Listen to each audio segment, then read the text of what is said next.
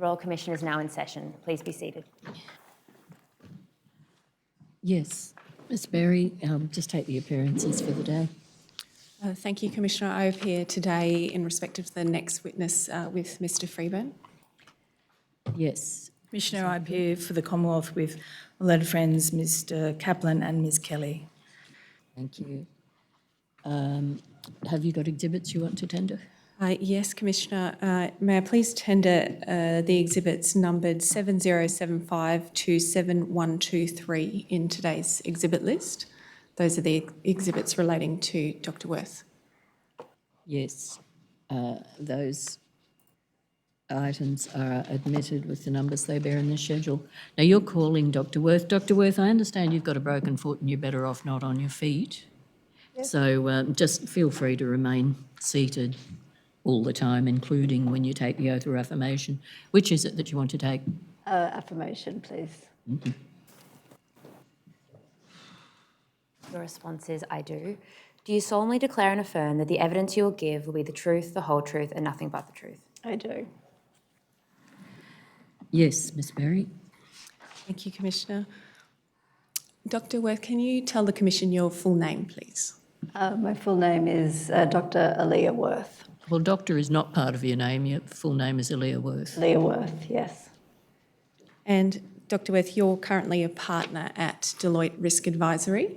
I am, correct.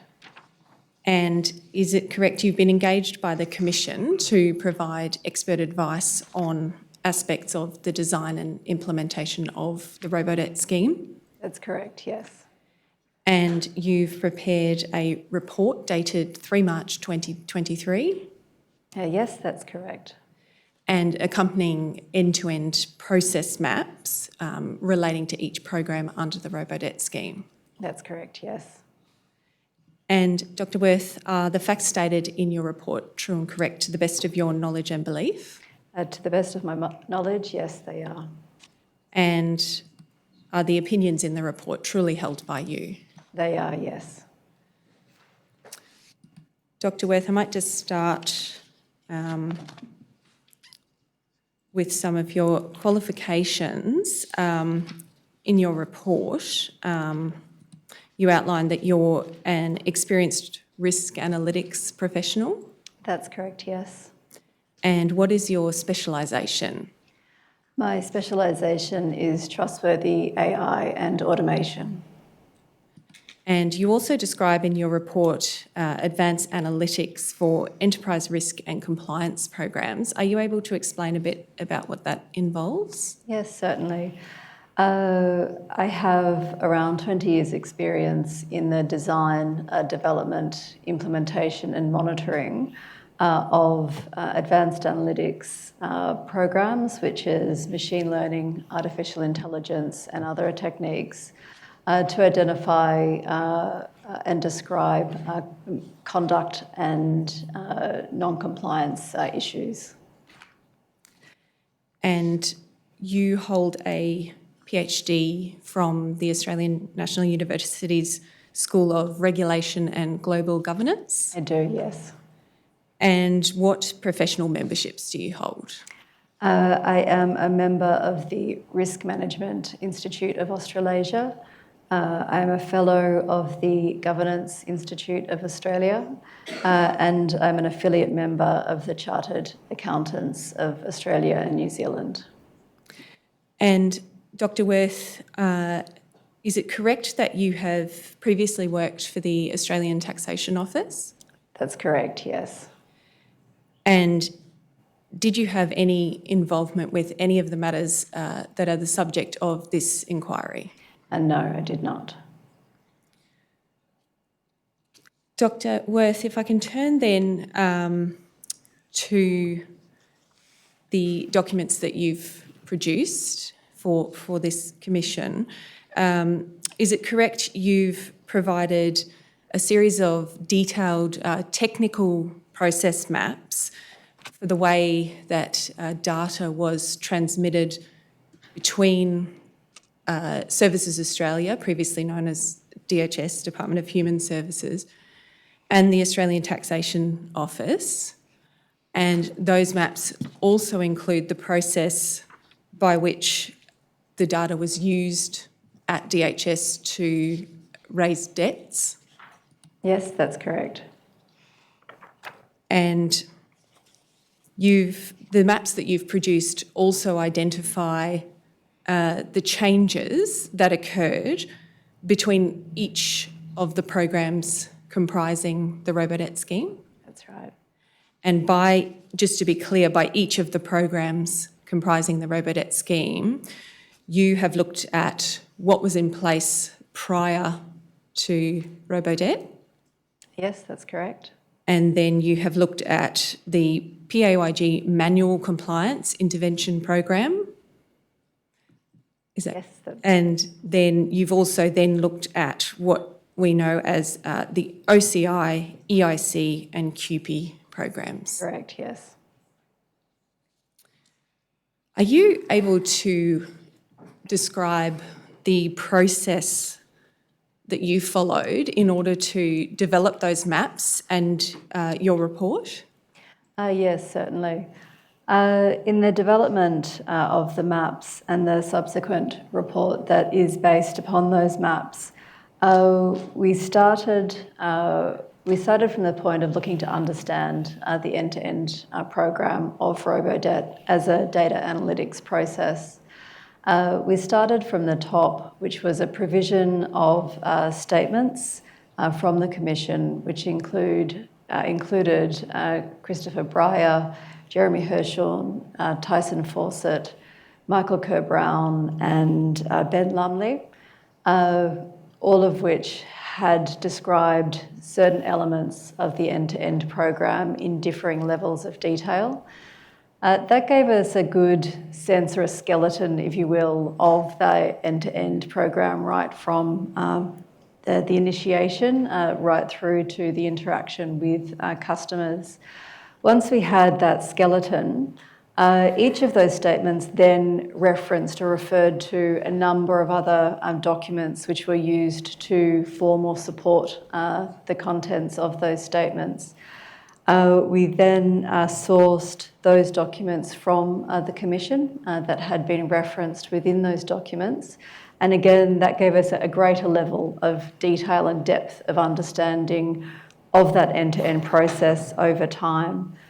From that point, we assessed our understanding of the end-to-end program and looked to establish where there were gaps or weaknesses in our understanding and sought additional documentation to be provided that would help us understand it, and really looked for that triangulation, if you will, from across different sets of documents to establish a level of confidence in each of those process steps. And as part of that process, you describe in your report a hierarchy of assumed technical reliability of documents. Are you able to explain that hierarchy of documents? Yes, certainly. The documents, as you're very aware, there's an enormous amount of documents that have been made available to the Commission, and they are in multiple forms and formats. Some of them are reports, some of them are email, some of them are images and diagrams. What we focused on and really sought to lean on were those that had the highest level of veracity in terms of their technical veracity. So we looked at the documentation that was provided to us and established that the technical specification documents did appear to have the greatest level of detail at a technical level to really understand the machinations of each step within the program as they described. They also were written around the time of implementation, so they had a timeliness factor to them as well. So we took the technical specifications as among the top level confidence documents that we were looking to refer to. The next level down were technical requirements documents. These again, were highly technical in nature and were written around the time of implementation, so had a timeliness factor. However, a technical requirements document is more than a wish list, but it's really looking to describe what's required, which is then implemented in full or partial form through the specifications. The next level down of documents that we looked into were, or included and relied upon, were statements that were made in response to direct requests for information through the Commission, and that was provided through notices that came through the Commission. Further down that level of hierarchy and confidence were emails that were exchanged between ATO and DHS, looking to describe certain activities that were undertaken during that time. And then, as I mentioned before, we had started with those witness statements, which were that real description giving the context of the end-to-end process. Whilst we started with those witness statements as to provide that skeleton, we gave them a lower level of confidence due to the time that had passed between the activities and the provision of those statements and the requirement to refer to activities that had happened in the past. And Dr. Wurth, just with respect to the first two types of documents you mentioned, the technical specifications and technical requirements documents, in your experience, do they require a degree of experience or skill or understanding in order to properly interpret those kinds of technical documents? The technical specifications and requirements, the attempt is to write those in business language that could be interpreted. However, I would say that with data analytics background and experience you're much more easily able to interpret and understand the implications of certain statements or requirements made. Thank you. We might go to your report now. Dr. Wurth, you'll have a folder on the desk there in front of you that has some documents I'll refer to, but I can see you also have a copy. Is that a copy of your report that you have in front of you? It is, yes. And it's already up on the screen. So it is Exhibit 7075, which is RBD.9999.0001.0451. If we could firstly turn to page 12 of your report and call out figure 1, which is down towards the bottom of the page. Dr. Wurth, can you explain to us generally what that figure represents? The figure that is being presented here represents the 4 key phases or stages of the end-to-end Robodebt program, starting right back in that initial first stage being population identification, and then going through those next phases, identity and PAYG data matching, through income data matching, and then the final stage, which is income data verification and debt notification, which is the point at which is the interaction between the Robodebt system and customers. And is it correct that the way you have structured the process maps, they largely follow the stages outlined in that figure? That is correct, yes. So if we can start at the start with the population identification stage, if we could go to page 13 of your report and call out figure 2 at the top of the page. And so is this correct? This was the point at which DHS would identify the records of the people who would be selected for data matching with the Australian Taxation Office. That is correct, yes. Can you take us through what occurred at this stage? Yes, certainly. This is the stage where DHS identified which customers were to be included within the PAYG matching program. At a very high level, the selection criteria included receiving a welfare payment or having an outstanding debt to DHS within the specified year, or as a partner of a recipient that met one of these criteria within that period. Once DHS had identified which customers were to be included within the PAYG matching program, they created a file which contained all customers that met the criteria, their customer reference number, which is the unique DHS identifier called a CRN, and a selection of PII data, personal identifiable information, which includes name, address, date of birth. Once this file was constructed, that file was passed annually to the ATO. And with respect to this stage, did you, in your process, identify any differences or changes across the programs comprising Robodebt? Yes, I did identify a change. In the pre-Robodebt period, the PAYG manual period and the OCI period, it was a manual construction of that file by DHS.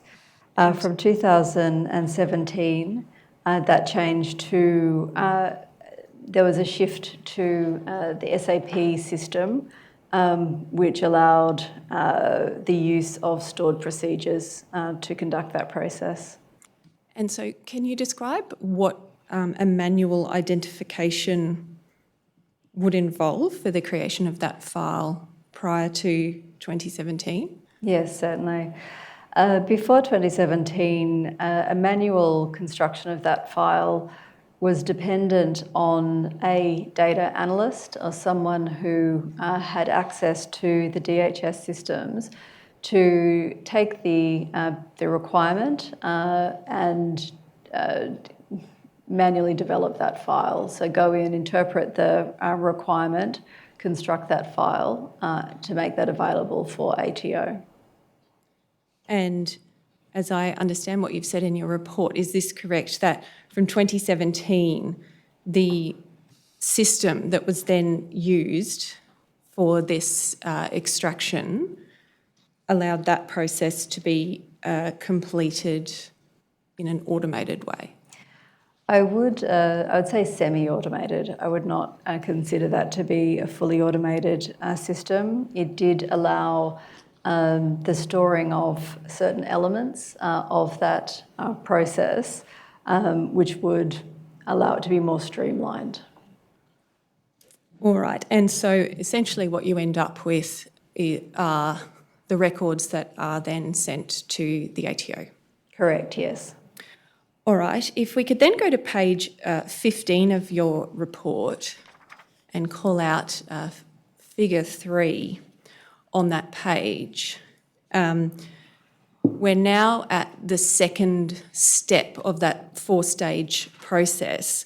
And is this correct? This is the step at which the exchange between the ATO and DHS occurred?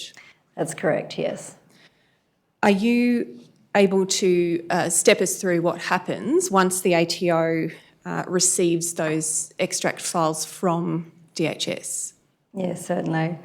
On receipt of the extract file from DHS, ATO extracts the contained information, which is the CRN and the personal identifiable information, and uses that personal identifiable information provided by DHS to match to a TFN within the ATO.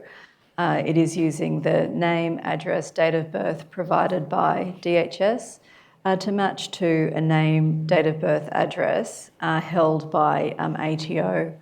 That's conducted using the CIDC matching engine, which is the Client Identification Compliance Matching Engine, to find the potential matches between the two held data sets. Once there is a match between CRN to TFN, there might be, during that matching process, a CRN might be matched to multiple TFNs based on different elements of the PAI data. The CIDC engine only retains the highest confidence match of all of the multiple matches that may have been connected to the CRN. For the list of CRNs matched to TFNs, there is a reduction of that list to hold only a subset. I will go back to say that once the CIDC system assigns a match code, a CIDC match code to each of those matches to describe how it was matched or the type of match that was achieved there. The PAYG system then retains only a subset of those matches, and they include a subset of high confidence matches and a subset of medium confidence matches. So the subset of CIDC matches that are specified within the PAYG program have the PAYG data matched to CRN using the TFN. So you've mentioned a couple of times, it's clear to you that the process that occurred within the ATO used a person's tax file number as part of that process to match data for people whose record had been sent from DHS and who had a client record at the ATO. Correct, yes. And you identified in your report an issue with, you've described the CIDC match codes, and you've identified in your report what you consider to be an issue with a lack of control surrounding those match codes. Are you able to explain what your view is with respect to the confidence levels of the CIDC match codes at this point? Yes, certainly. Within the program protocol, it was specified that only high confidence matches are used within the PAYG matching program. Through review of the documentation provided, we established that there was a set of medium confidence CIDC medium confidence codes that did have PAYG data matched and provided into the PAYG system. The lack of control around that, really there's two elements there. I'd say that the first is the documentation that was provided that described the ATO matching of PAYG codes included information around a footer file, which is the source of the control information. When we had a look into the footer file, the content of the footer file was different to what was described in the documentation that described the actual process of matching that occurred. So this is probably the first step. And the second is a control conducted on the DHS side on receipt of the match data. And that is in the OCI period is moving into the fuzzy and tight matching controls around provision of matched confidence into the system. And so I might take us to that point then. But just to close off on this, essentially what is demonstrated in that map there is that once, and sorry, can you tell me if this is correct? Once the ATO had done their matching process, they removed the tax file number from the record, and they then produced a record that was comprised of these a header file, a footer file, and a PAYG data file, and that's what they sent back to DHS. That's correct, yes. And then what occurred there was that DHS undertook a validation of that data. That's correct, yes. All right, so can you step us through what occurred when the data was returned to DHS? Yes, certainly. On return of the PAYG population and files through to DHS, they firstly conducted a validation step around the files received themselves. These are basic checks around file format, making sure that things like the file name are correct, were the header and footer included, were the records contained within the correct length, are the field formats correct, those kinds of activities.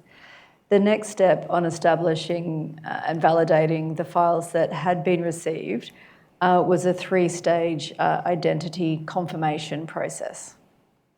And what were those 3 stages? Can you take us through those? Yes, certainly. The first stage or step within the identity confirmation was a CRN validation.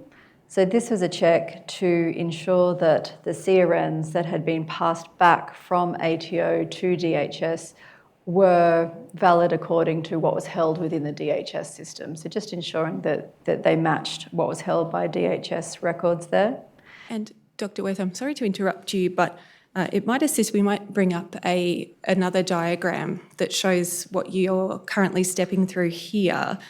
And in the bundle, which you may have on a trolley beside you, this is in volume 1 at tab 14.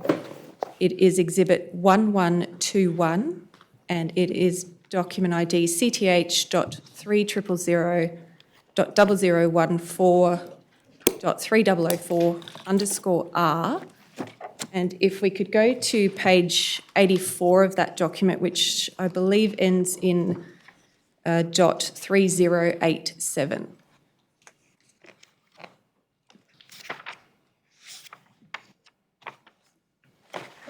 Yes, I have this here.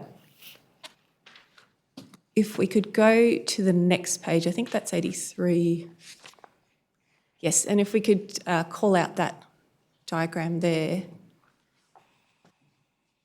Dr. Wurth, is this what you're discussing in terms of the matching processes that are undertaken by DHS once they receive the data back from the ATO? That's right, yes. And so, sorry, I interrupted you. I think you'd just mentioned the CRN validation and you were about to move on to the concepts of fuzzy matching and tight matching.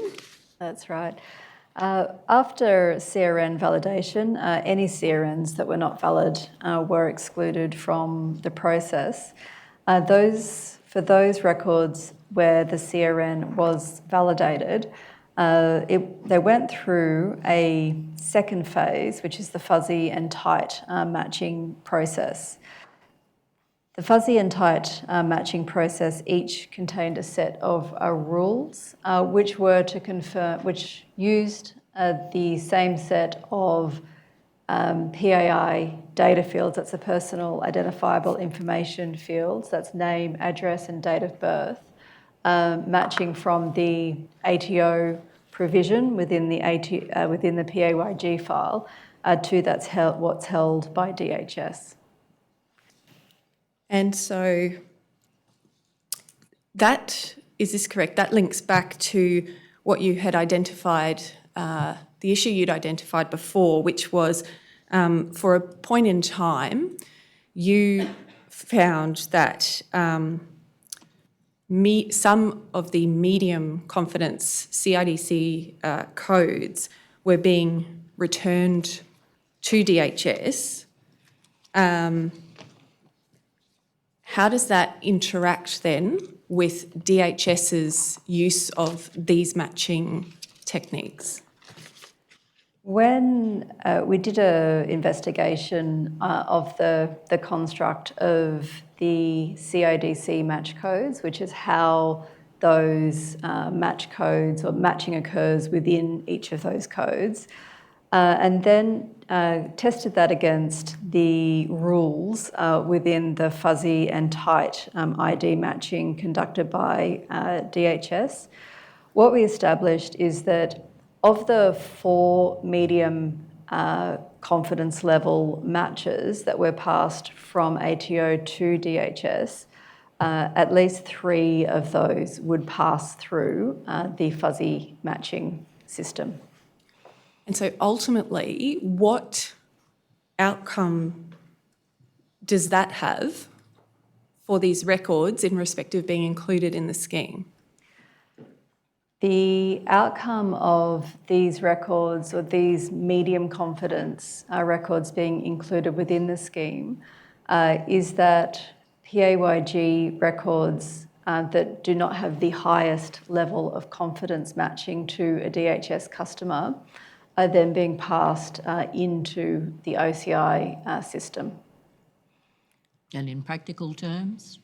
In practical terms, it means that customers who had PAYG data incorrectly matched to them would have been included and impacted within Robodebt scheme. Dr. Wurth, I might just take you, I'm sorry, this document isn't in the materials, but it is a previous exhibit of the Commission. If we might please be able to have up Exhibit 5547, which is document ID CTH.3000.0009.5841_R. And if we could please go, first of all, if we could have up on the screen both pages 5844 and 5845.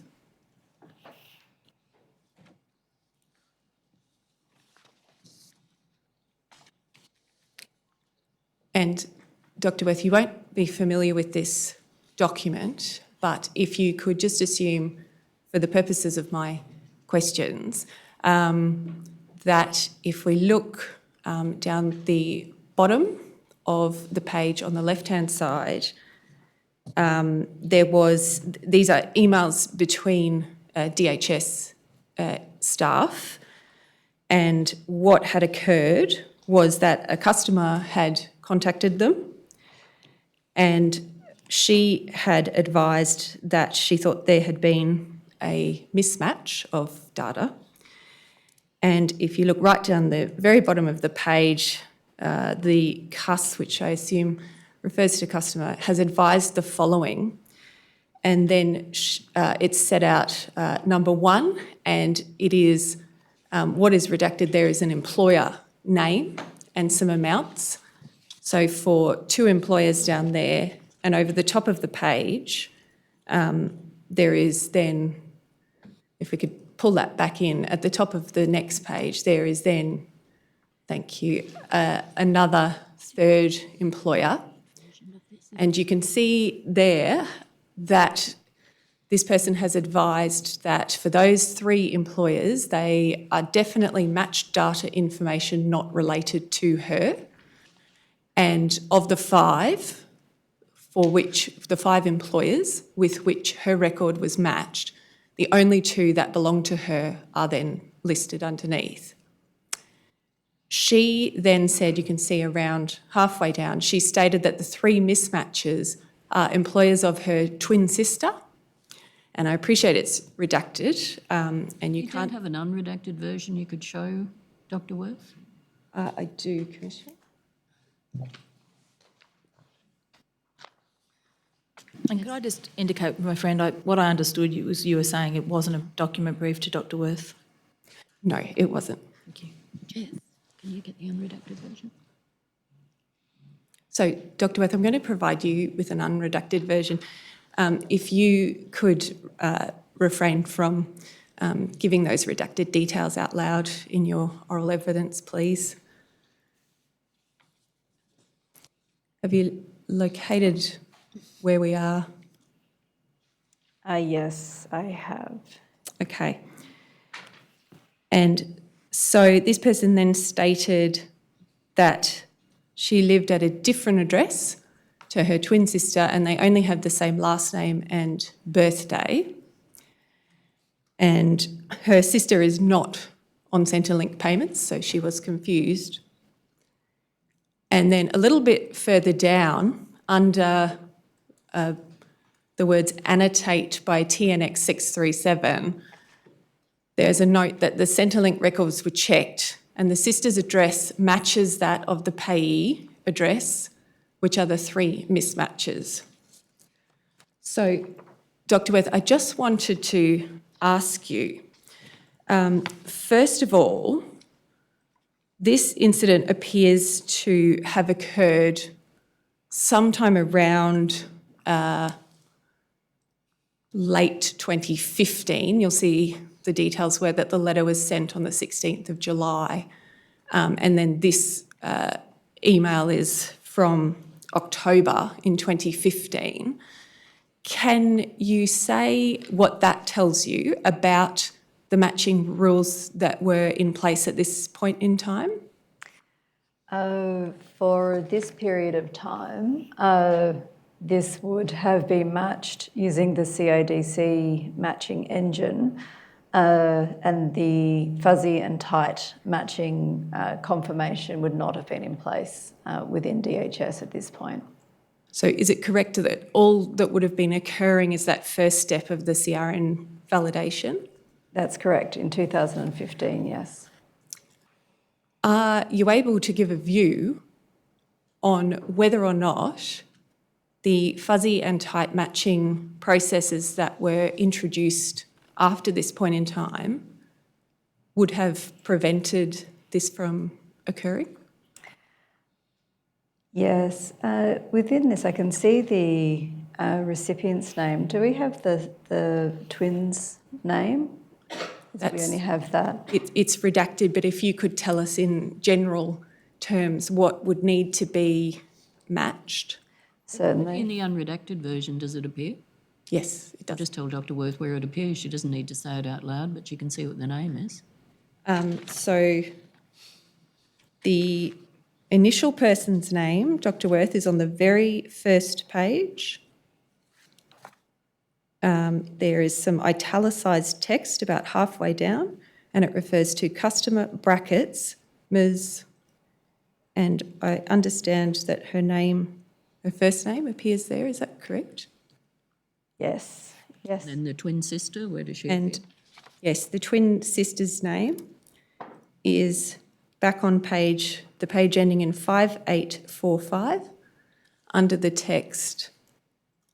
She stated that the 3 mismatches are employers of her twin sister, and then I believe it sets out her twin sister's name and date of birth. Are you able to? Thank you for that. Based on that information and looking at the fuzzy and tight rules which are applied, it would seem that that would pass through the fuzzy within the top sets of fuzzy rules there. If you can see on the next page, there are the rules specified, and it is you're looking for a fuzzy surname, fuzzy first name, and fuzzy date of birth. When here you'd have a tight match on surname, a tight match on date of birth, and a fuzzy first name. And so is the upshot of that because the medium confidence CIDC codes were being passed to DHS, even when the fuzzy and tight matching rules were introduced, a circumstance such as this would not have been prevented by those rules? It is possible, yes. It's not the only twin case we've seen, and I think we've heard of father-son matches at the same address. That is also possible based on the fuzzy matching.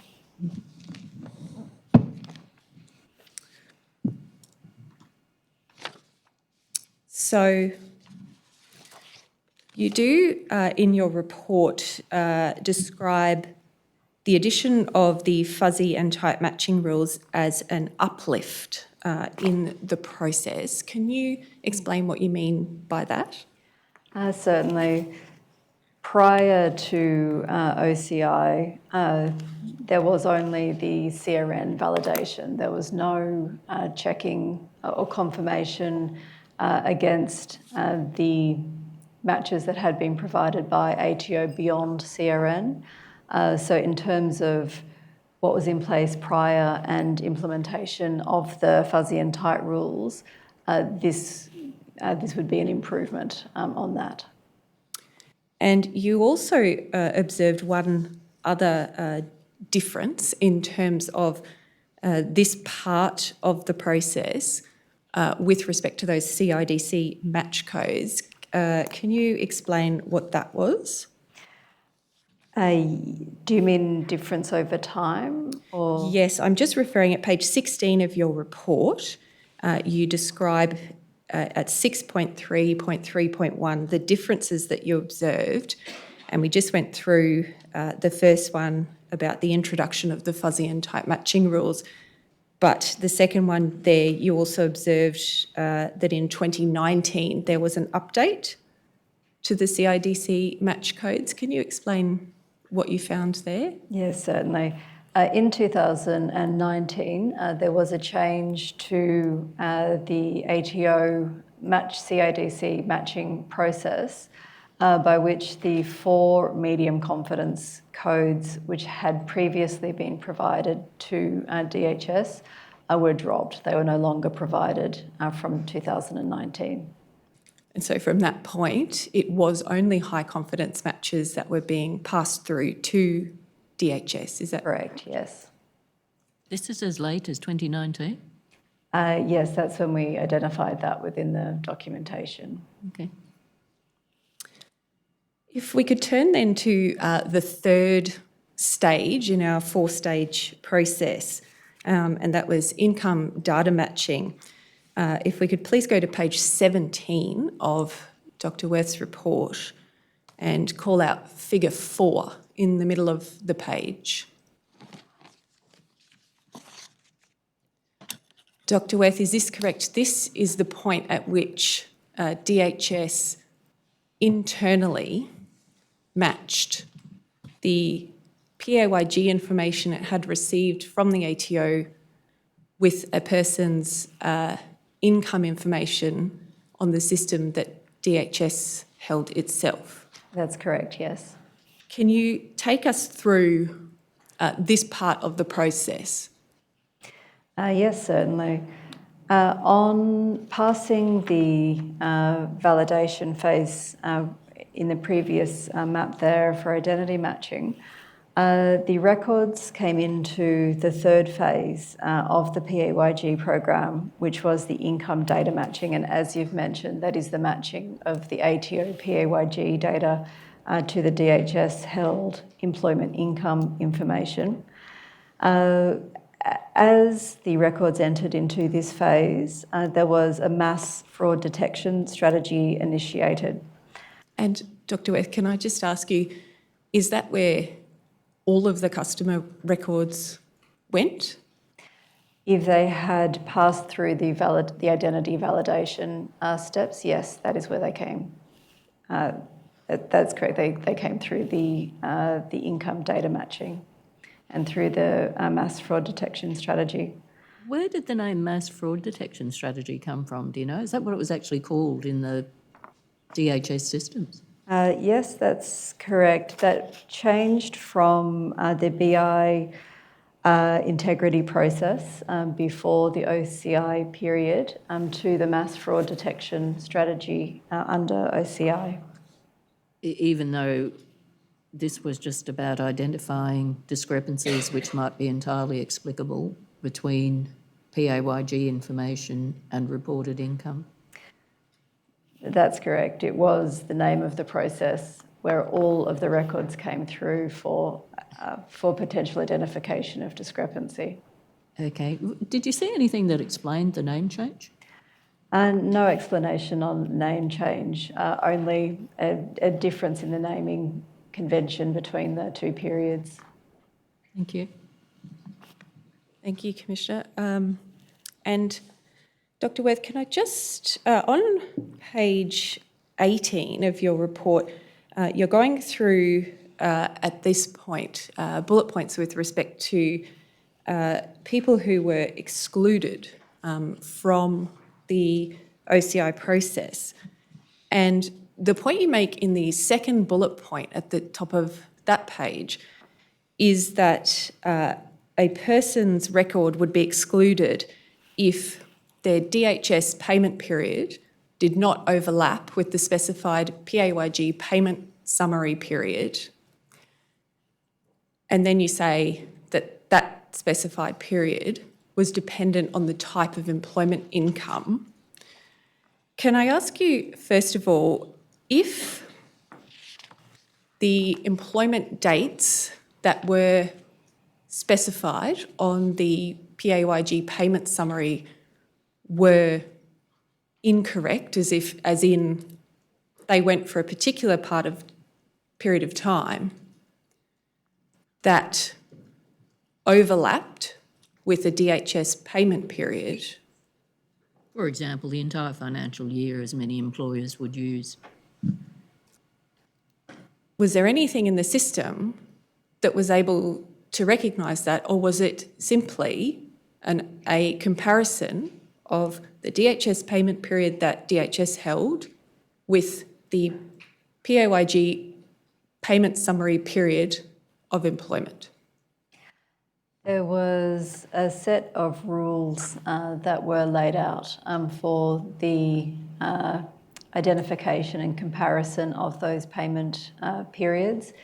If a record met those rules, which were simply greater than or less than that date period, then they would be included or excluded from the program.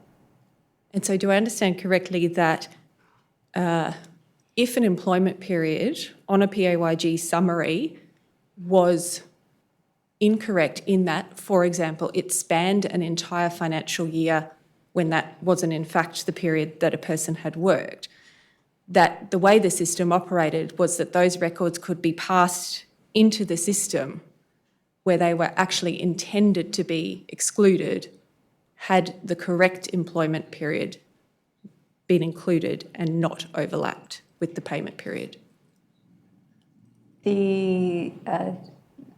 So for the system construction there, it is based purely on what is included within the PAYG summary, which are the dates provided within the PAYG summary, against what has been recorded within the DHS system.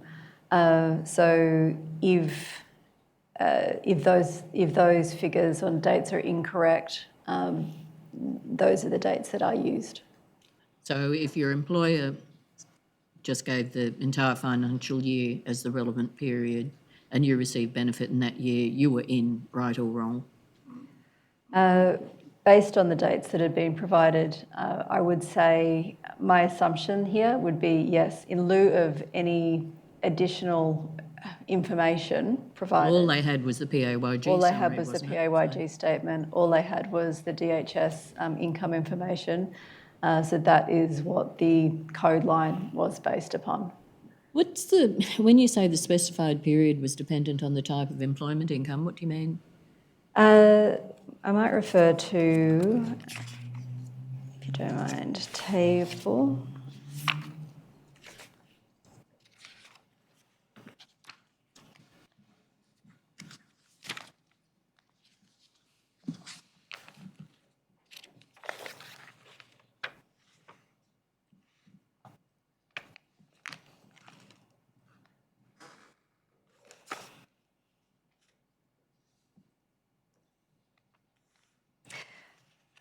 With the different types of employment, the PAYG payment summary codes included different categories of employment.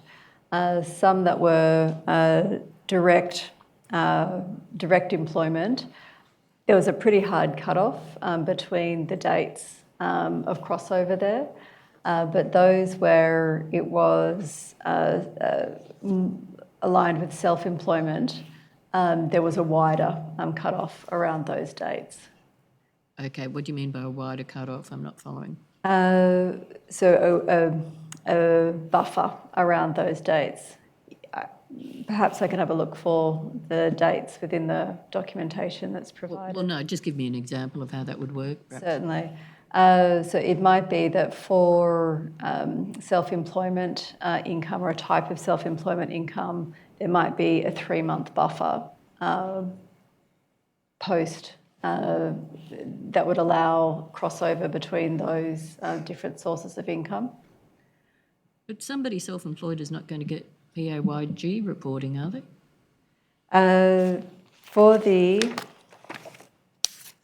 There were different types of, let's see if we go through the,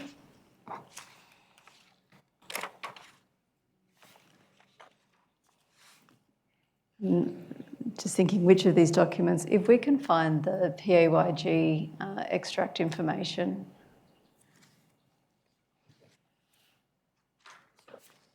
Is this the matched event rule group? It is the ATO PAYG extract information for 2000. There's different documents from 2013 through 2019. Perhaps if this would assist Exhibit 341, which is in Volume 1 behind tab 16 of the folders next to you. And that is the 2019 PAYG extract batch process specifications document. Is that what? Thank you.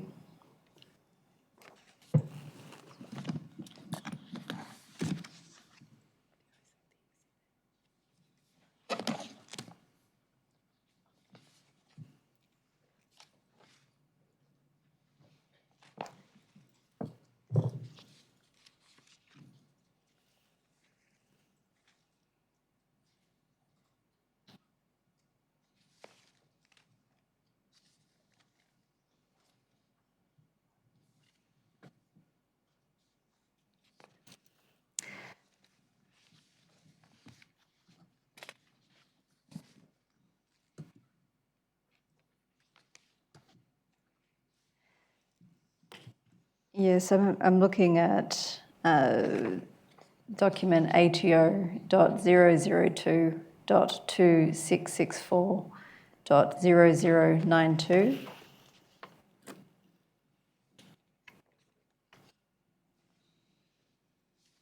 Would you mind telling me what tab?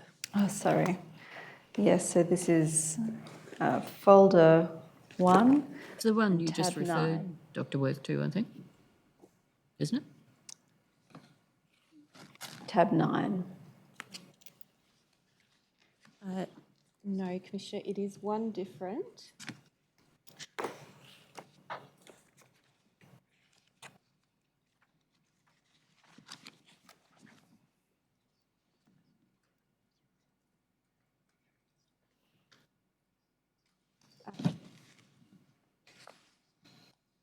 That is Exhibit 337.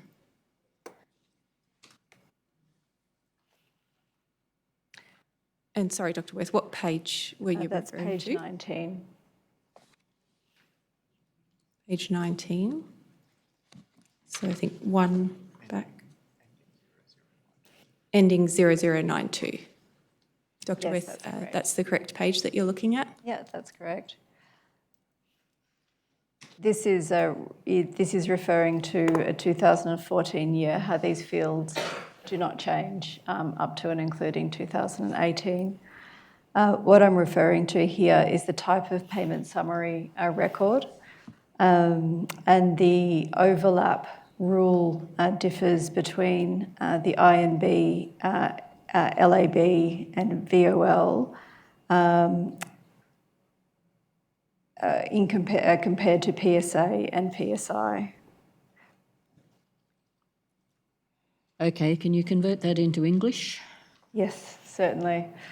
The payment summary records that I'm referring to, INB is individual non-business income, LAB is labour hire and other specified documents, PSA is personal services attributed income, VOL is voluntary agreement, and PSI is business and personal services income.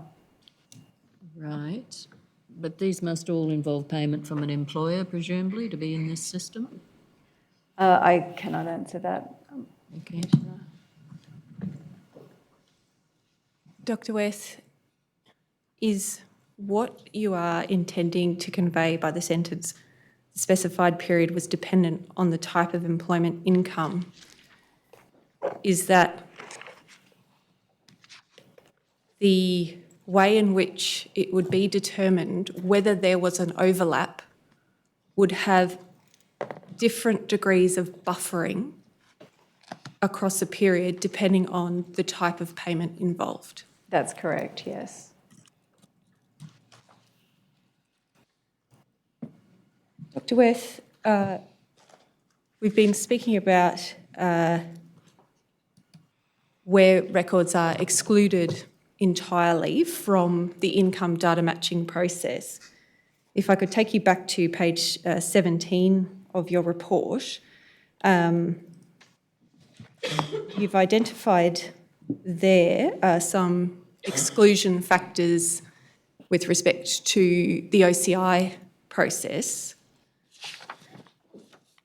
And you've identified there that at this point, records were excluded from the OCI process if a person's record showed an indicator that they were either legally blind or deceased. Is that correct? That's correct, yes. So I wanted then to ask you some questions about the treatment of people with vulnerabilities under these processes. If you go to your report at page 32,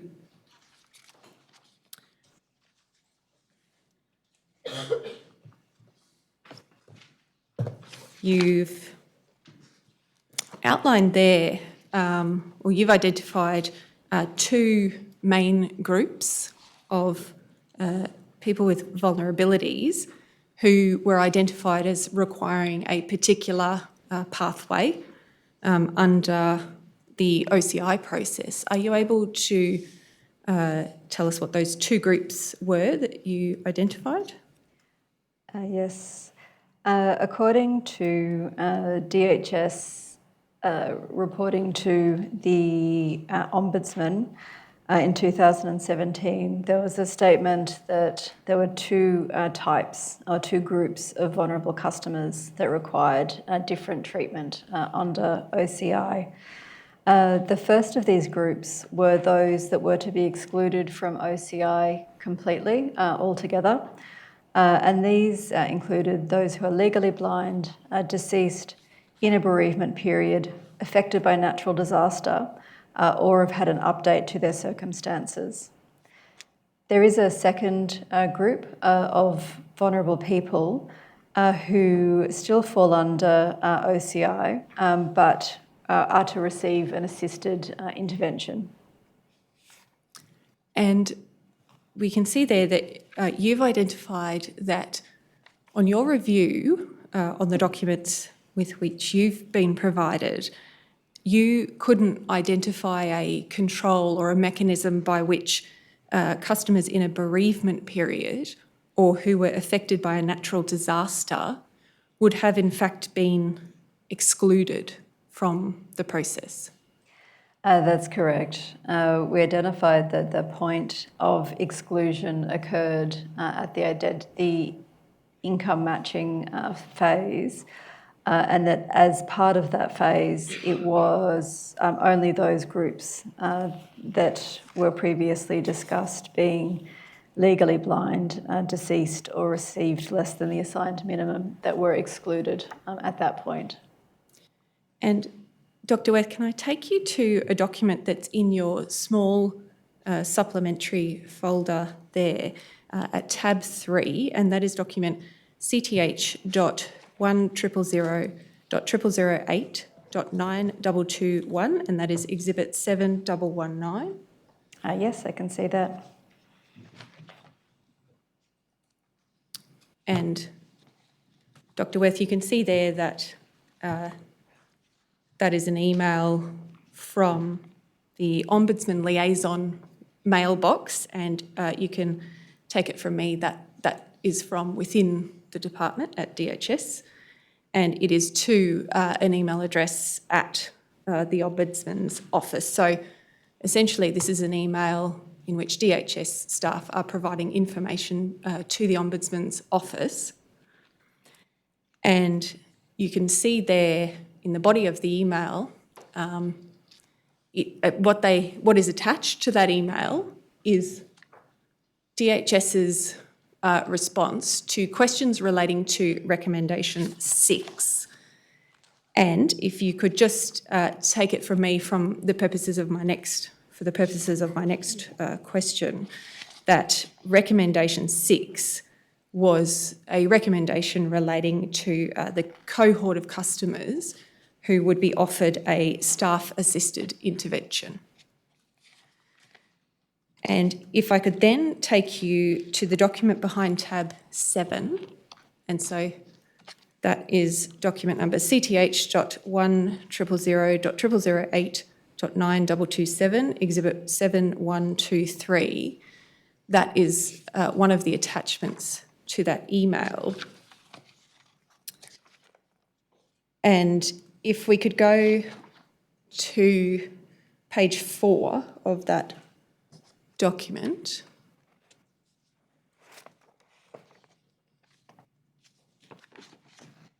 And Dr. Wurth, you can see there that whilst recognising this is not one of the, if I could call it, primary documents that you have been basing most of your opinion on, I just wanted to draw your attention to the risk factors down the side.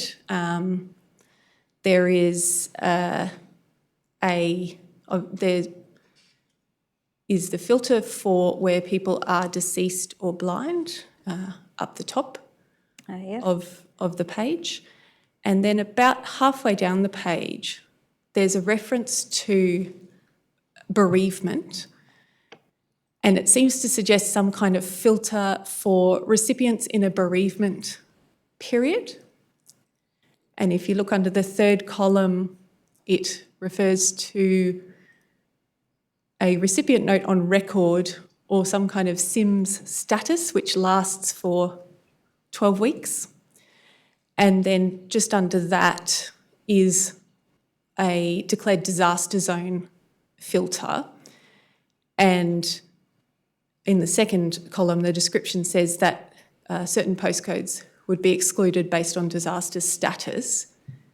And the indicator in the third column is said to be either postcode or another type of SIMS status. So firstly, I would draw your attention to the fact that that is an email that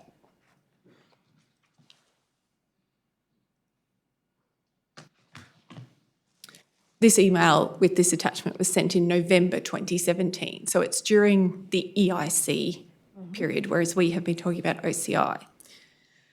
I just wondered if any of the information in that document would help you to shed any further light on whether there was a mechanism by which people who were in a bereavement period or in a disaster zone were excluded from the OCI system, or where that mechanism might be found in a technical document.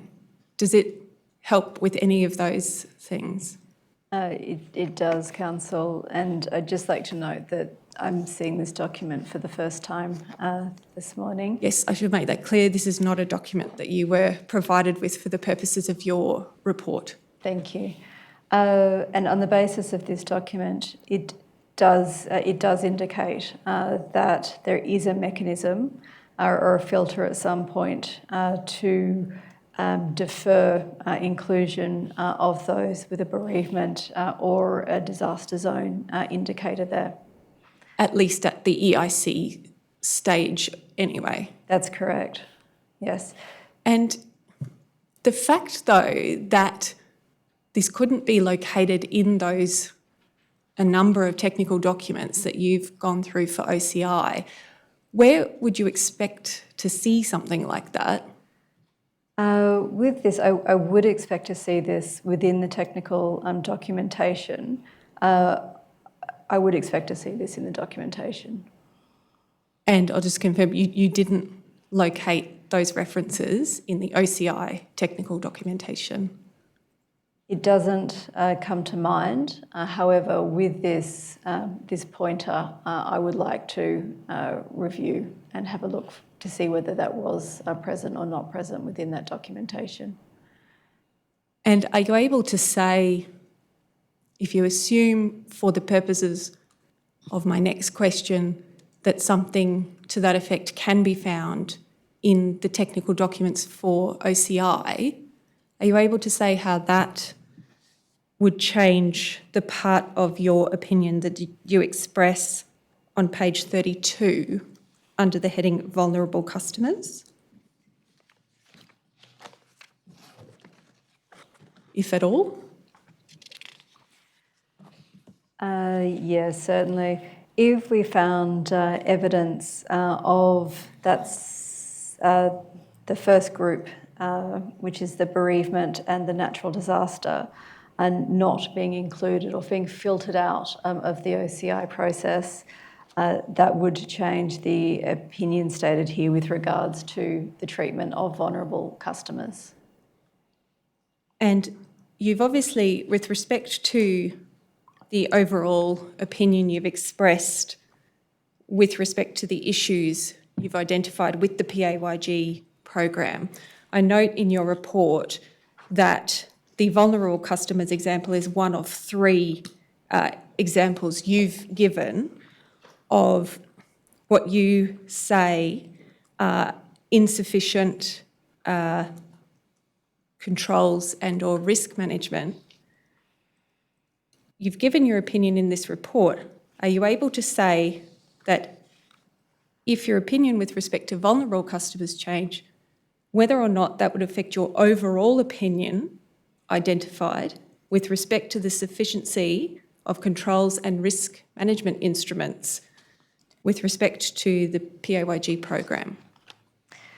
With regard to the overall opinion expressed, it was based on a review of the documentation that was provided to us and described the provision and citing of high-level documents, governance documents, and also those very low-level, like I described previously, with the transfer of a file and the checking for a content validation at the file level.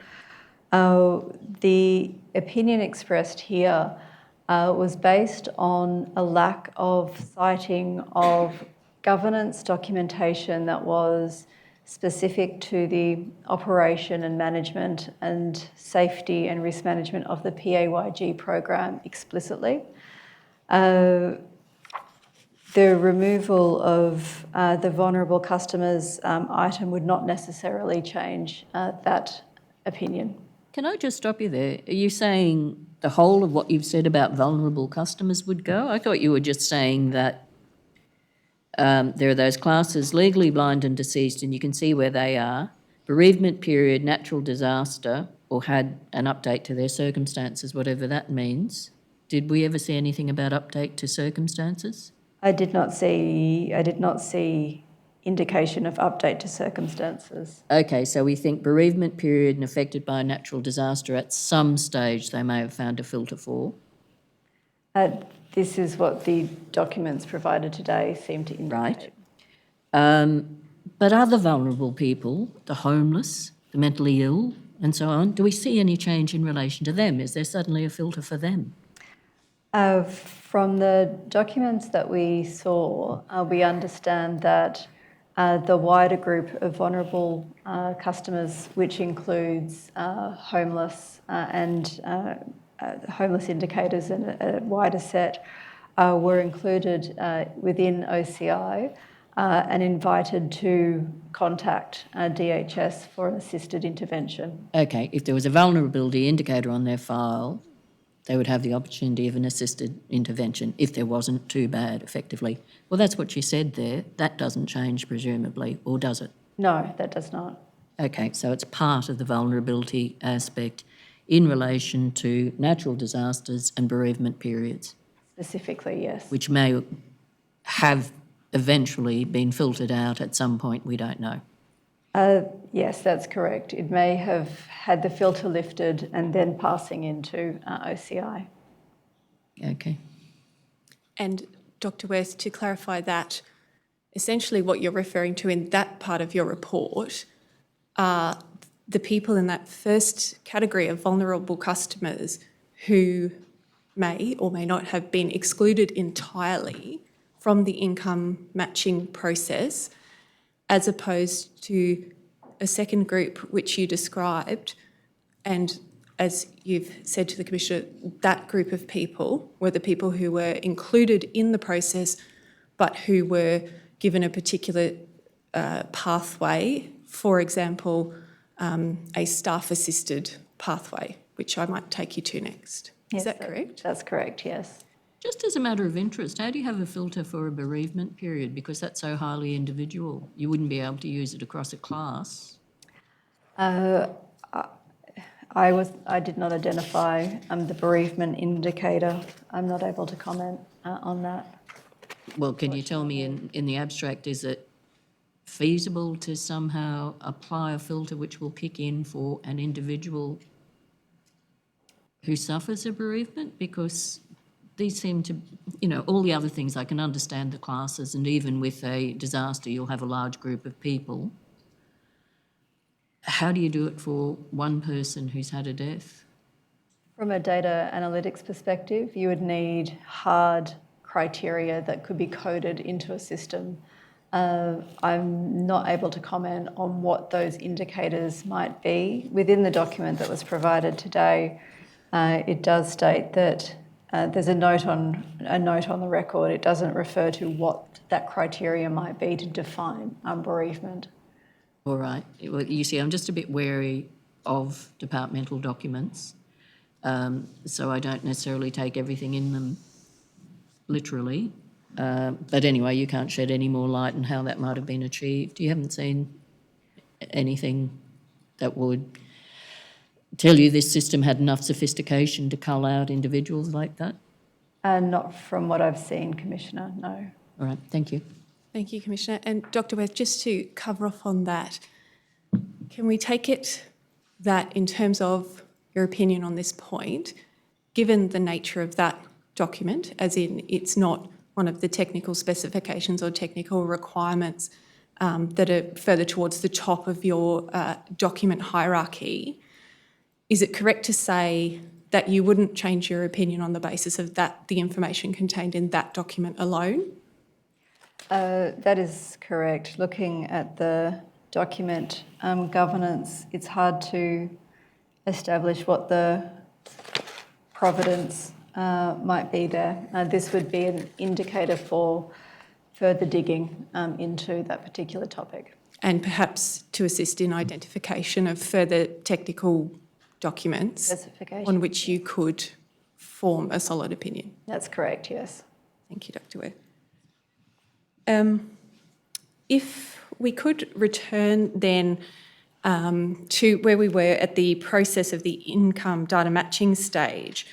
We were speaking about vulnerable customers, and I just wanted to check on page 20 of your report, under the heading Response Pathways. Yes. You outlined there for customers that met staff-assisted criteria, which, is this correct, that included customers with vulnerabilities who were progressing through the system? That's correct, yes. What were the possible options offered to those customers once they had a letter sent to them? For those customers that met the vulnerability criteria for a staff-assisted intervention, they were in the OCI period. They were issued a notice which included an option to contact the department for a staff-assisted intervention. They did not necessarily need to take that up. That was an additional pathway that was offered to that population. So if you are looking at, it might be helpful to look at figure 5 on that page 20.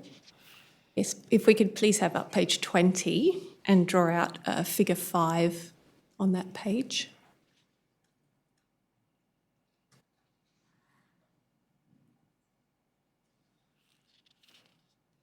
Thank you. I'm referring to the top left-hand corner here, where we have a pathway splitting between those who meet the staff-assisted criteria, the vulnerability criteria. If they do meet that criteria, they receive a notification which does provide a contact number for them to contact the department. So following the pathway down is, if they respond within 21 days, they can either take the pathway of calling in for a staff-assisted intervention, or they can pass directly through to the online intervention provided by DHS for the primary mainstream pathway. If the vulnerable customers did not contact the department within the 21 days for either the assisted intervention or the mainstream intervention process, that they would pass directly through to the debt calculation phase.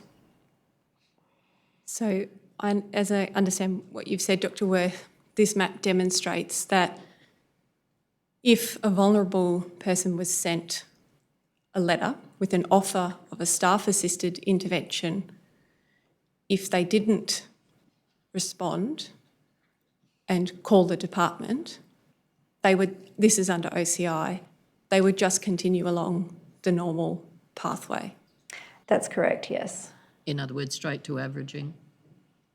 Yes, they had either the option to log on to the online system as provided to all customers, or if they did not contact either digitally or by calling in, they would fall through to the automated calculation process.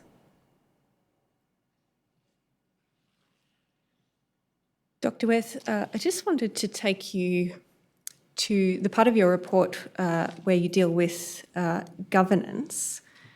You outline some of the governance arrangements as between DHS and the ATO during the period under which the Robodebt scheme operated. In the context of those arrangements between those two agencies. Are you able to explain generally how the concepts you've identified in your report of governance and risk management and controls can operate to improve the operation of a program? Certainly. Through the review of the documentation provided to us, we established that there was policies and procedures in place or documented as in place at the very high level with regards to interaction between the agencies. And then, as I mentioned previously, through those processes, we saw very low-level controls about certain phases of the program.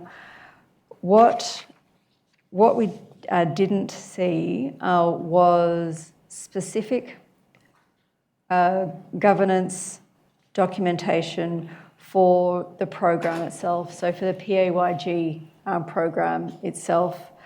So we didn't see policies and procedures for the PAYG program.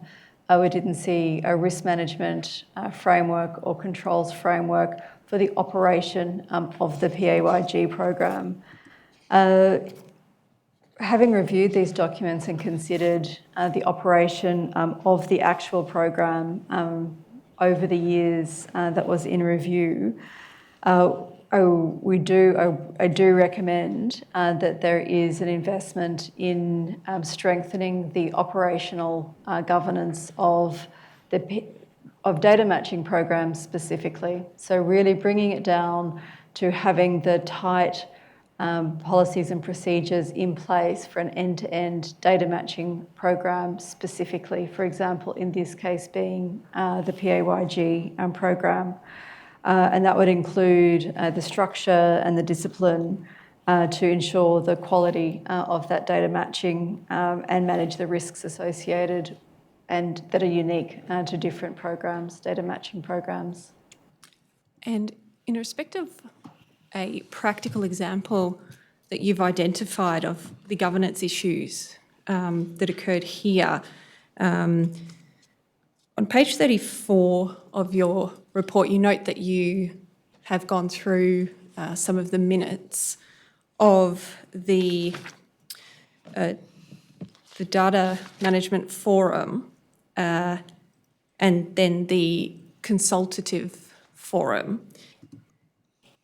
Is this correct that the Data Management Forum was a body that managed the more operational aspects of data management and data exchange between the two agencies, and the Consultative Forum was a body that sat above the Data Management Forum and provided almost more of a strategic overview, management of the overall relationship between the agencies, and a point to which issues that couldn't be resolved in the Data Management Forum could be escalated?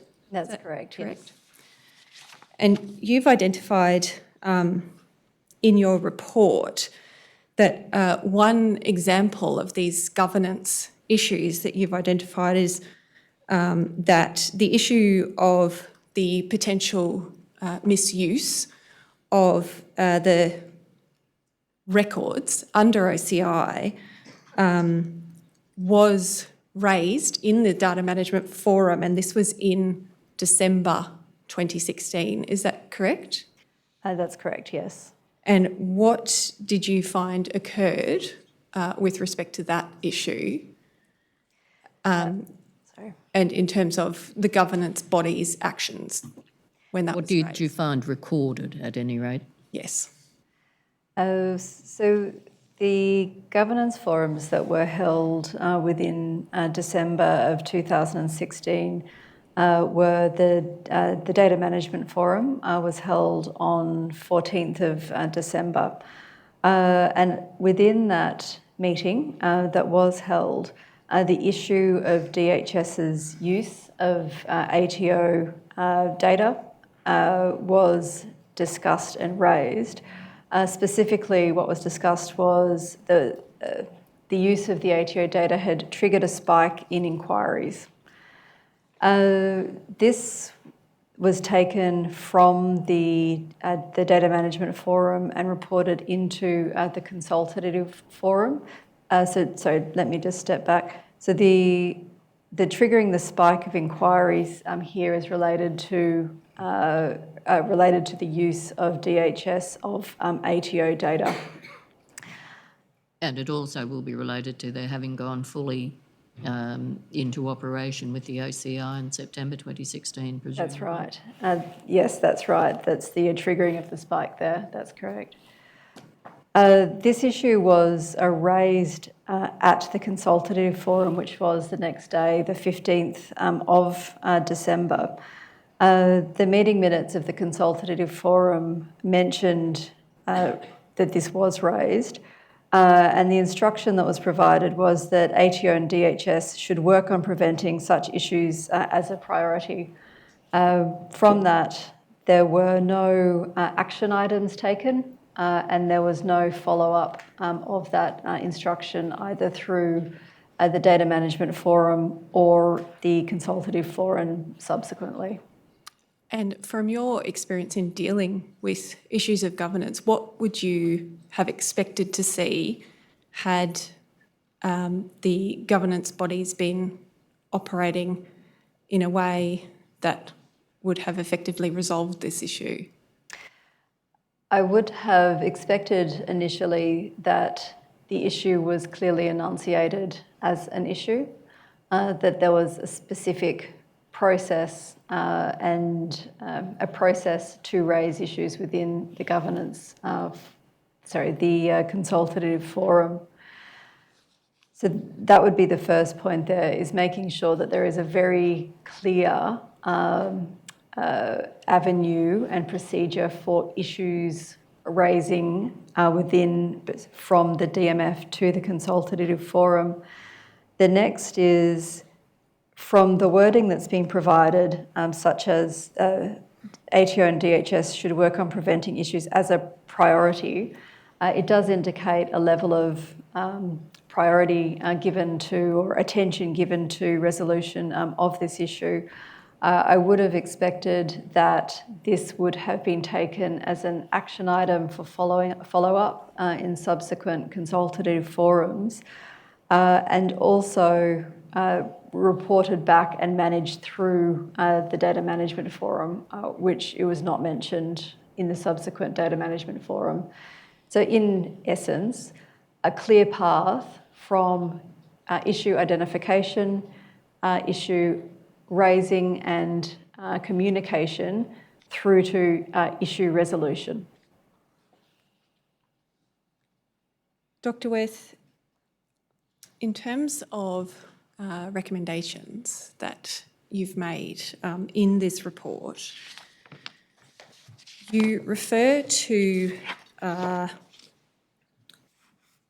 methods for improving trustworthy automation in data matching programs. Are you able to explain what you mean by that? Yes, certainly. With automation and automation as described or covered within Robodebt, automation is it's a socio-technological process. So it is bringing humans in contact with technology to achieve a trustworthy automated system. And to define trustworthy automation, I define trustworthy automation as automation that is ethical, lawful, and technically robust. To achieve trustworthy automation, when you have a system that is interacting with people, Australians, especially those that are vulnerable Australians, systems must be designed with the human at the centre, so human-centred design. With the recommendations that have been made in improving trustworthy automation for data matching programs, I have a recommended reference to the Australian AI ethics principles. And Dr. Wurth, sorry to interrupt you, but if we could just bring up page 41 of Dr. Wurth's report. You've set them out there in table 6. I'll just have them up while you're explaining. Sorry to interrupt you. Thank you, Council. Within the report, through our review, we established that AI was not present within the Robodebt scheme. But what we've seen through the scheme is what can go wrong even with a relatively basic automation system.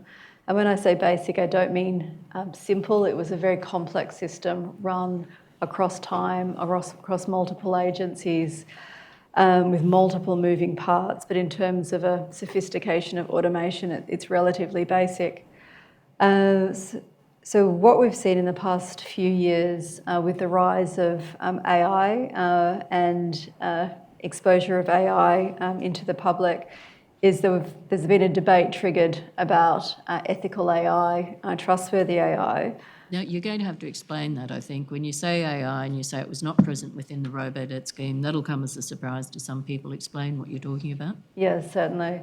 The definition of AI applied here is algorithm, so a set of automated techniques that are self-learning and have a level of autonomy. What was present within our Robodebt is a system of business rules. There was no autonomy or ability to move outside of very, very specific and defined action on the base of the input data received. When you talk about self-learning? Self-learning is where an algorithm or an output can change over time based on the changing behaviour of its input data. It can learn from mistakes. It can become more accurate and more targeted over time. The Robodebt scheme did not have algorithms within it that allowed for any self-learning over time. They were very, very defined and specific to achieve a very specific goal. Mm-hmm. So it's a pretty rigid, limited scheme. But... It's extremely rigid. It is, once those rules have been coded and set in place, the system itself stays in place until a human comes in and changes the rules that have been put in place. And Dr. Wurth, do I understand your report correctly that what you say is that AI is a subset of automation? Automation was present in the Robodebt scheme, but not AI. Is that correct? That's correct, yes. Can I then ask you as well how the Australian AI ethics principles are, as I understand your evidence, also applicable to systems involving automation, not just systems involving AI? Certainly. Automation, and when we're talking about the type of automation that's been implemented by Robodebt, has been in place for decades in terms of those business rules without a lot of attention by the public and by professional bodies.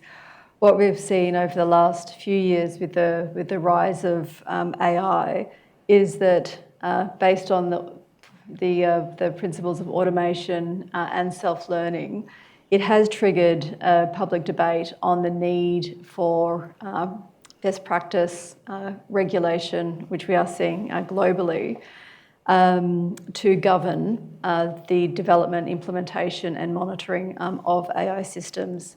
So the global regulation that is emerging, the best practice that's emerging, the principles that are emerging are labelled AI, but they are absolutely applicable to the wider set of automation that's required also.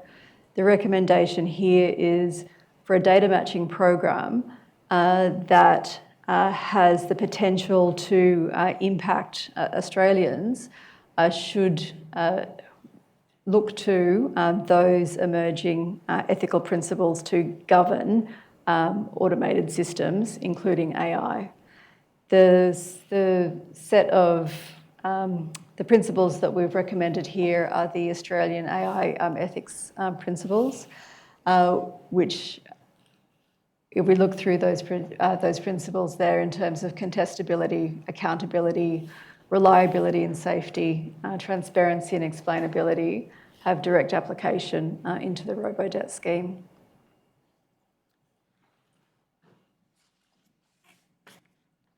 Thank you, Commissioner. Those are my questions. Ms Hogan-Dory? Commissioner, I'm only in a position to deal with some topics.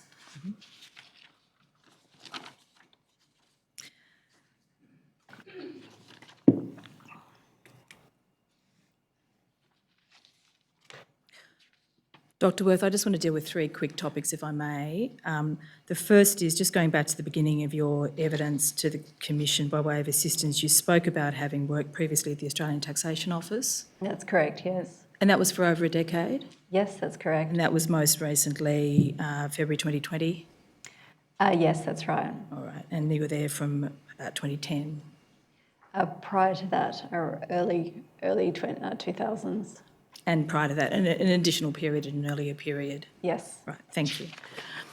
Second matter, just in terms of the sources of information that you had been made available to you, may we take it as only what is listed in Appendix B, which is set out between pages 43 and 67 of your report? That's correct, yes. All right. I think you indicated, we've seen your letter of instruction, but which specifies material was provided to you. Was that provided in one go, or was it on an iterative basis in the way you kind of indicated in your evidence? It was on the iterative basis. Which is pretty much how documents were received. Indeed, Commissioner. And insofar as additional material has become available and may be relevant to your report, would you be in a position to consider it? Yes, certainly. Subject to the Commissioner's position on that.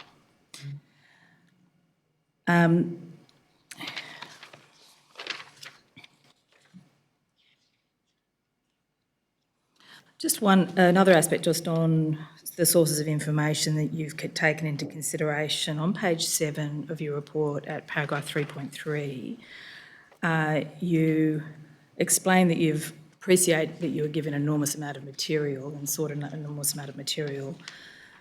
You state that you only analysed a subset of the information that was provided, and that was the information which you considered to be relevant and appropriate to derive your recommendations and findings. You don't identify that subset in your report. Did you keep a record of that subset of information? With the information that was provided to us, all documentation was reviewed at a high level. So all documentation that is included within that report was reviewed at a high level. The documents that were used to form opinions and findings within the report are referenced as such within the footnotes. All right. And having regard, do we take it to the hierarchy of information as you describe within the body of your report and you explained and answered the questions this morning? That's correct, yes. Right. The question was generally framed in the context by the Commission by reference to the framework documents. Yes, that's right. You also refer in the body of your report to a 2017 protocol. Did you also have regard to that? I did, yes. All right.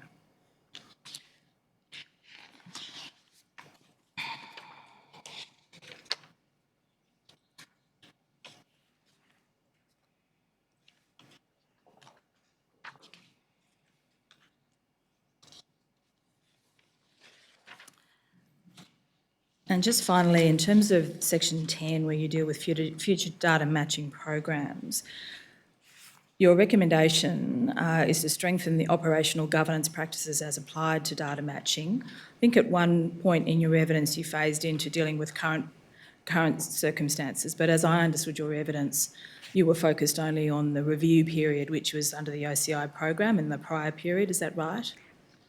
With regards to the focus on the governance, risk management and controls, we reviewed the documents that were provided to us were for the breadth of the program. They're not contained directly to the OCI period. And from that review, you identified that strengthening should take place from that state of low maturity that you assessed applied under the Robodebt scheme? That's correct, yes. All right, and you dealt with that in 4 potential areas for improvement: governance structure, operational risk management framework, the controls framework, and training and education. Yes. Right. Now, to the extent that a higher maturity governance structures, frameworks, training and education are now in place, that's all to the good, is that right? I would like to see the training and education as outlined before commenting. All right. That's all, Commissioner. Thank you. I will look forward to the department explaining why it was called the Mass Fraud Detection Strategy. I'll certainly make inquiries and take Thank you. instructions and provide that information to you, Commissioner. Thank you. Anything? No, thank you, Commissioner. Dr. Wurth, you're excused. Don't go anywhere for a moment, and we'll take the morning break, so you'll be able to make your way out of here with dignity and whatever speed suits you. Thank you, Commissioner. 5-2. All rise. The Commission stands adjourned until 11:55.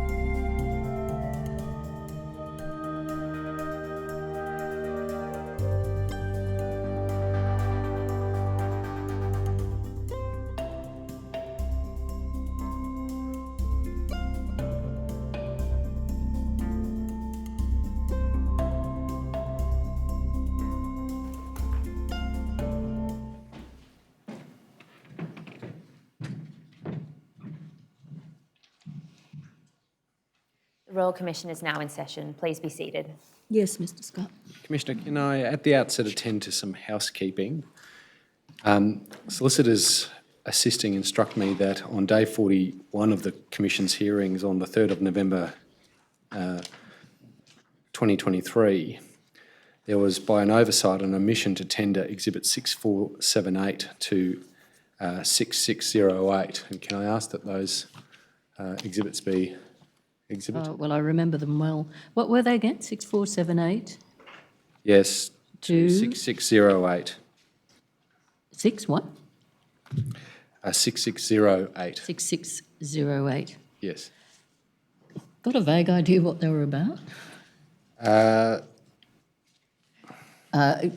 Ms Hogan-Doran, you're relaxed about this, are you? I am so relaxed, Commissioner, I can't find the list. Well, that's fine. If there's no difficulty about it, then 6478 to 6608 are admitted with the numbers they bear on some schedule somewhere. Thank you. Are they the document? I thought they were the documents that you dealt with because you recalled. Anyway, in any event, they tell us Well, maybe they're double admitted. Who knows? they're in. Thank you, Commissioner. Thank you. Commissioner, can I then tender the documents on the list for today from Exhibit 7124 up to and including Exhibit 7904? Yes. 7124 to... 7904. Yeah, I'm just going through the list slowly to make sure I see what is what. Yeah, 27904 are admitted with the numbers they bear in that schedule. Now, Commissioner, could I just indicate the balance of the list concerns Professor Peter Whiteford's report, 7905 through to 7954, which I think was pushed to the hearing book at about 3 a.m. this morning. I'm seeking instructions from the Commonwealth in relation to that, but I've spoken with a friend. I don't have any issue with him addressing it as he needs in the course of this examination. oh, okay. Commissioner, I call Louise Macleod. Yes, Ms Macleod, will you take an oath or an affirmation? Affirmation, Commissioner. Okay. Can you stand and that'll be administered? Your response is, I do. Do you solemnly declare and affirm that the evidence you will give will be the truth, the whole truth, and nothing but the truth? I do. Thanks. Take a seat, Ms Macleod. Ms Macleod, will you please inform the Commission your full name? Louise Elizabeth Macleod. And is it the case that you were provided a notice to give a statement and produce documents dated the 15th of February 2023? Yes. And is it the case that you produced a statement in response to that notice dated the 22nd of February 2023? Yes. And is it the case that you were provided a further notice from the Commission dated the 20th of February 2023? Yes. And you produced a further statement in response to that notice dated the 23rd of February 2023? Yes. Thank you.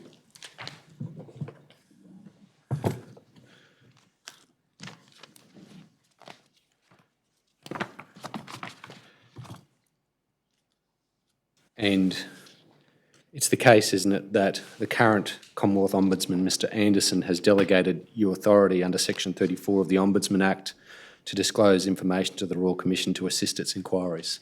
Yes. Thank you. Are your statements true and correct to the best of your knowledge and belief? Yes. Thank you.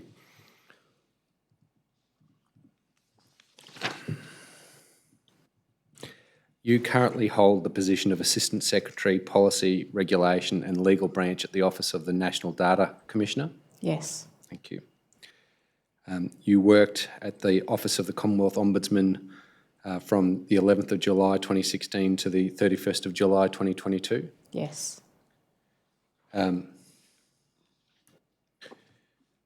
Holding various roles there, including between 11 July 2016 to 22 January 2017, Director, Social Services and Indigenous team within the Social Services branch of that office? Yes. And between the 23rd of January 2017 to 8 June 2017, Acting Senior Assistant Ombudsman, Social Services, Indigenous and Disability branch? Yes. Thank you. Prior to joining that office, you worked in various roles, including as District Register for the Australian Capital Territory of the Administrative Appeals Tribunal. Yes. Your statement at paragraph 13 says that you hold a graduate diploma in legal practice from the Australian National University. Yes. May we then take it that you also have a law degree? Yes.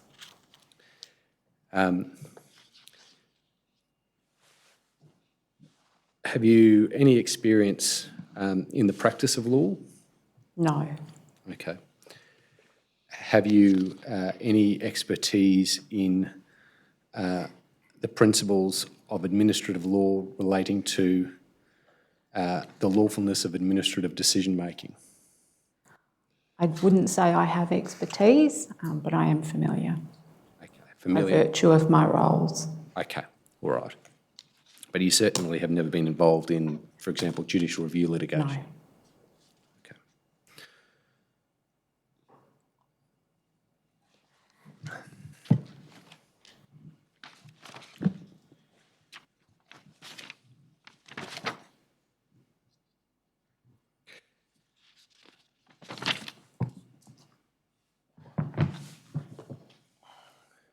Now, you've got 4 weighty tombs in front of you there, Ms Macleod. Yep. I'm going to take you to some documents, most of which will be in those 4 volumes.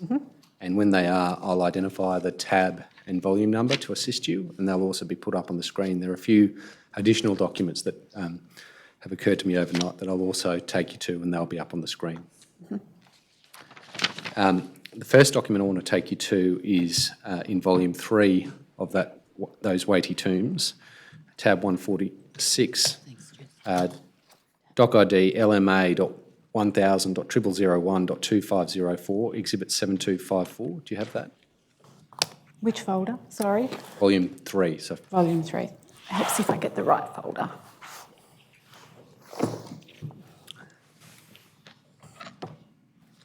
And sorry, the tab again? 146.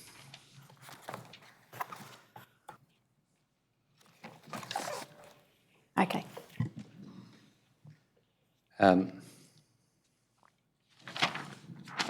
This refers to a Commonwealth Ombudsman Department of Human Services quarterly liaison meeting on the 26th of May 2016. See that? Yes.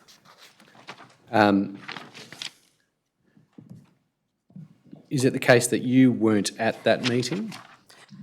No, yes, that's correct. I wasn't at that meeting. That predated my time joining the office. Right.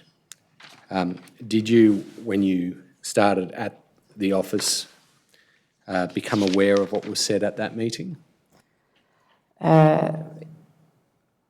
The quarterly liaison meetings that the office had and that the branch that I was involved in, when I joined the office, the next quarterly liaison meeting was, I think, in either September or October of 2017, and I would have looked at this in preparation. 2017 or 2016? 2016, sorry, Commissioner.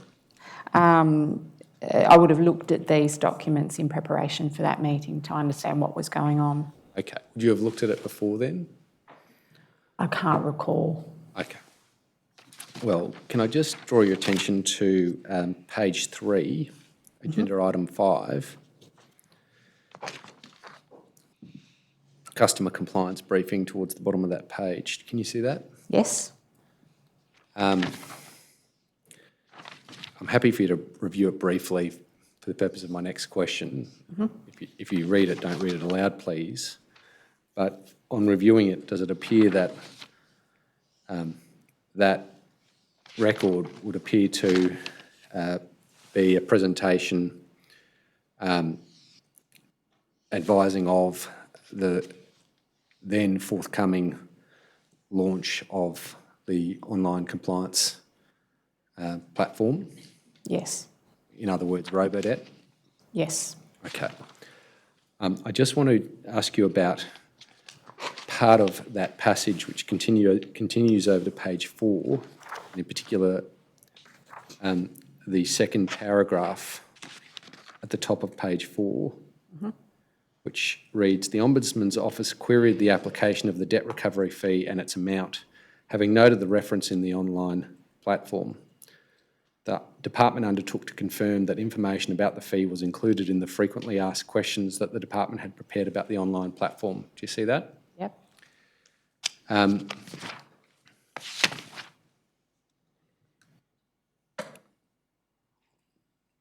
If we next go to tab 30, I think, of your volume 1, Ms Macleod, exhibit 7139, doc ID LMA.1000.0001.1261.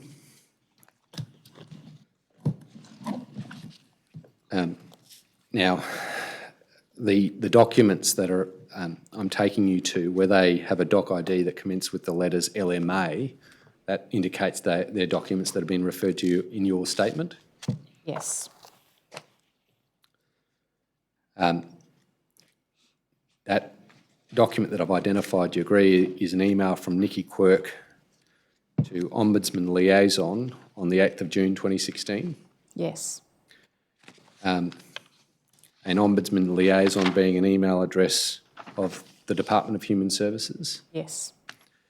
And you agree with me, the email refers to the presentation about the online compliance platform referred to in that quarterly liaison meeting we just discussed, and in particular, the issue about the 10% recovery fee. Yes. And just for clearness, of course, when we talk about the 10% recovery fee, we're talking about the penalty under the relevant social security legislation that was later applied in the online compliance program. Yes. And you agree with me that this email asks a number of questions about the proposal to effectively automatically apply that penalty if the potential debtor does not contact the department? Yes. Okay. The next document I want to show you, Ms Macleod, should be behind, in your volume 2, tab 52, doc ID 7160, beg your pardon, exhibit 7160, doc ID LMA.1000.0001.2179.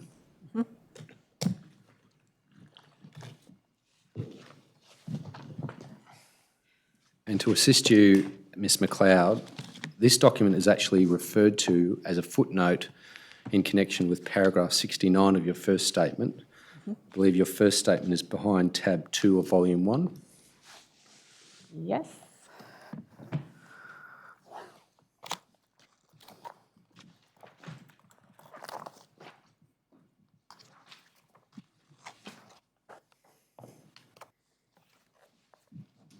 On page 13, I believe. Yeah.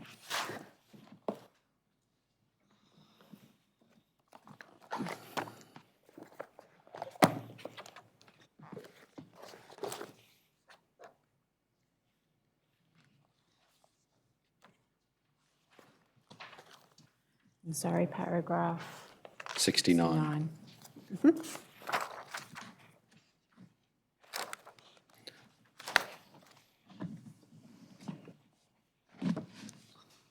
Have that? Yeah. So what you say there is records show on 8 August DHS provided the office with its response, being the response to the email I just showed you a short while ago, including legal advice dated the 14th of July 2016 from DSS about the application of the 10% recovery fee. And then footnote 42 refers to the document that we've got on the screen. See that? Yes. Now, I might have missed something in reading your statement, but I can't find a document ID reference to the actual legal advice that was produced in response to the request. Have I missed something in your statement, or is that right? Let me just have a look.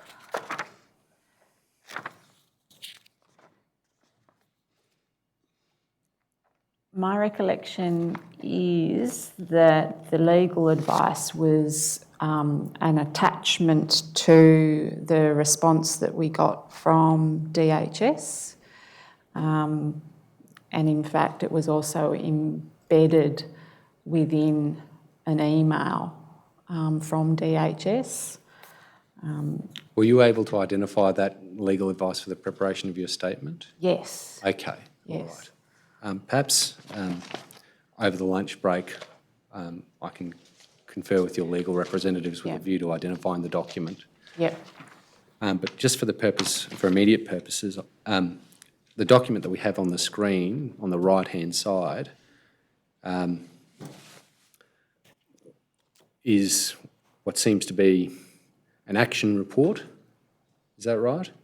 Yes, so what you're looking at there is the download of a screen within the case management system, Resolve, that the Office of the Commonwealth Ombudsman uses for complaint handling and also for looking after and monitoring systemic issues within the office. And so that... Stop you for a moment. Does an advice from a Ms. Ulrich ring any bells? From DSS? No, Commissioner. Okay. Sorry, you were talking about the Resolve system, I believe. So this is basically a snapshot of analysis prepared by Nikki Quirk in the Resolve case management system, and that she has allocated that to another staff member, Amy Mears. Okay. Were you involved at all in the work done in response to the information that DHS provided as recorded at the top of this document on the 8th of August 2016? That work would have been going on in my team. I can't recall specifically whether I was involved, but that work was going on in my team. Okay, and the work being the work in response to the email from Miss Quirk on the 8th of June 2016 inquiring about the recovery fee. Yes. Okay. If we just go to the second page of the document, third paragraph, that is the second page of Exhibit 7160.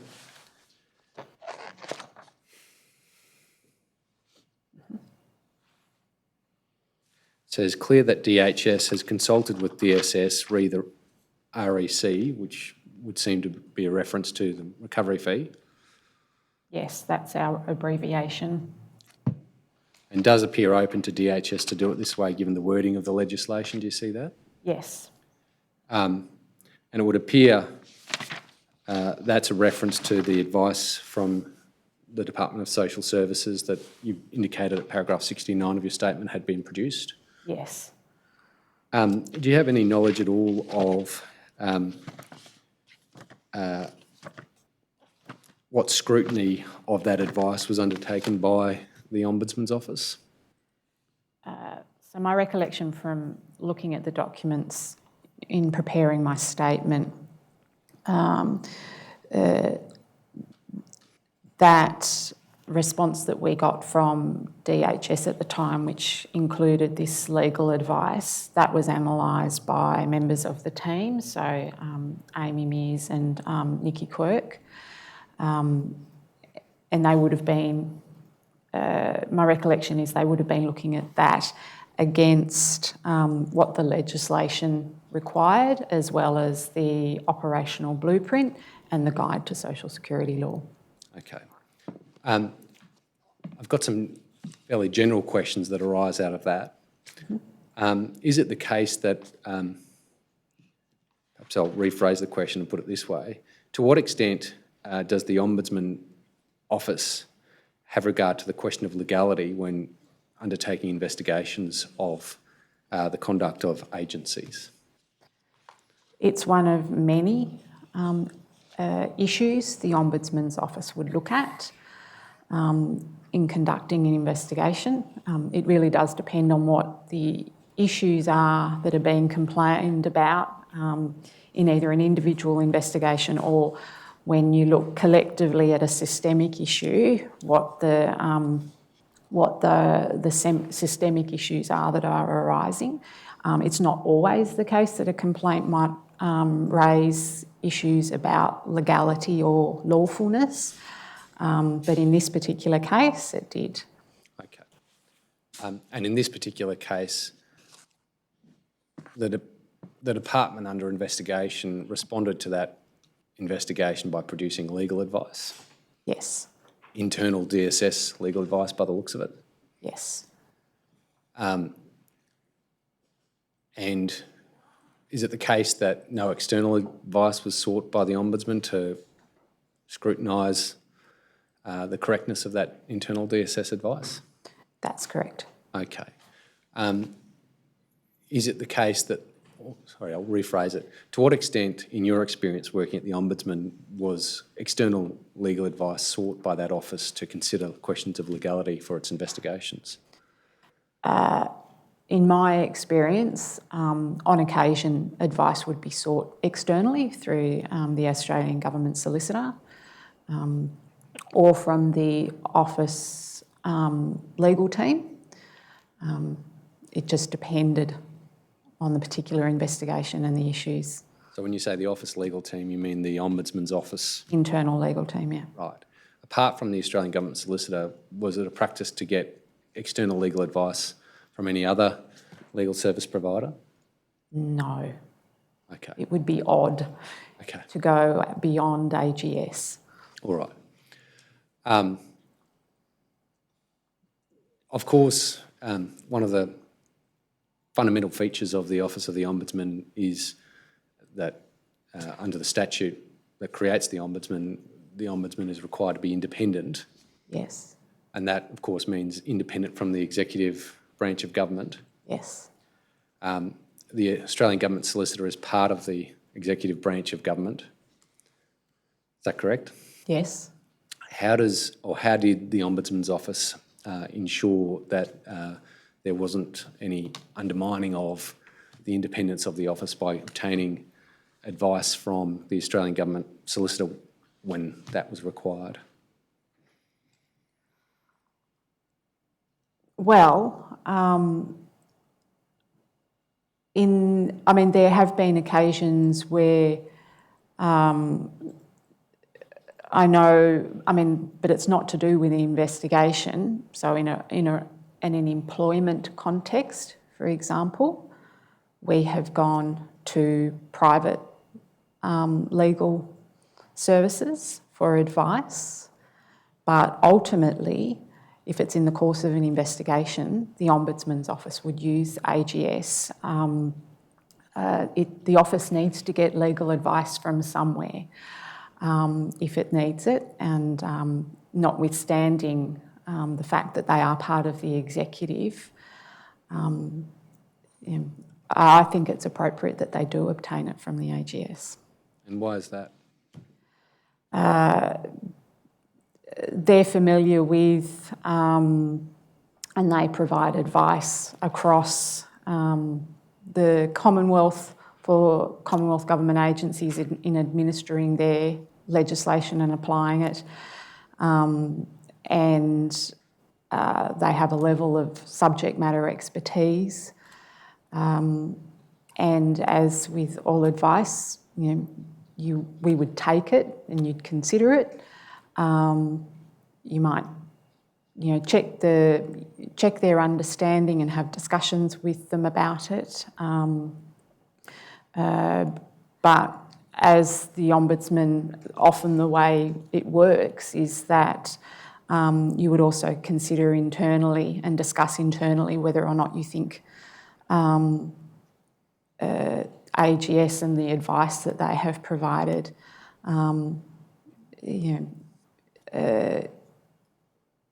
is helpful. What legal advice resources did the Ombudsman have internally at the time towards the end of 2016 into 2017? So my recollection is there was a in-house legal team. I couldn't tell you how many people were in that team. But a lot of the people in the Ombudsman's office are legally qualified. It's a very attractive place for law graduates. I see. And in terms of expertise of those legally qualified personnel, are we talking about people who've been in the practice of law?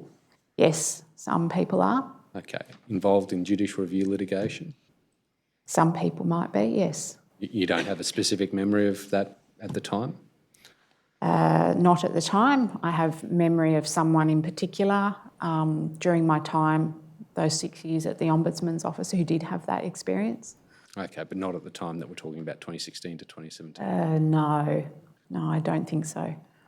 And by way of judicial review litigation, we're of course talking about the principles of administrative law relating to the lawfulness of administrative decisions. Yes. Okay. Do you have any personal knowledge of the consideration given by the Ombudsman's office of the DSS advice that was produced in response to this matter, that is the matter that's dealt with on the screen?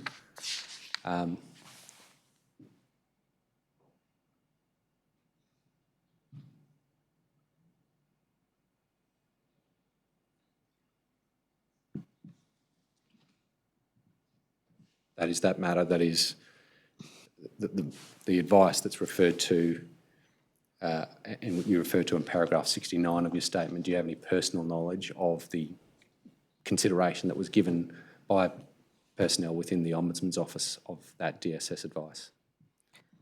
I was aware that it was occurring because it was in my team. So Nikki Quirk reported to me, as did Amy Mears, and it was just part of our general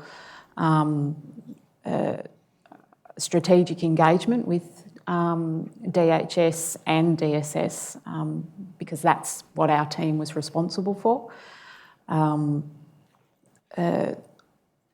can't recall specifically at the time being involved in that analysis. Would it be normal for you to be involved in analysis of that kind for this type of matter? It would depend.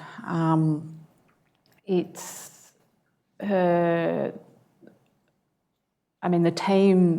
team at the time was small, and the volume of complaints, to put it into context, the volume of complaints that the Ombudsman's office has received, and you can see this from the annual reports, over the 4.5 decades it's been in operation, complaints about social services make up 2/3 of the complaints to the office. It's a high volume area. So that social services team that I looked after, it was a busy team, as was the complaints management branch or the operations branch who were doing the first, immediate complaint handling for DHS matters. That was a busy area as well. So I can't, it was 6 years ago. I can't exactly recall if I was directly involved in this.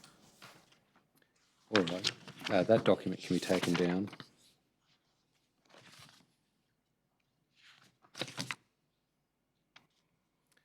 The next document I want to show you,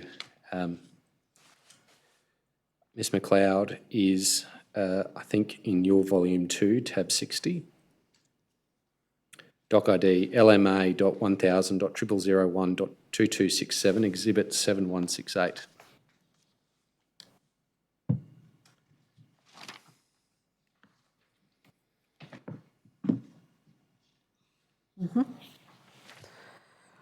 And again, you'll recognise from the first 3 letters of the document ID that this is one of the documents that's been referred to in your statement. Yes. And I'll just draw your attention to the bottom half of the document that's on the screen. That would appear to be an email from Amy Mears, dated the 20th of December 2016. to that Ombudsman liaison email address of the Department of Human Services we discussed before, CCing yourself amongst others. Yes. The email opens with these words: "Our office has been receiving a large number of calls from people who, after engagement with the new online compliance platform, are concerned that their debts have been calculated using ATO income data averaged over the full year, rather than using actual amounts during each fortnightly period." See that? Yes. And then the email goes on, and over the page, the email indicates that answers to questions under Section 8 of the Ombudsman Act are requested. Yes. Can you, or is it the case that this is effectively the department's the Ombudsman's first engagement with the department about the online compliance intervention matter? Well, as we were previously discussing, we were engaged in May, and then there was a request, my recollection, and I think it's in my statement, there was a request for information under Section 8 in June, and that response that was provided, and then, this subsequent one. Sure. Perhaps my question was imprecise. That earlier inquiry related specifically to the penalty or the recovery fee, however you're calling it. Is this right? Effectively, the beginnings of what became the own motion investigation into the OCI. Yes. Okay, thank you. It refers to a large number of calls. Can you give us a sense of what that means in terms of the calls that were being received by the Ombudsman's office? Sure. So the Ombudsman's office at the time, the Ombudsman can receive complaints, and it predominantly comes from the public, members of the public or people representing or advocating on behalf of members of the public, businesses, members of Parliament, for example.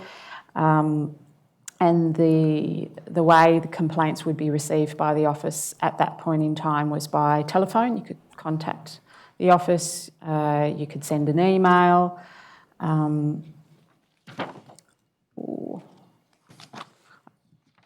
could be wrong. I think we had a smart form at that time, an online complaints form.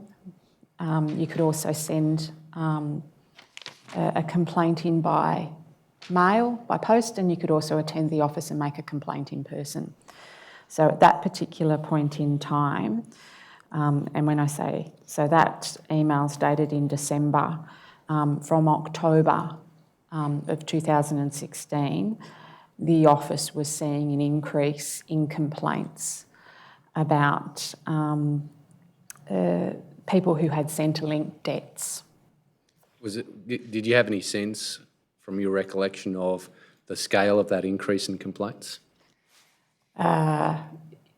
It jumped quite dramatically. We all, as I indicated earlier, we always got a reasonable volume of complaints, making up 2/3 of the complaints the office received.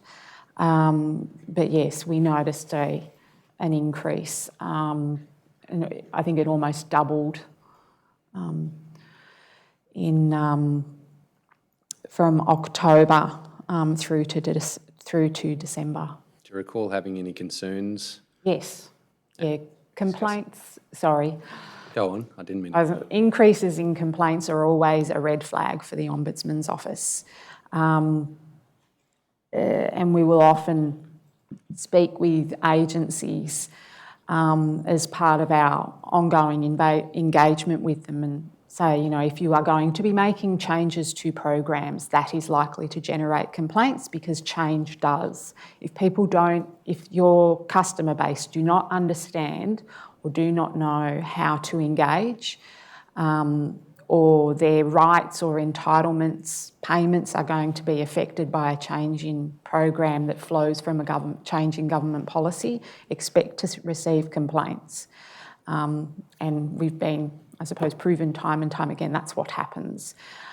So engagement with agencies is let the Ombudsman know and make sure you've got your complaint handling arrangements in place ready to respond to those complaints.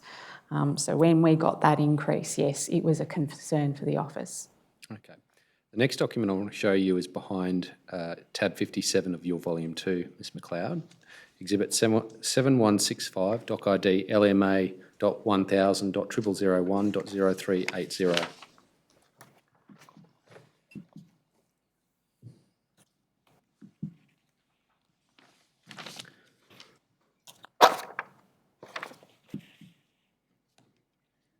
Do you have that? Yes.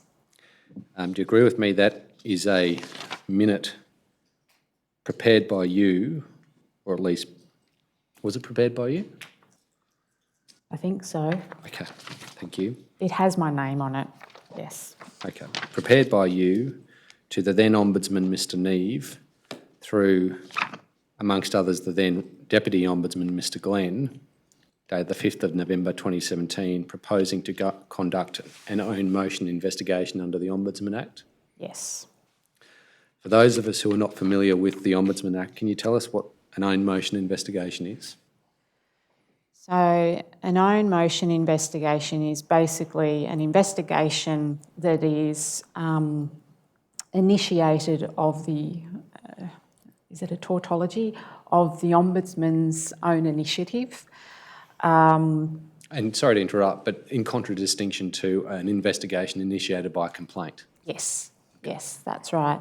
And generally the threshold for an own motion investigation is where you're seeing, it could be, as in this case, a lot of complaints about a particular issue. And you're also seeing a lack of engagement or response by a department in response to those complaints, or a willingness to engage, a lack of willingness to engage. And the impact of that systemic issue is such, that it requires further investigation. Alternatively, you can have an own motion investigation which is kicked off by an individual complaint where the issues in that individual complaint are such that it's got broader application for a program and lessons can be learnt from that. Okay. So the nature of the own motion investigation that you were proposing by this minute, is this right, was effectively an investigation into a systemic matter, that is, a matter that was of broader concern than the interests of particular specific individuals? This own motion investigation was ticking lots of boxes for the members of my team and my boss, Mr George Masri at the time. We were getting lots of complaints from a diverse range of people. We were concerned about the responsiveness of the department in engaging with the issue. We'd had several meetings with them in the lead up to the 5th of January, and the department seemed very comfortable with what it was doing, even though we were raising concerns. And we weren't sure what they were doing was in accordance with the legislation. Okay. Can I just call out under the heading Issues on the bottom of that page?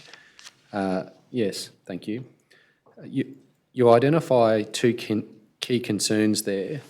One of those was adherence to relevant legislative requirements.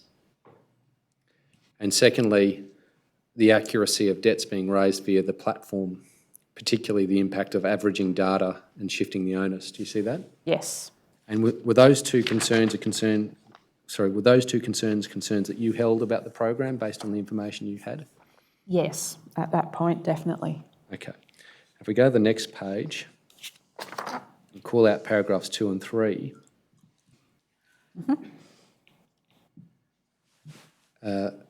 Yes, so paragraph 2 says, it appears unlikely these debts will receive judicial scrutiny as feedback indicates DHS is correcting these decisions without invoking formal internal review mechanisms.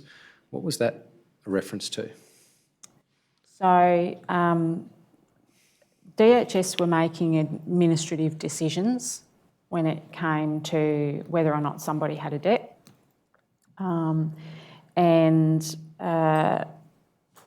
Good administrative practice requires that you offer an internal review mechanism.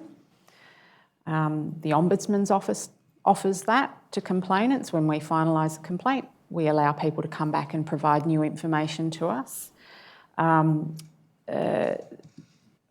DHS did offer that internal review mechanism by subject matter experts.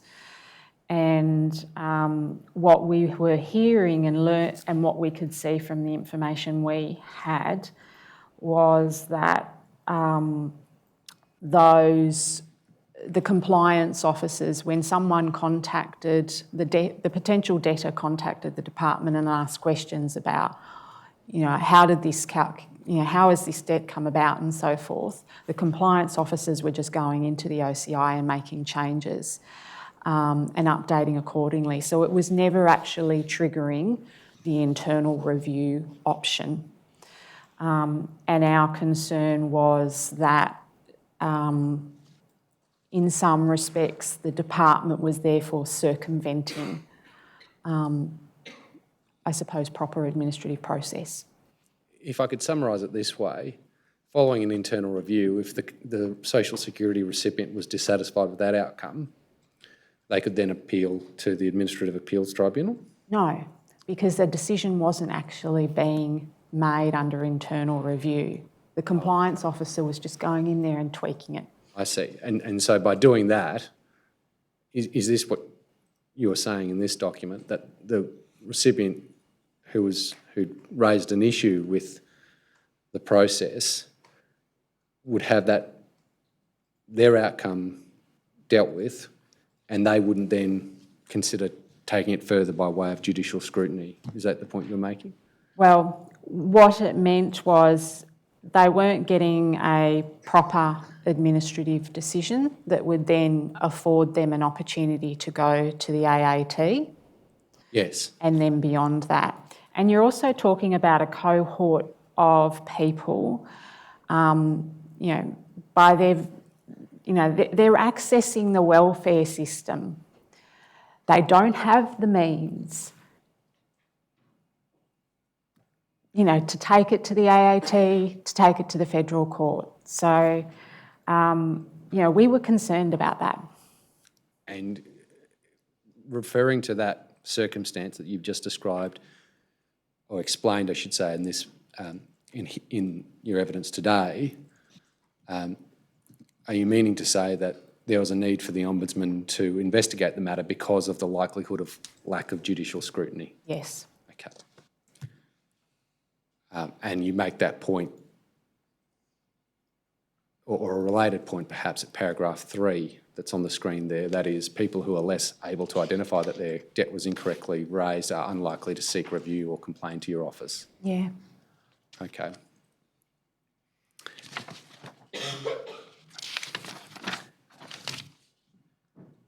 All right, that can be taken down.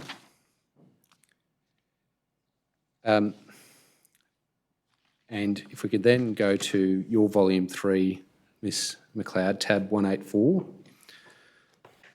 exhibit 1305, doc ID CTH.30001.0033.5489_R.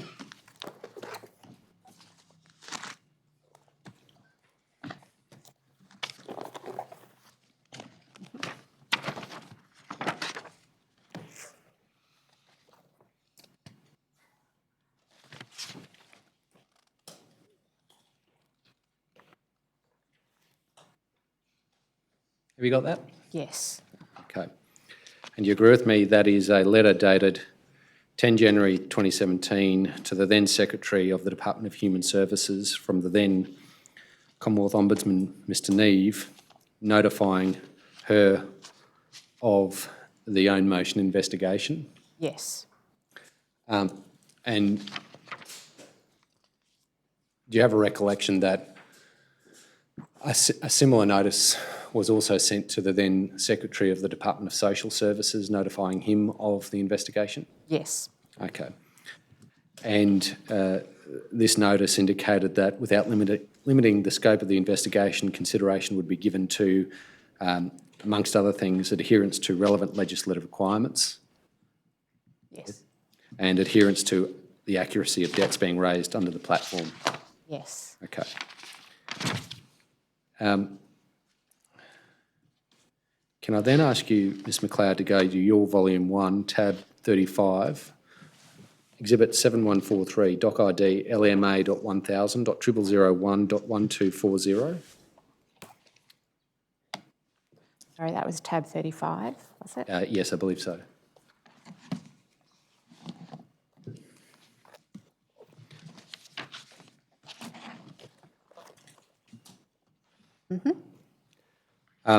And is this right? This is a minute, again from yourself to then acting Commonwealth Ombudsman Mr Glenn. Yes. By that stage, Mr Neve had left the office. Yes, Mr Neve left the office on the 13th of January.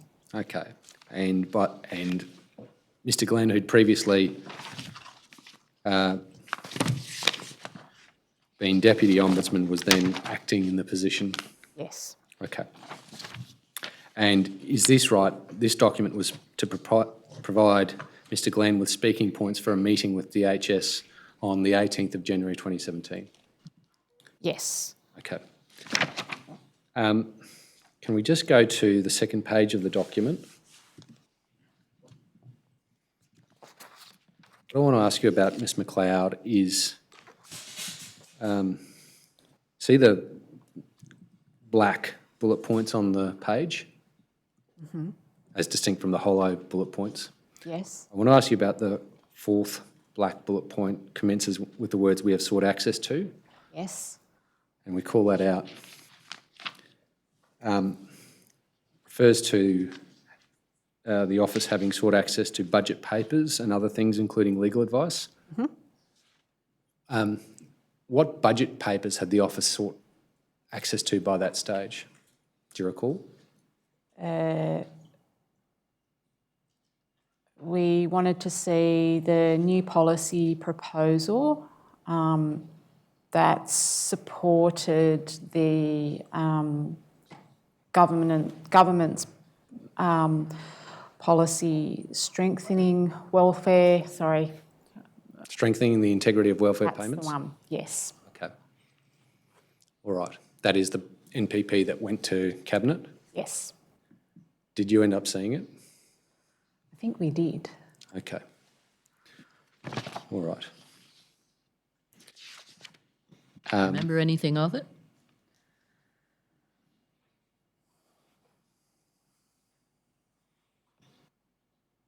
Did it answer any questions for you? I think, Commissioner, from memory, it raised concerns for us, and my recollection is I've got mention of it in one of the documents that was attached to my statement, because it talked about, we covered it in the outline that we provided to the department on the 30th of January. If I can have a look at that. We might have the outline handy. Yes, I think the outline might be your tab 195 of Volume 3, Exhibit 1323, Doc ID CTH.100.007.0268. Is that the outline you're referring to? Yes, yes. Thank you.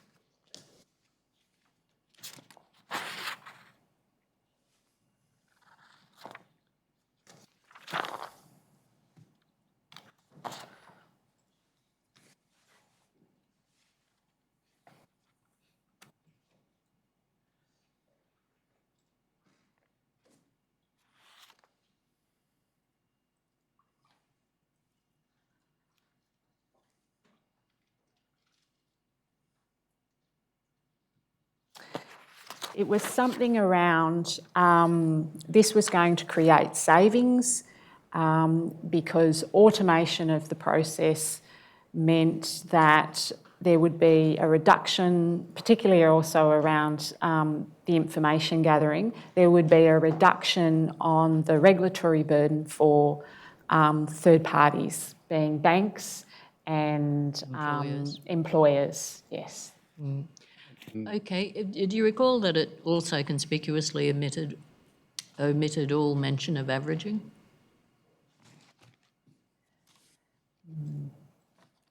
I can't recall, sorry, Commissioner. Fair enough.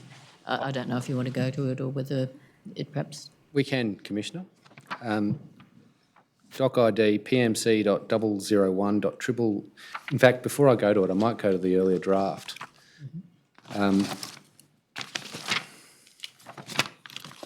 So if we start with Exhibit 5522, Doc ID CTH.3023.0001.5317_R. Unfortunately, this is not one of the documents in your folder, Ms Macleod, so you're going You to have to look at the screen. But if you want it bigger, I we think make they it a can bit do bigger? that. Thank you. Now, this is obviously a draft of the new policy proposal, do you agree? Yes. Okay. And this is a draft that existed on the 26th of March 2015. If we go to page 2 of the document, and you see the redacted portion in about the middle of the screen. Yes. If we call out the paragraph immediately below that redacted portion, can you see the words in the last sentence of that paragraph? This assessment will be based on the fortnightly attribution of the income advised by the ATO, equally distributed over the duration of employment for the period the customer was on payment. Yes. And if we next go to Exhibit 5527, Doc ID CTH.3023.0001.5381_R. This is a further draft, Ms Macleod, of the same document, but from the next day, that is the 27th of February 2015. And if we go to page 3 of the document, and we call out the first paragraph, the second paragraph, I beg your pardon. Can you see the reference to averaging having been deleted? Yes. And then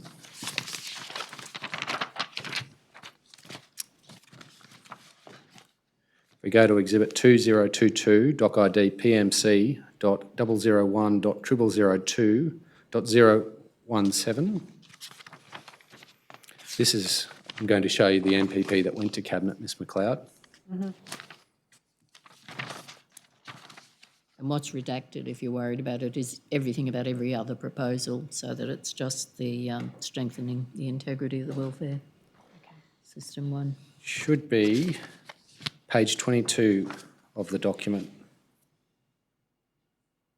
If we call out the bit towards the bottom, starting with the darkened bullet point and all the way down to the bottom. Can you see the second hollow bullet point, Ms Macleod? Yes. Can you see that it contains no reference whatsoever to averaging? Yes. The first bullet point has that will remove the significant regulatory burden for small business. Is that what you were thinking of? Yes, that's what I was thinking of. Now, while we're on this general topic, Ms Macleod, could we go to Exhibit 7183, Doc ID LMA 1000.0001.1848? This is in your documents, Ms Macleod, Volume 2, Tab 75.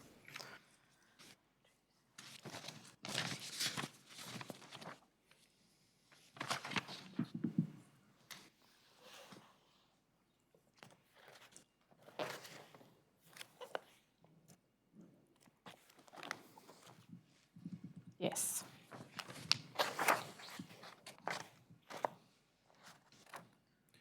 Now, do you recognise that document? Yes. That was, of course, the executive minute to the then Minister Morrison in February 2015. Yes. Okay. And if we go to page 10 of the document,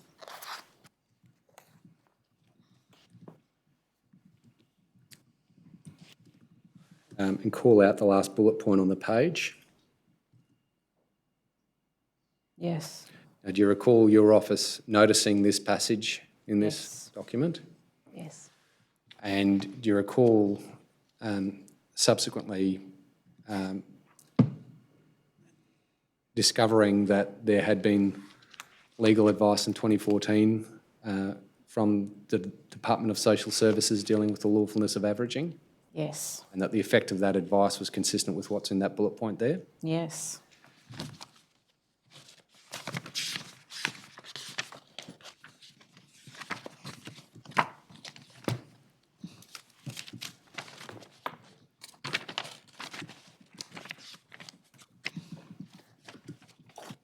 One last document I want to take you to in this suite, sorry, two last documents I want to take you to in this suite, Ms Macleod. Again, unfortunately, they're not in the bundle that you have. Yep. But if we could bring up on the screen Exhibit 2066, Doc ID CTH.2004.0002.0332_R, and then Exhibit 2067, Doc ID CTH.2004.0002.0333. Now, the context, Ms Macleod, is that the email at the bottom of the left-hand side of the screen from Ms Halbert, dated the 20th of January 2015, is referring to and attaching the document on the right-hand side of the screen. Mm-hmm. And the document on the right-hand side of the screen constitutes the DSS comments on what was then the draft brief to Minister Morrison. Mm-hmm. That is, it antedates the brief to Minister Morrison that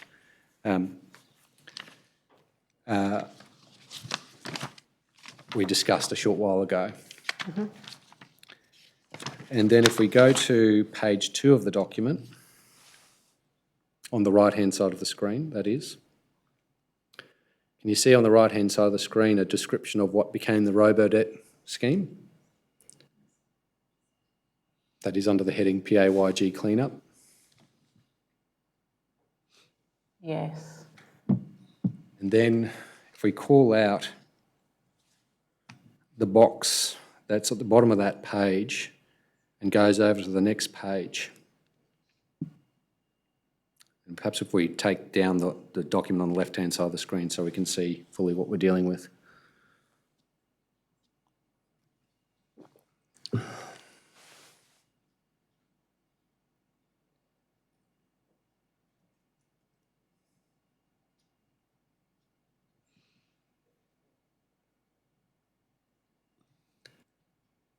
You agree with me, and perhaps before I ask you the question, perhaps if you wish to review the document to yourself, Ms Macleod, and I'll ask you some questions about it.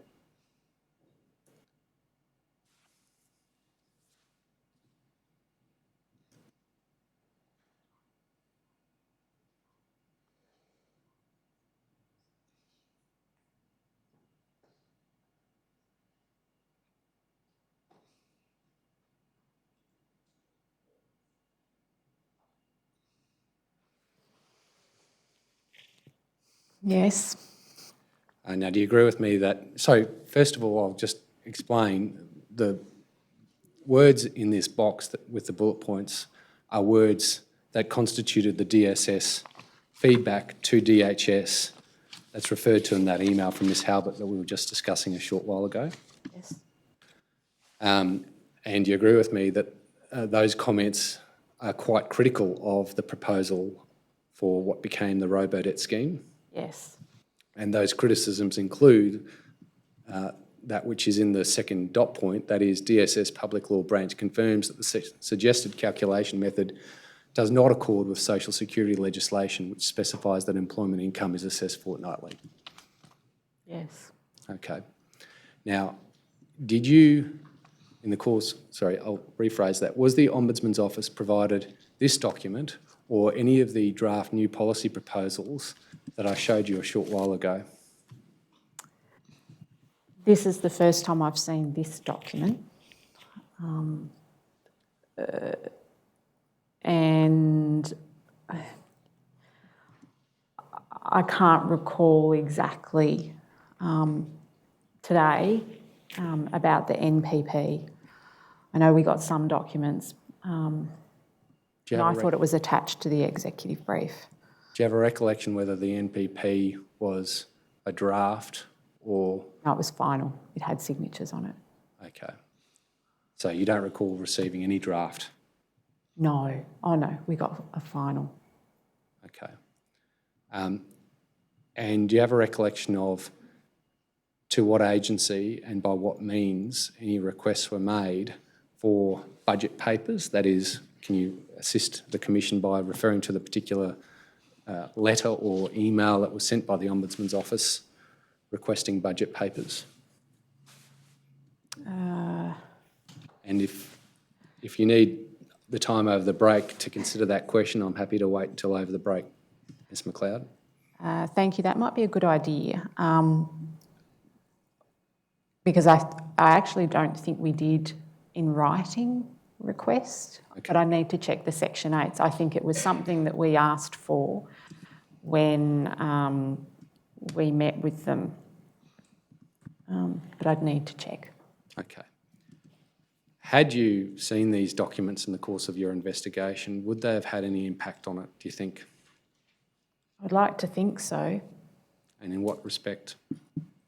Well, this is something that we would have brought to the acting ombudsman's attention. Right. And would that have led to any action within the Ombudsman's powers? Well, could you think of any action within the Ombudsman's powers that you might have recommended had you been aware of these documents?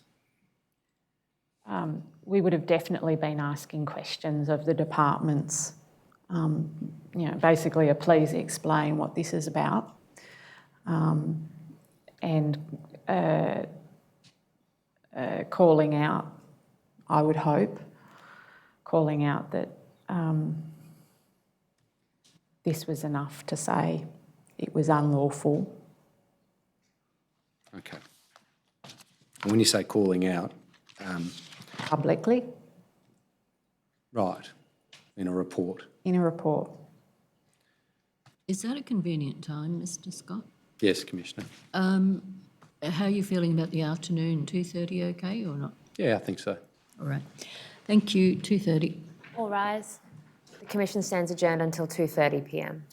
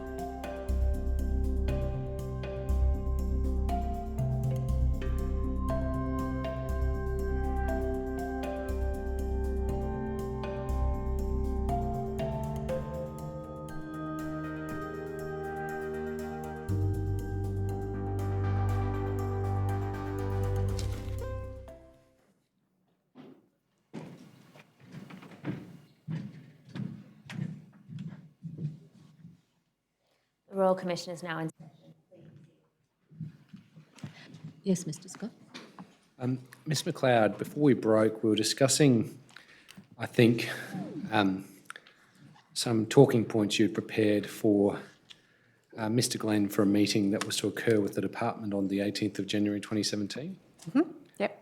You recall part of the talking points referred to the fact that a number of things have been requested from the department, including budget papers, and we were exploring the means by which that request had been made. In your volume 4, I think, tab 247, exhibit 7288, doc ID LMA.1000.0001.2178.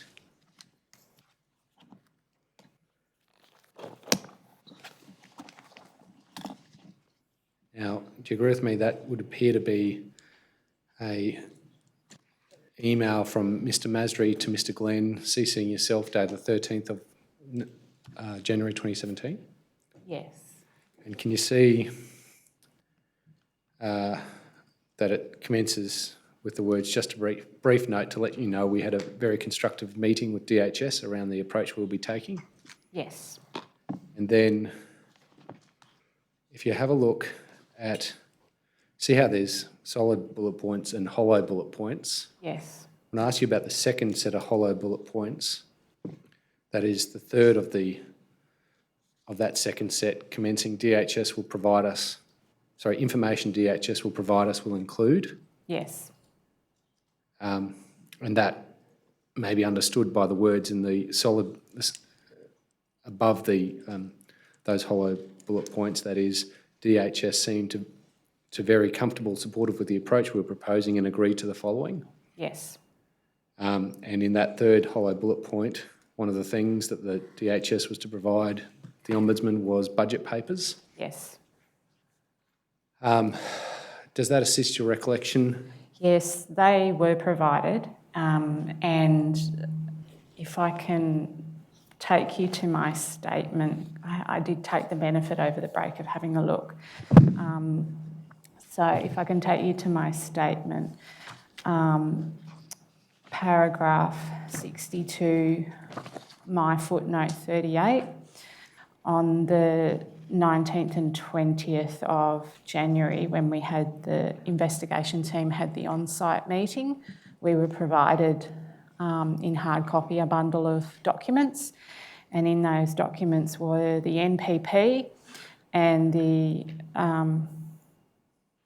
I'm using the acronym and now I've gone blank. It's ECR, external costing. Okay. And those documents were provided, they were attached to my statement and have been provided to AGS.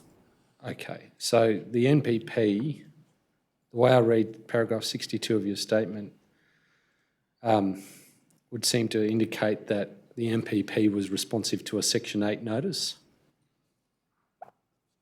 Is that correct?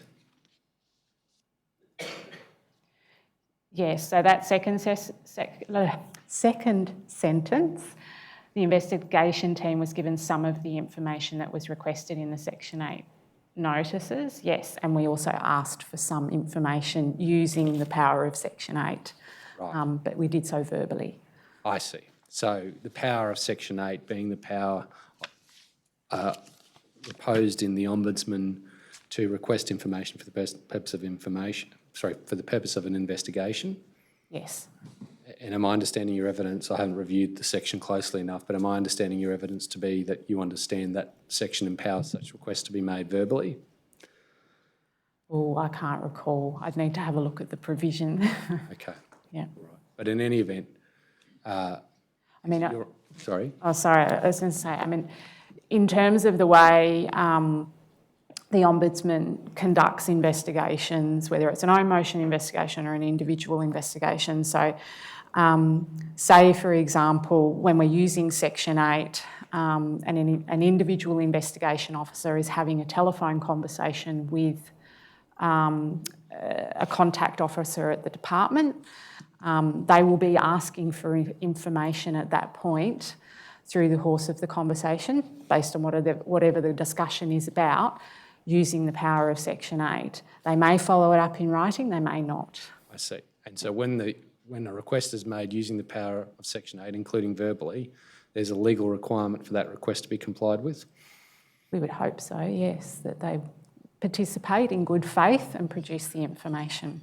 And in fact, it's an offence to not comply with a request under Section 8, isn't it? Yes, I think so, yep. And would this be a fair summation that, given those provisions, you were operating on the basis that when requests were made to DHS or DSS, those requests were being complied with honestly and faithfully? With every agency the Ombudsman investigates, there is an expectation that they will respond to the office in good faith. You'll see in some of the emails that we sent over during the course of the investigation, and this is typical of any requests that we make under Section 8, and under Section 8 we'll always have a catch-all question or statement at the end that says, please provide any other relevant information, because you don't know what you're looking for during the course of an investigation. You don't know what exists, so you might pinpoint particular things, but we always include that catch-all at the end, and we expect agencies to participate in good faith, to cooperate with the office and be forthcoming in information. Okay. We'll go into some of the detail shortly, but since we're on this topic, having reflected on this matter in the preparation of your evidence, have you formed a view about whether or not either DSS or DHS did that which you say you expected, that is, participate in the investigation in good faith and be forthcoming with relevant information?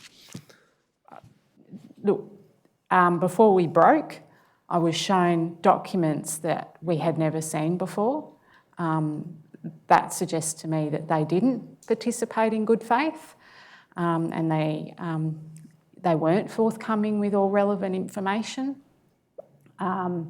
During the course of the investigation, and again, I reference it in my statement, and in the emails that are attached to my statement, you will see occasions where we are asking for information and it is not forthcoming.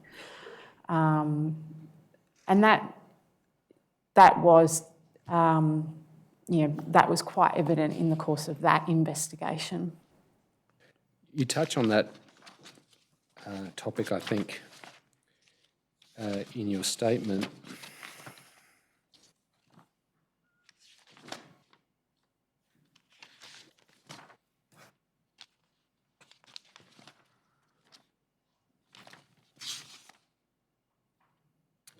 The relevant passage of which I thought I'd highlighted, but perhaps I've omitted. But do you recall touching on outstanding, oh yes, paragraph 58 of your statement, page 11.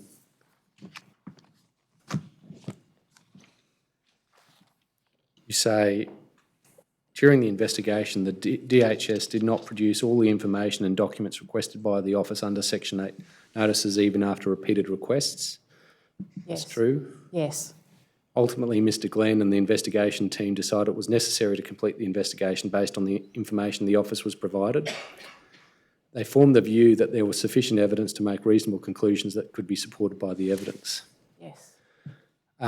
Having reflected on the matter and having been shown some documents, more of which I'll be showing you shortly, do you think perhaps that conclusion that there was sufficient evidence to make reasonable conclusions that could be supported by the evidence, with the benefit of hindsight and what you now know, perhaps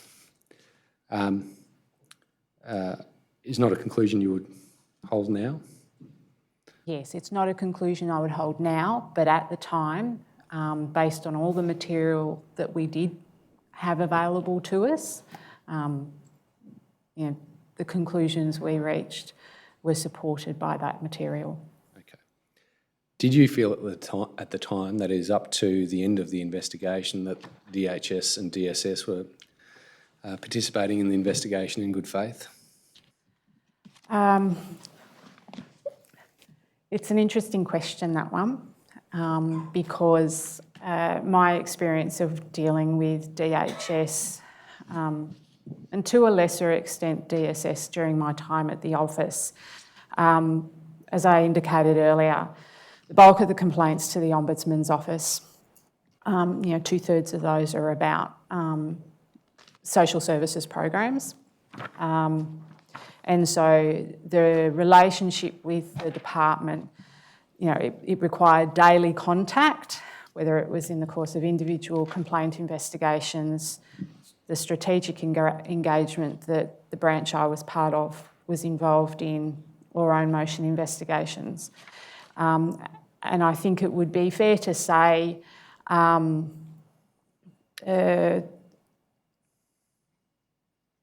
there was probably frustration on both sides.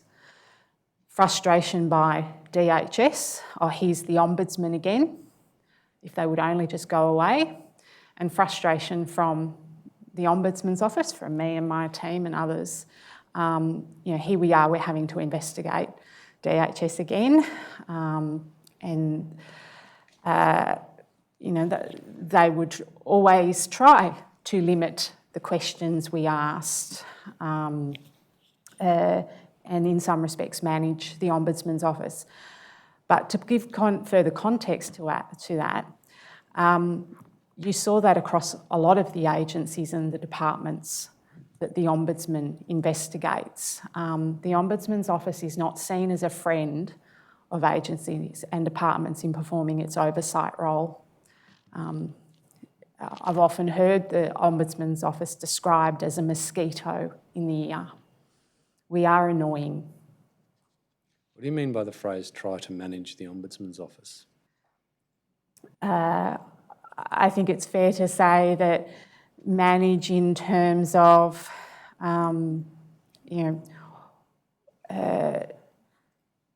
so under the Ombudsman Act, with each agency, we have the ability to enter into a contact protocol, which basically nominates the points of contact between the department and the office. And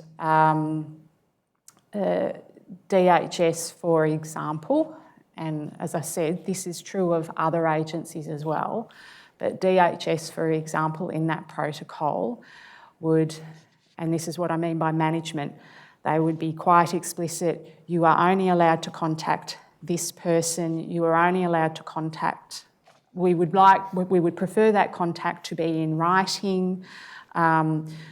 I gave the example earlier of where we might make a preliminary inquiry using Section 7A. They would much prefer that we don't pick up the phone and have that conversation. They wanted us to put that in writing. They wanted us to make sure that we gave them an adequate time to respond. So it's little things like that where they're managing the relationship with us. What this sounds like, and can you tell me whether you agree, that your perception was that agencies in your time in the Ombudsman's office would undertake various steps that you've outlined to manage the flow of information to the Ombudsman to ensure that the agency's message was the only message that the Ombudsman was getting from the agency? Yes. I have another document to show you that is not in your bundle, Ms Macleod, and I apologise.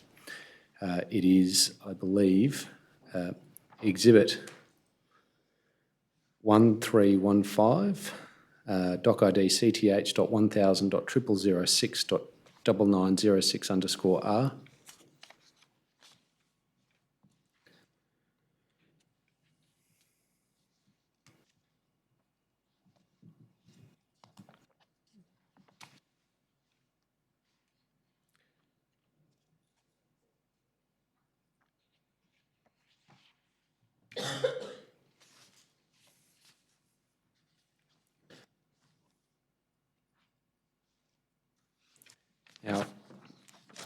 what I want to ask you about, Ms Macleod, is the email that commences at the bottom of the first page of this document from Ms.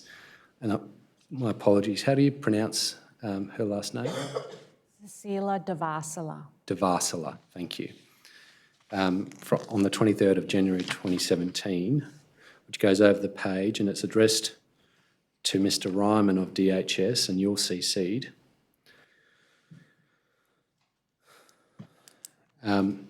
Now, from the subject line of the email, would you agree with me that this would appear to be a notice under Section 8 of the Ombudsman Act?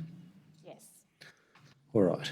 And effectively, a number of questions are asked, including that which appears at 3A. That is, did DHS seek legal advice about the legality of averaging of income for social security overpayment calculations? If yes, please provide a copy of the advice. Yes.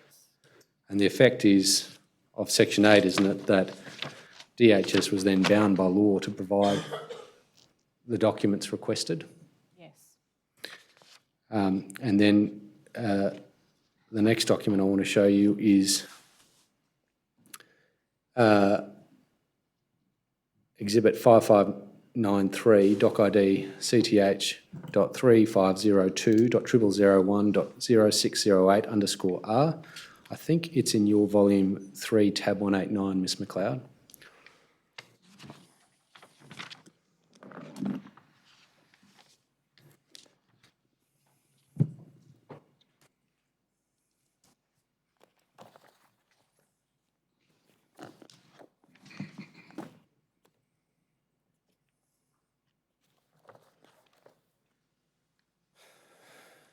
Now, do you see that's an email from Mr Ryman Yes. to yourself and Mr Vasula, dated the 24th of January 2017, effectively responding to that request for legal advice under Section 8? Yes. And if we then go to Exhibit 1317, Doc ID CTH.3502.0001.0611_R, your tab 191 of Volume 3, Ms Macleod. Yes. That's an advice, a legal advice dated the 17th of April 2015. Yes. Do you recall that's one of the advices that was produced? Yes, that was one of 3. Okay. We may refer to this advice again in our discussion today, so I'll refer to it as the 17 April 2015 advice. Okay. And then if you go to your tab 193 of the same volume, Exhibit 5595, Doc ID CTH.3502.0001.0622. Do you have that there, Ms Yes. Macleod? Yes. And that's an advice dated the 14th of January 2015. Yes. Do you recall that's one of the advices that was produced? Yep. Okay, and again, we may refer to this again during our discussion, and I'll refer to that as the 14 January 2015 advice. Okay. Now, I'm going to show you a document that's not in your bundle, Ms Macleod. It's Exhibit 5106 capital A, Doc ID CTH.3007.0004.3601.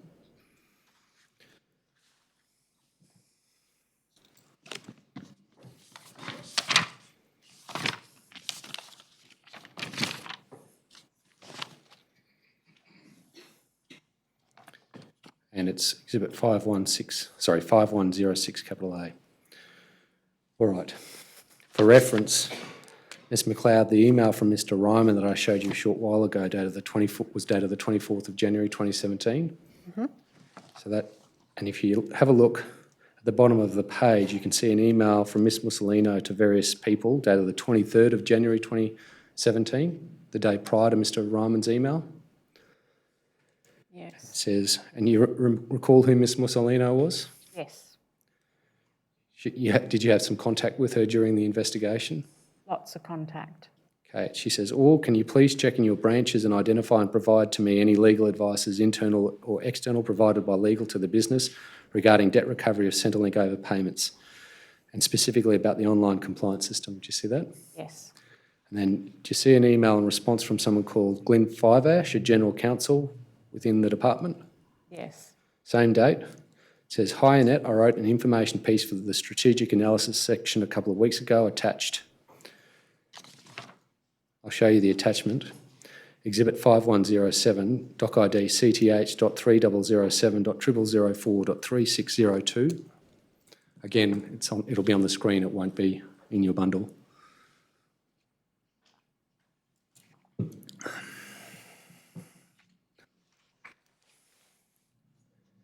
And I'll just invite you to read that email to yourself, Ms Macleod, not aloud.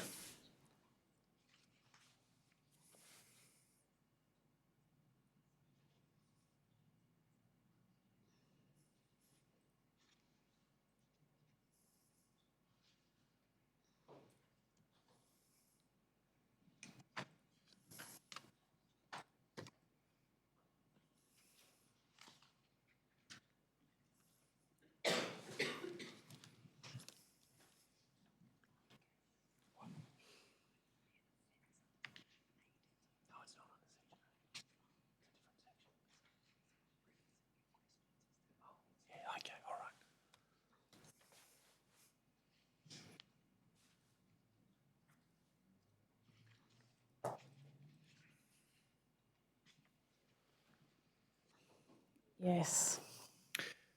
Is that document relevant to the legal advice request and the Section 8 notice that we were discussing a short while ago?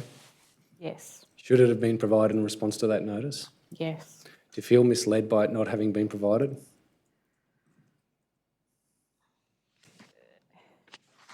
Look, to be honest, it annoys the hell out of me. Yeah, and it's really disappointing. Yeah, that demonstrates to me they weren't participating in good faith. Commissioner, just in relation to my friend's series of questions, he's using a phrase, Section 8 notice. Section 9 is the relevant notice provision which has the offence provision attached to it. It may be that he's seeking deliberately to conflate the 8 and the 9. I just didn't want there to be any uncertainty in relation to the passage of this evidence. Perhaps I can make the position more clear. Section 8, is Section 8 the provision that empowers members of the Ombudsman's office to request information? Yes. And that section carries with it a legal obligation to comply with that request? Yes. And there's a separate provision located elsewhere in the Ombudsman's Act that says it's an offence to not comply with a requirement to provide information under that Act. Is that right? That's right. So to again sort of provide a bit of context in how the Ombudsman uses its powers, day-to-day complaint investigations, Section 8 is delegated by the Ombudsman and is used across the office by individual investigation officers.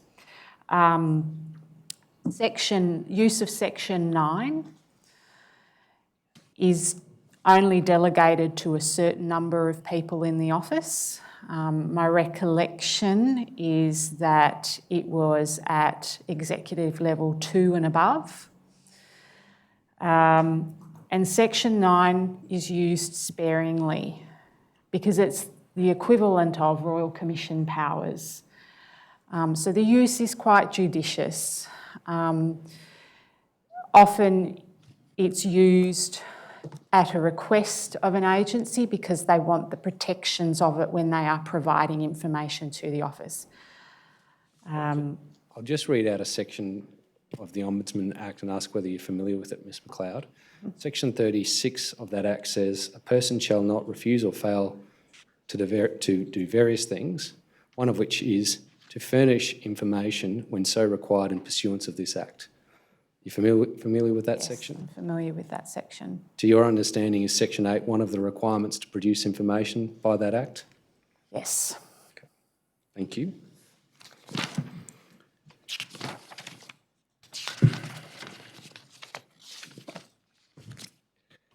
I'll next show you Exhibit 5990, Doc ID CTH.3113.0004.7297. Again, a document you've not seen before, Ms Macleod.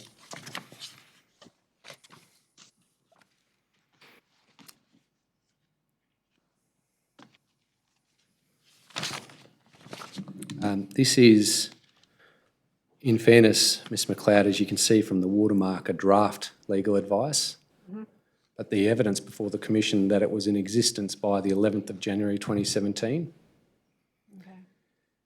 And if you have a look at the question,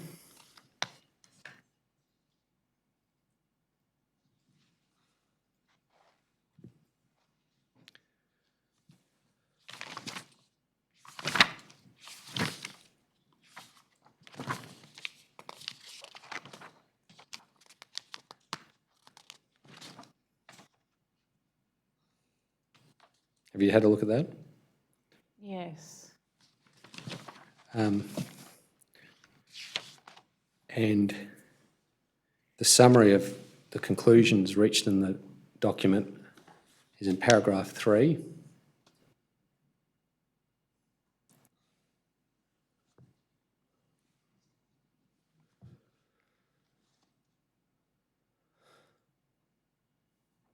Yes. But also, I'll ask that you have a look at paragraph 4.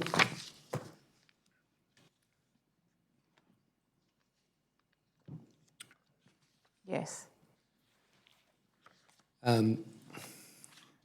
Based on what you've seen of the document so far, do you think it was within the scope of the request? Yes. Now, you see that it recommends external legal advice be obtained. I'll show you this document, Exhibit 4231, CTH.3038.0002.6641. Again, it's on the screen.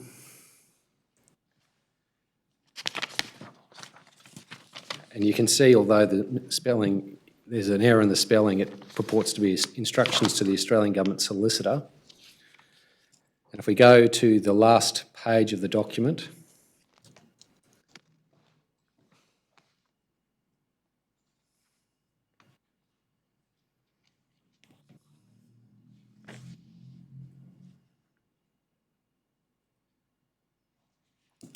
I'm sure it'll be up shortly. There we go. And call out the questions.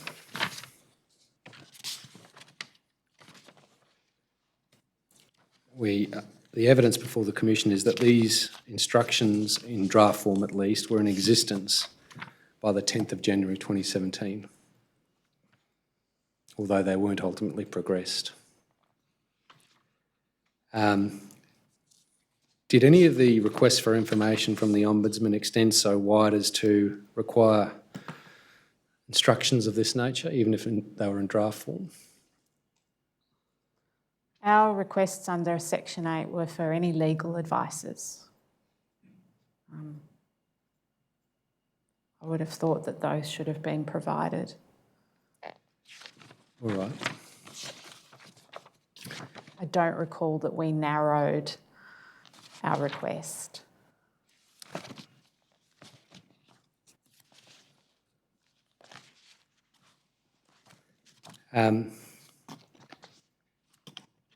Had you received these documents, can you, sorry, I'll withdraw that, I'll rephrase. Would receiving these documents have been of assistance to your investigation? Yes. You cover on the topic of the power in the Ombudsman to make a referral to the AOT of a question of law. Would production of these documents to your office have influenced in your understanding of your position on whether or not that referral should be made? It might not have. And I say that because if we'd received all of those legal advices you've just shown me over the course of the last while, together, I think it would have been enough to be able to say something publicly, to call out that there is an issue. Is that something that the Ombudsman's done before? In the past, called Yes. out concerns about legality. I think so. I know in an individual complaint investigation that I was involved in, involving DSS in fact, relating to their, and hopefully I get the name right, the National Rental Assistance Scheme. We identified in the course of an individual complaint investigation that the way they were administering that scheme was contrary to the legislative framework. And I had myself and the investigation officer had several meetings with DSS about it, and they let us know at that time that it was very difficult to meet the legislative obligations, and they were therefore administering the scheme in this particular way. And we impressed upon them that if that was the case, then if they weren't willing to administer the scheme in the way it should be, then they should be getting legislative amendment. Okay. Can I show you this document? This is in your folders, Ms Macleod, Volume 3, Tab 139, Doc ID LMA.1000.0001.2053, Exhibit 7247. Did you say 139? Yes, Volume 3, I believe. And if we can have both pages of the email on the screen, please.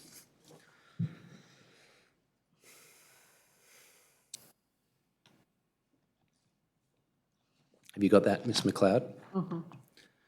What I'm interested in particular is your email to Mr Glenn on the 20th of February 2017. And it opens, "Hi Richard, in preparation for your phone call with Jonathan Hudson tomorrow, please find attached the draft text from the Centrelink own motion report.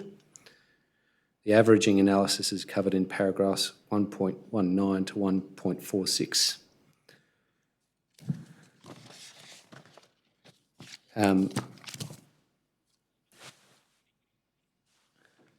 And then you go on to talk about inquiries you had made with the Australian Administrative Appeals Tribunal about the process for a referral to that tribunal under Section 10 capital A of the Ombudsman Act. Yes. Just for those in the room not familiar with the Ombudsman Act, can you tell us what that provision is? Basically, that provision allows the office to obtain an opinion from the Administrative Appeals Tribunal on a point of law. Right. And there's related provisions in the sense that this provision enables the Ombudsman to make a referral to the tribunal for such a question, but there's other provisions that deal with, for example, the agency being able to make a referral. Yeah, Section 11. Okay, and Section 11 has some significance in the history of administrative law in Australia, doesn't it? Yes, it does. Could you tell us what that is? Back in 1979, in the case of Green and Daniels, and again it was around social security payments, there was a referral using Section 11 to the AAT. And that resulted in a determination of a question of law by the then President of the AAT, Justice Brennan. Yes. Who later became a High Court judge, of course. Yes. And his determination is a reasonably famous authority on the law relating to delegations. Yes. Okay. Apart from that case, is it right there's only been one other referral under Section 11 in the history? That's my understanding. Okay, and there has never been a referral in the history of the Ombudsman Act under Section 10, capital A? Not that I'm aware of. Okay, so, and I think you refer to it in your statement that you couldn't even find any procedures in the Ombudsman's office for such a referral. No, I couldn't find anyone who knew about it, or, as you've identified from my statement, I couldn't find anything in the procedures manual that covered it, which was why I put the phone call through to Chris Matthews at the AAT to find out what would be involved. Okay, and what did he tell you about what would be involved? So he'd spoken with Justice Duncan Kerr, who was the president of the AAT at the time, and Justice Kerr had basically said that he would want written submissions, a full hearing from both sides in order to be able to provide the opinion. Okay, and by both sides you mean the department and the Ombudsman. Yes.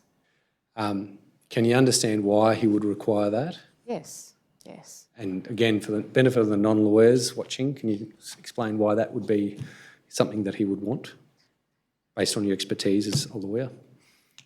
Well, as was identified in one of those legal advices you just showed me, we're talking about an area of law that's quite complex in terms of the different, how the different rates of payment are calculated. Okay, and in effect, what the Justice was looking for was assistance. Yes.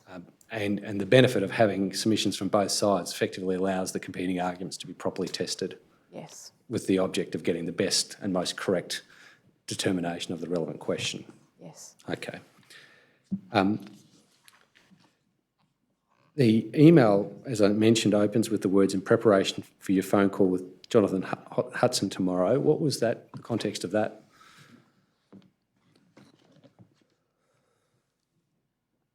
My recollection is Jonathan Hutz. I'm not sure if it was Richard who initiated this phone conversation or Jonathan Hudson requested it, but in usual sort of fashion, yes, prepared information in this email for him.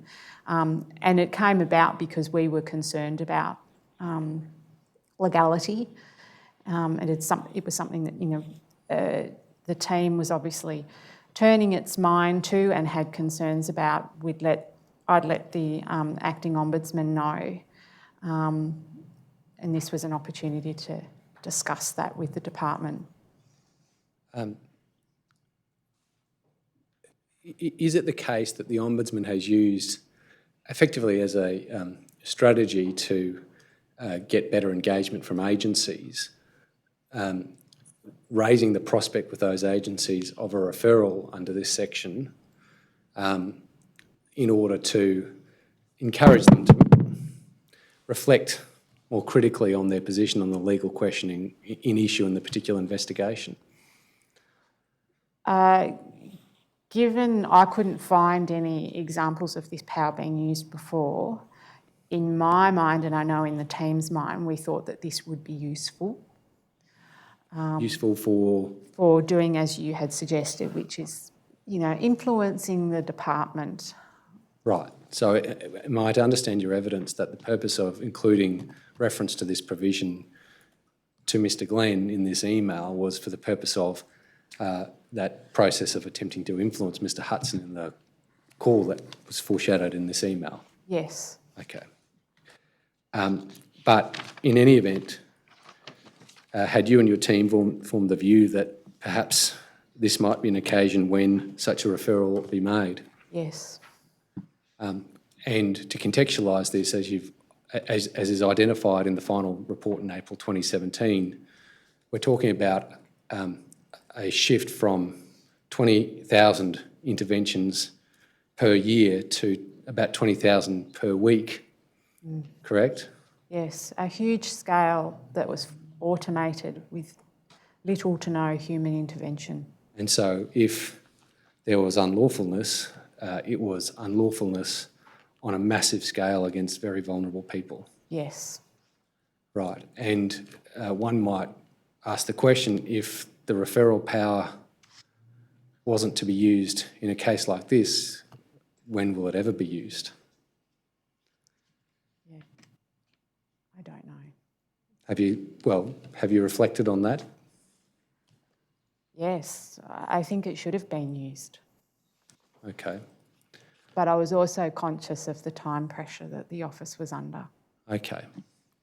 And can you talk to us about what that time pressure was? So when we kicked off the own motion investigation, it was quite clear to the investigation team that the investigation needed to be completed by April. And why is that? I think there were a number of aspects to it. Here we are with a program that's, rolling out. It's live. It's affecting people here and now. There is intense concern coming from the public via media reporting. There's political concern. There were calls for the Ombudsman's office to be involved, including coming from members of Parliament, independent members of Parliament. And, we needed to get in there and have a look. And a time was of the essence. You mentioned specifically, I think, that it was essential that it be completed by April 2017. Why in particular April 2017? At the time, that time is of the essence. If we want to have an impact and an influence on how the program is being administered, we needed to act quickly because the longer an investigation takes, the staler an issue can become and the ability to influence. And things sometimes in terms of administration can move quickly, other times it can be laboriously slow. This was obviously one of these issues that was moving very quickly. We were aware that there were enhancements being made to the system that were coming from various, we'd seen material that had come across from DHS that indicated the Minister's office were wanting changes made to the system and how it was operating. This sort of confluence of events. Okay.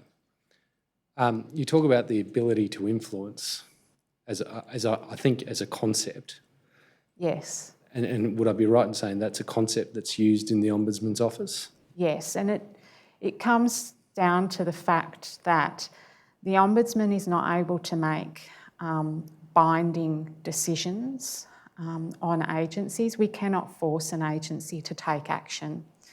And in performing the oversight role, we spend a lot of time, calling out where we see issues with the way an agency is administering a program, applying a policy, and we're always conscious of making sure, in accordance with the objectives of the Ombudsman's Act, that they're doing that fairly, having regards to justice and legality. And in this particular case, you're talking about a program under beneficial legislation. Influence is about trying to provide a voice for the public.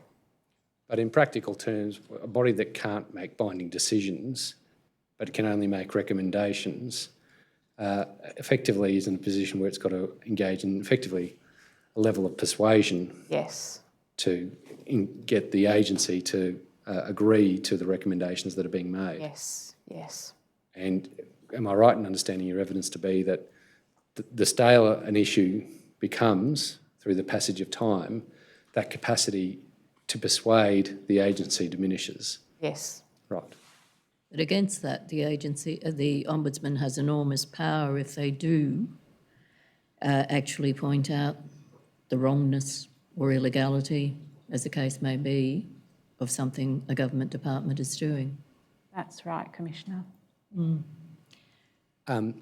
One approach that might have been taken could have been to proceed with the report as it ultimately, in the form that it ultimately took, but then separately deal with the issue of lawfulness through the referral procedure. Yes, that's a possibility. However, reflecting on that, So based on my experience when I was a district registrar and / conference registrar at the Administrative Appeals Tribunal, dealing with social security matters,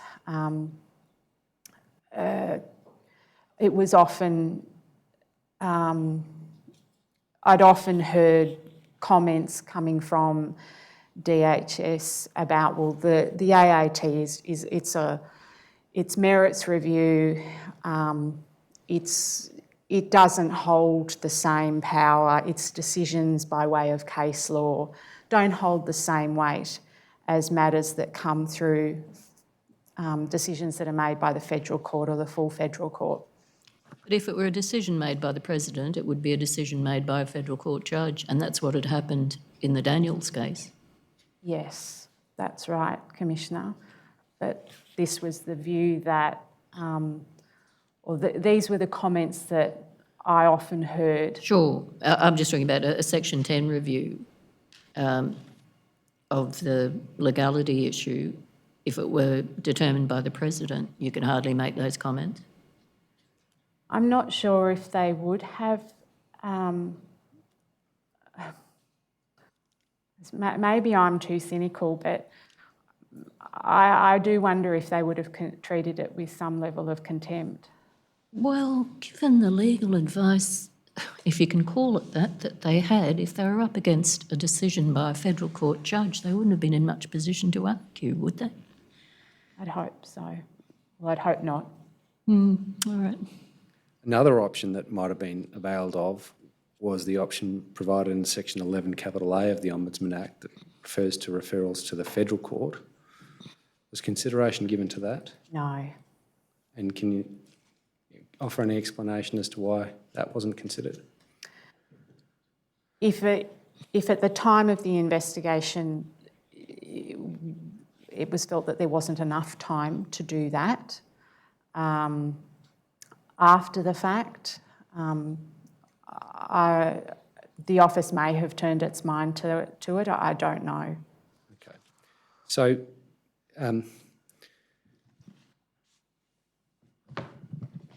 what was your view, at least at the date of this email, about whether or not there should be a referral to the AAT? My view is it would have been a good option. Okay. Right, so despite all of the considerations against it that we've discussed, you ultimately were of the view that it was the preferred option? At the time of writing that email, yes. Okay. But once I'd heard from Chris Matthews what the President wanted, it was like, of course. Oh, I see, right. So you heard from the President after this email? Yes, it was a few days later. Okay, and then when you did hear from the President, what was your view then? Well, I let the acting Ombudsman know. I mean, I still thought it was a viable option. Right. And did he offer any opinion to you about it? Well, it was the concern about the resources we had. It was a 4-man investigation team. This was our full-time job for the 4 months that we were doing the own motion investigation. I suppose, somewhat ironically now, there were concerns about, pitting Commonwealth against Commonwealth. Oh, okay. Can you explain that? The Ombudsman office against a department in a court, or in a tribunal setting. And why would that be a concern? Is this a concern that Mr. Glenn expressed to you? It was a concern that we had in the office. I couldn't say I can contribute that to the acting Ombudsman, but it was something that was being discussed. Because What's the provision for, if not exactly that? Yeah. Okay. I suppose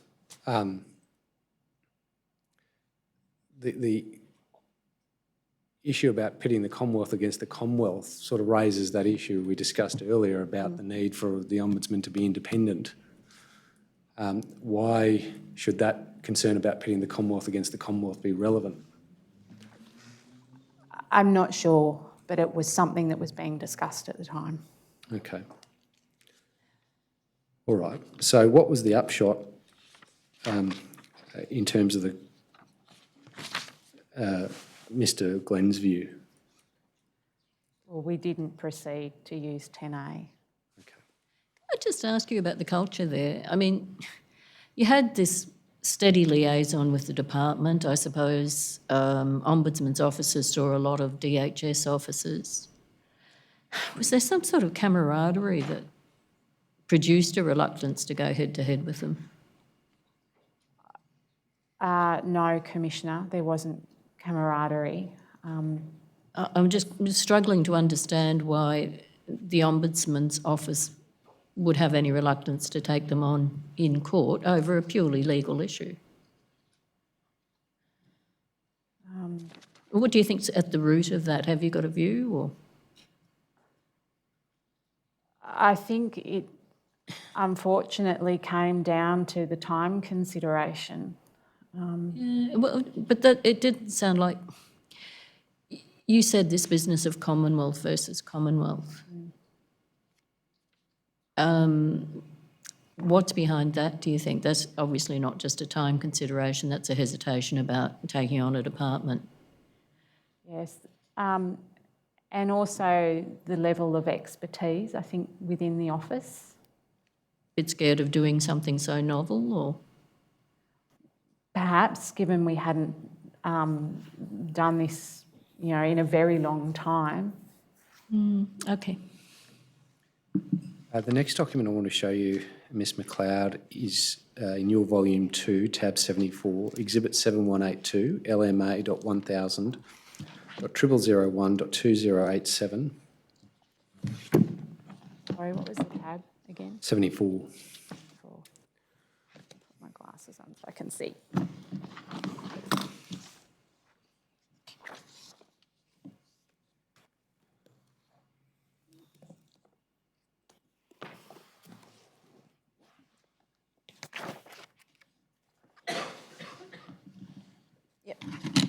That appears to be an email from Amy Mears of the Ombudsman's Office to yourself, dated the 20th of February 2017.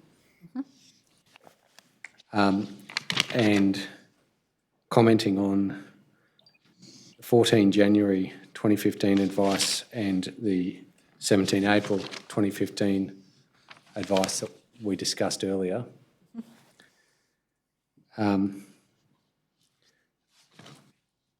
Perhaps we don't need to go through a chapter and verse, but the effect of what Ms Mears appears to be indicating is that the advisors did not provide good support for the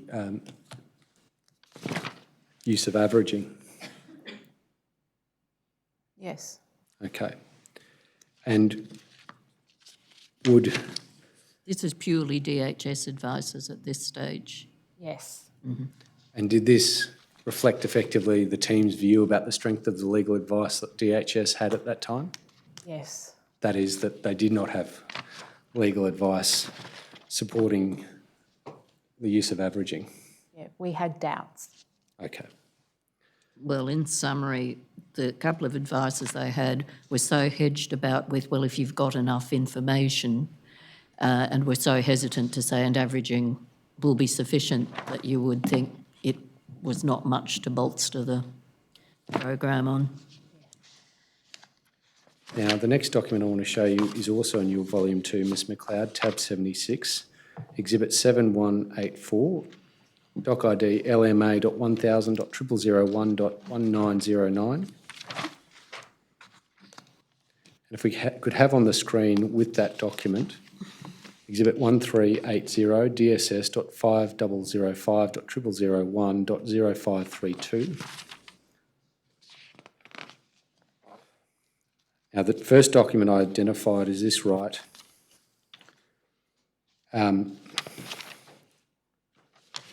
Is an email from yourself to officers of DSS requesting their legal advice? Yes.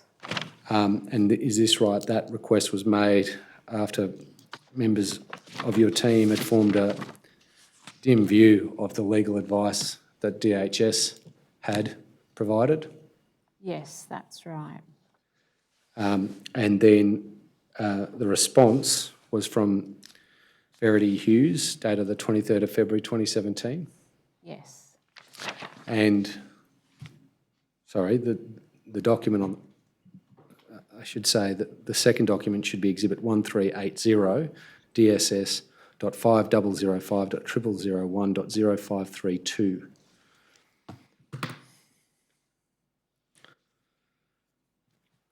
And so what second document are you talking about now?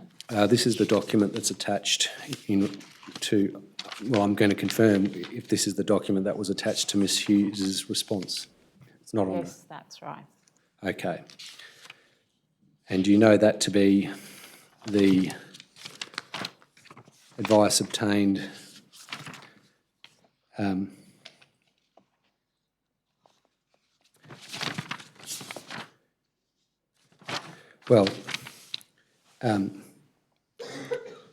that document does not identify when that advice was obtained.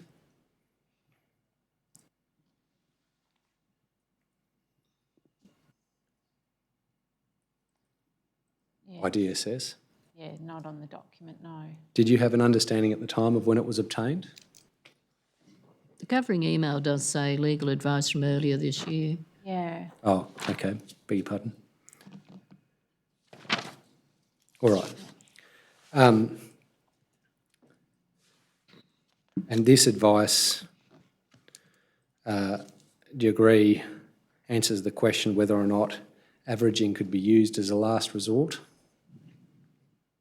Do you see that question at the top? Well, it purported to. You've asked about whether using income averaging as a last resort to determine a social security debt was lawful. Yes. And yes, they refer to Section 8, and I think, I can't see Section 6A, I might be confusing it with another legal advice from them, and then Section 79.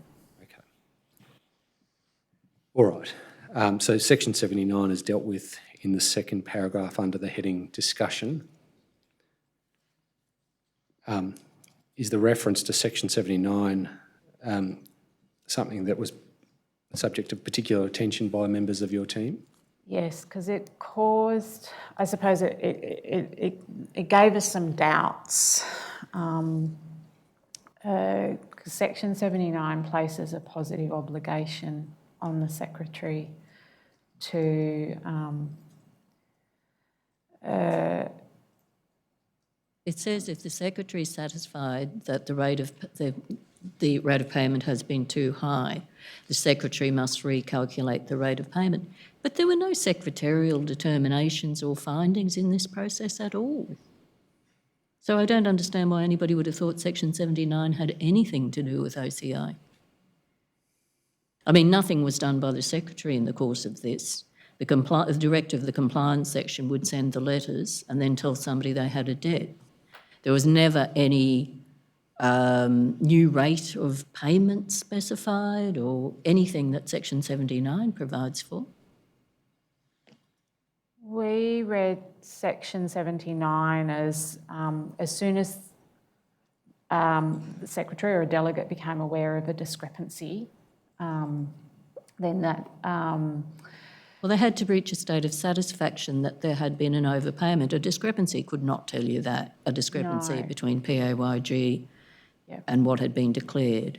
Yeah, that's right. But apart from the problems of ever coming to any conclusion on averaging, the fact is the Secretary or the delegate of the Secretary never expressed any state of satisfaction, never articulated any new rate. I just don't understand how anybody ever thought Section 79 had any application here. Yeah, there'd be several thresholds that need to be met. And the other thing I just note is what I referred to before, that this was a question about averaging as a last resort. By this stage of the investigation, when you'd received this advice, had you formed the view that they were, in fact, that is, the Department of Human Services was, in fact, using averaging as a last resort? Yes. You had formed a view? Everything was pointing to the fact that they were using averaging, Right, but as a last resort? not as a last resort. It looked like it was happening as the norm. Yes. It had become the default. Did that cause you any questions when they produced an advice that seemed to deal with a circumstance that didn't apply to the program? Yes, we were concerned. I have to say, Ms Macleod, I don't understand how anybody ever found this vaguely plausible. Do you want to, I mean, the time was different, the environment was different. Is there anything you want to say about why it was accepted? I think at the end of the day, we could, I think for us, it sort of raised some doubt. What, it produced some uncertainty in you that Yes. your position was the correct one? Yes. Can I ask? Because you probably thought they knew what they were talking about? Yes. Can I ask that the witness now be shown the document behind your tab 77 in volume 2, Ms Macleod, exhibit 7185, doc ID LMA.1000.0001.1234.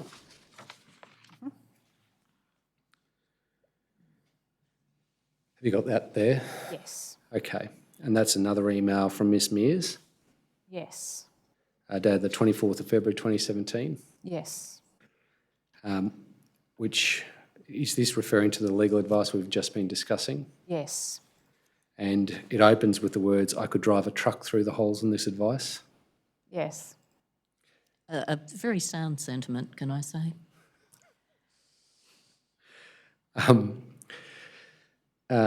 Is that a sentiment that you held at the time? Yes. And then the second last paragraph says, "I really think we need more information about the assertion in one of the docs to Cabinet that DSS had advised that legislative change would be required." Yes. And is that the minute to Morrison that we were discussing before? Yes. Okay.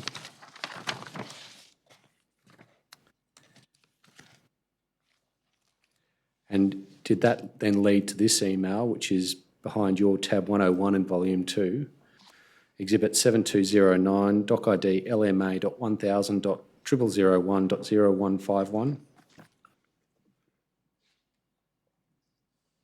Yes. All right. And the document's on the screen, and you've obviously had a chance to review it.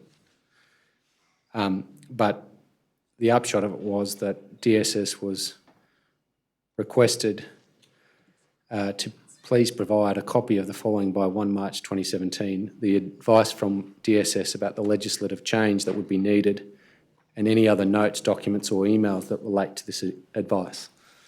Yes. Okay.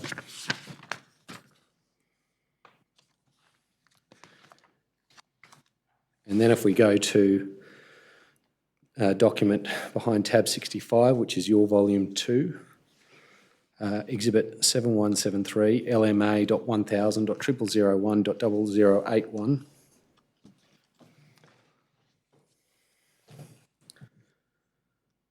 Is that the email you received in response? Yes.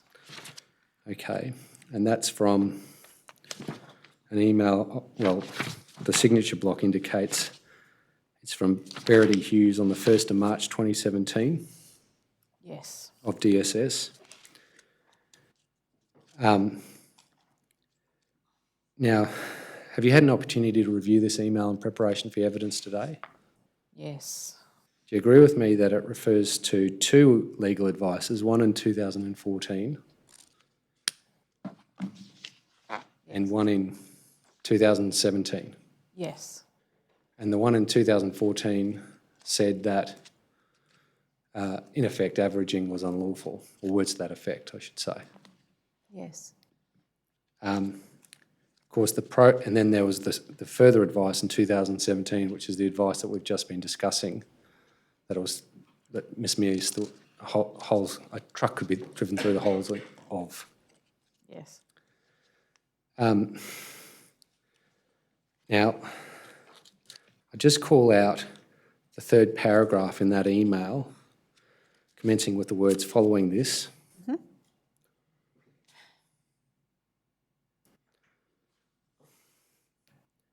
You could drive a convoy through that rationalisation, couldn't you? Because if you looked at the executive minute, it was perfectly obvious that it was always contemplated that the recipient would have an opportunity to respond to the information. Yes. So, in particular, what this talks about is, or asserts, is that by early 2015, DSS gained a better understanding of how the revised process would satisfy the legislative requirements. In particular, DSS understood that the intended implementation model provided recipients with the opportunity to correct any information presented to them based on ATO data matching, particularly apportioning of income data obtained from the ATO. As such, DSS no longer considered that legislation would be required to implement the measure, and advice regarding specific legislative changes was not sought. You agree with me on that? That's what it says, yes. Yes. Yeah. Now, reflecting on this, Ms Macleod, one reading of this email is that it's an attempt by DSS officers to explain in a self-serving way why this program was kicked off, that is implemented, contrary to legal advice that a central element of it was unlawful, and without any further legal advice being obtained to contradict it. And that, yes, do you accept that's a possible way of reading it? I think now with the benefit of hindsight, perhaps yes. Did it occur to you at the time? I suppose the way we considered it at the time was that DSS had concerns. They communicated those concerns to DHS. DHS then made changes. DSS was no longer concerned.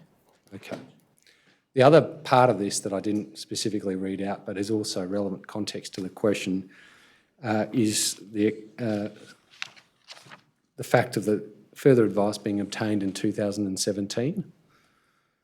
And of course, by the time 2017 rolls around, there's significant adverse media publicity, multiple inquiries, including the Ombudsman's inquiry, in which the Ombudsman had requested legal advices about the program.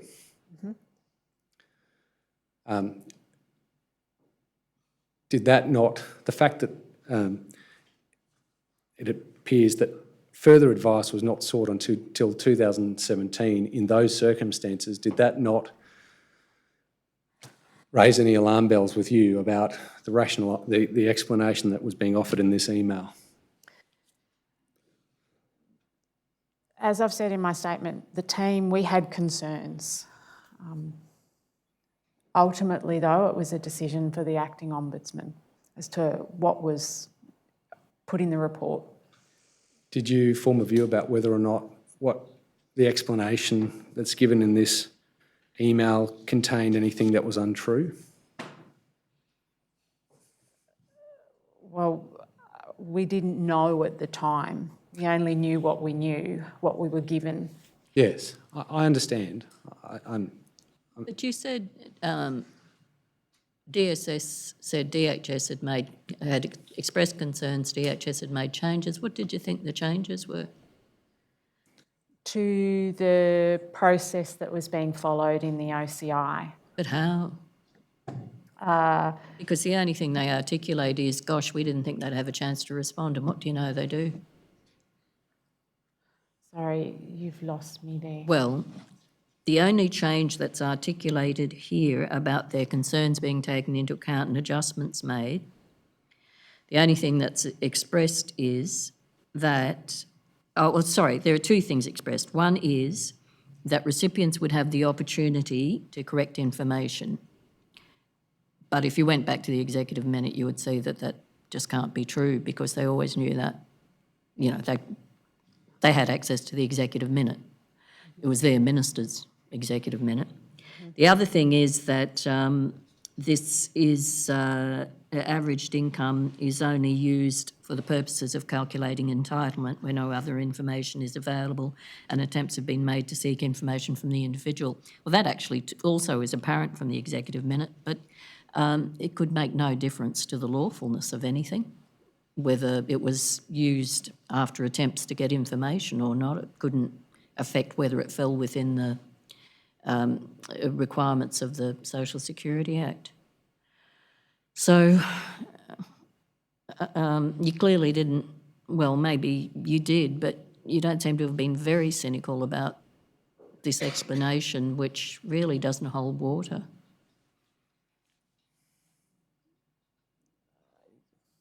I suppose, yeah, I suppose that's right. I mean, we had doubts. We didn't like what we were being told. And yeah. Well, how were those doubts overcome? What was it that, you know, what were the dynamics here? I don't What happened? think they were overcome. So what did happen? Well, we briefed, I mean, I briefed the acting ombudsman. We drafted that section for the report, but ultimately it didn't go any further. Okay, I'll go back to Mr. Scott. Thank you. Does the Ombudsman Act have any, give the Ombudsman or his or her office any powers to require evidence on oath and undertake cross-examination? Section 9 is the formal power, and you can formally interview people to give evidence, yes. Had you any experience or anyone in your team had any experience exercising that kind of power?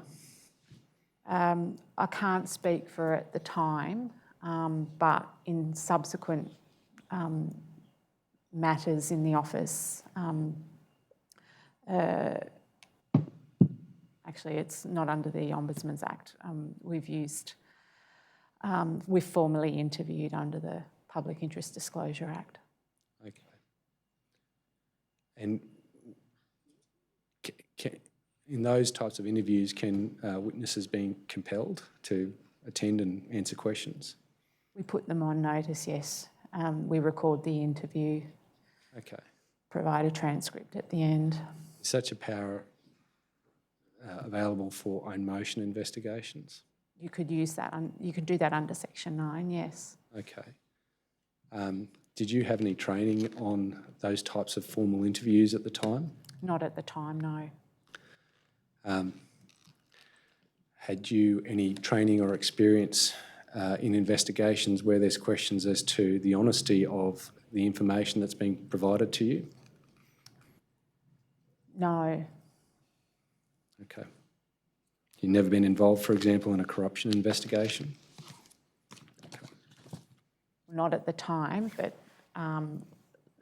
using the powers or doing public interest disclosure, what you're looking at there are not quite to the threshold, but you're looking at some form of wrongdoing. Okay. Do you think it might be a good idea for officers of the Ombudsman to have mandatory formal training on conducting formal interviews in circumstances such as this? Yes, if they're going to use the power, they should be trained. What was the... to what extent had that power been used in the past, to your knowledge, that is prior to this investigation? I don't know. Okay. I've also mentioned, was this your first own motion investigation? This was my first and last own motion in the Ombudsman's office. Okay. Could the witness please be shown, and this isn't in your folder, Miss Macleod, Exhibit 108, Doc ID DSS.8001.001.3082_R.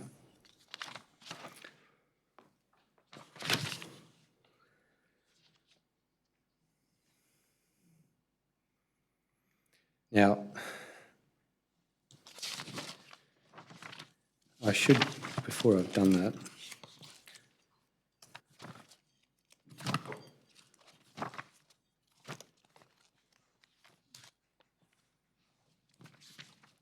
what I omitted to do was identify the attachment to the email that I showed you just before. That's behind your tab 83 in volume 2. That is Exhibit 7191, Doc ID LMA.1000.0001.3504. 83. Yes. Oh, yep. Okay, now do you agree with me that this is the attachment to the email from Ms Hughes dated the 1st of March 2017? Yes. Okay, and that would appear to have what purports to be, it would seem, an extract from the 2017 and 2014 advices?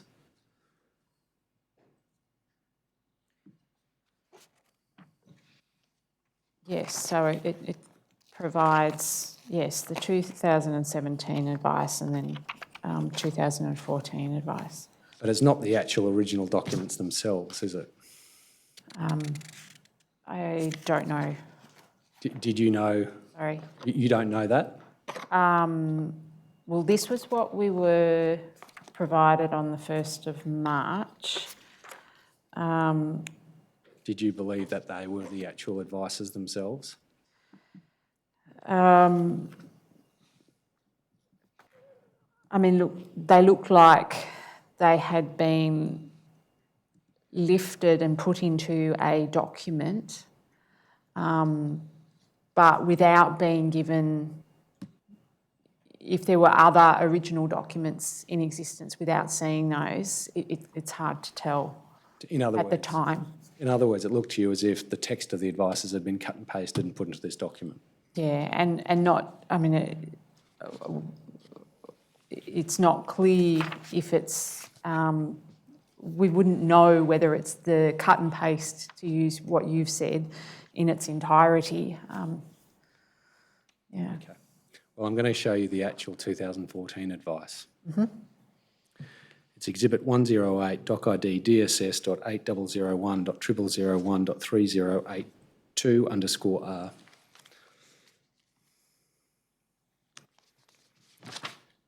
The advice, that is the 2014 advice, is the email from Mr Jordan that starts at the bottom of the first page and goes over to the next page, dated the 18th of December 2014. Right. But importantly, the third page of that document has the instructions that led to that advice. And those instructions were given by Mr Jones in an email to Ms Pulford dated the 31st of October 2014. Okay.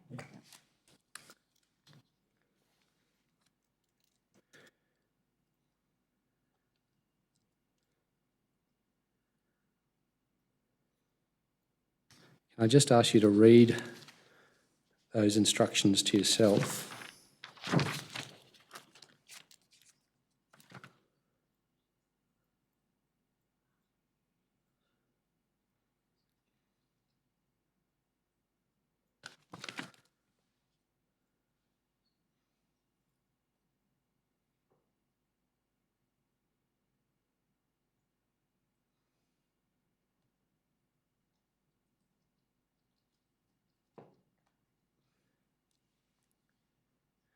Now, have you had a chance to read what's on the page there?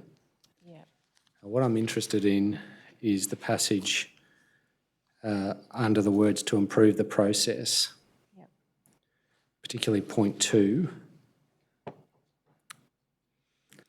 which describes what was to be done, that is, by sending the client a notice indicating the existence of the discrepancy. And I'm paraphrasing, but you can tell me if you disagree with this, but indicating the existence of a discrepancy and giving the client, i.e. the social security recipient, an opportunity to explain the discrepancy. Do you agree with me that is the same in effect as the new information which the email from Ms Hughes on the 1st of March 2017 said DSS had gained a better understanding of in early 2015? And we can bring that back up. It's tab 65, volume 2, exhibit 7173, LMA.1000.0001.0081.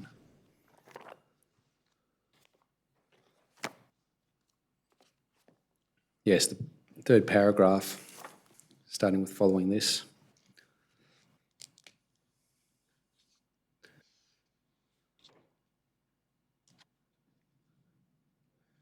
It's the same in effect, isn't it? Yep. So it's, in effect, one of the assumptions upon which the 2014 advice was based. Given the purported explanation in Ms Hughes's email of the 1st of March 2017, Yep. and your email to Ms Hughes and Stephen Avery of the 24th of February 2017, which requested, in addition to the advice from DSS about the legislative change, any other notes, documents or emails that relate to this advice, was this document, that is, the email chain that contains the instructions from Mr Jones to Ms Pulford on the 31st of October 2014, relevant to that request you made on the 24th of February 2017? Yes. Do you feel misled by that not having been provided to you?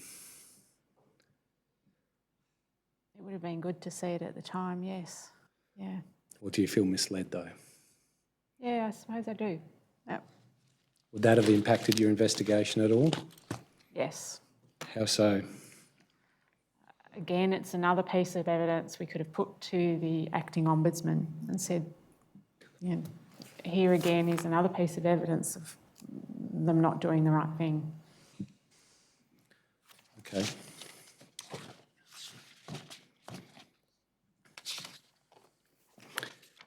Can I ask that the witness be shown, and this is in your volume 2, tab 125, Ms Macleod, exhibit 7233, doc ID LMA.1000.0001.1106.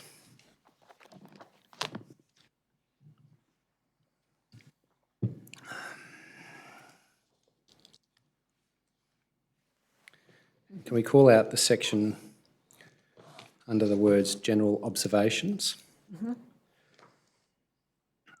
And just to identify the document, it's headed Amy's report draftings. Is Amy Mears for this purpose? Yes. And is this effectively early wording of the draft report? Yes. First observation, the OCI was not designed to ensure the accuracy of all debts it raised. Rather, the OCI was designed to raise accurate debts in circumstances where accurate information is fed into it by the person. The accuracy of debts is therefore predicated on a person being both willing and able to accurately verify their earnings during the debt period. In the event that such information is not forthcoming from the customer or is not complete, the OCI will average ATO data to calculate a debt. Second point, DHS would have been aware that averaging data would result in a significant number of inaccurate, at best, approximate debts. This is because the Social Security income test applies a fortnightly income test to determine a daily rate of payment paid fortnightly, whereas ATO PAYG data provides only an annual figure which is not broken down into fortnightly instalments. This finding is supported by the fact that DHS had previously documented the risks of averaging debts. See that? Yep. Did you agree with those observations? Yes, based on my understanding. Did you agree with them at the time that the April 2017 report was finalised? Yes. Do you agree with me that that report does not contain such direct language as to the inaccuracy of averaging? Yes. Can you offer some observations on why it didn't use direct language like that?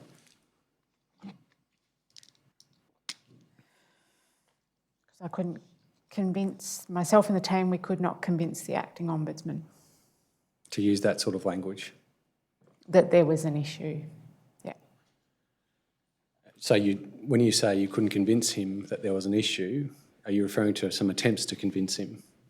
Yes, we drafted that section for the report that didn't end up seeing the light of day. Right. And was that after some discussion with Mr Glenn about this?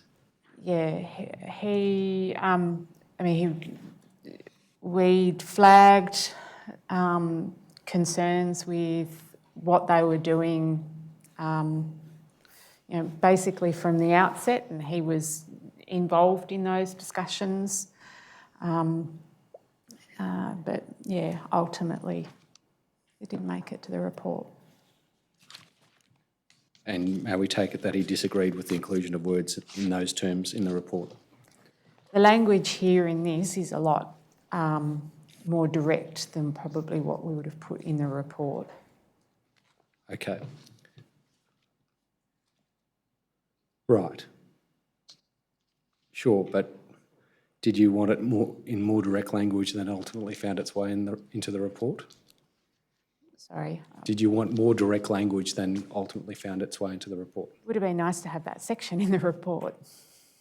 And when you say that section, you mean these words? Yeah, the section that we did on examining the legislation and policy that speaks to whether or not there's a legislative basis for averaging. Oh, I see. So there was a section that you had done in the report that didn't find its way That's what in. was attached to the email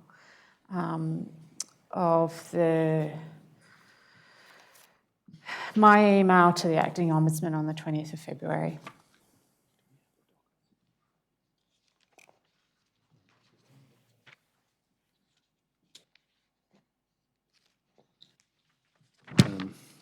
I'll just ask to be brought up on the screen, LMA.1000.0001.2975.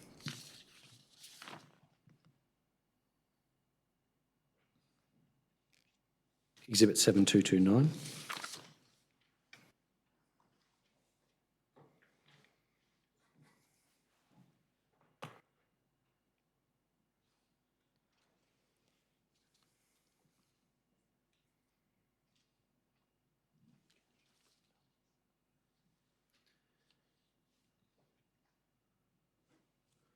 All right.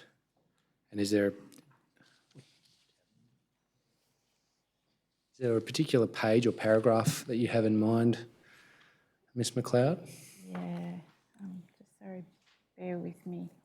Perhaps if we can scroll through the pages and you can watch the My screen. bearings.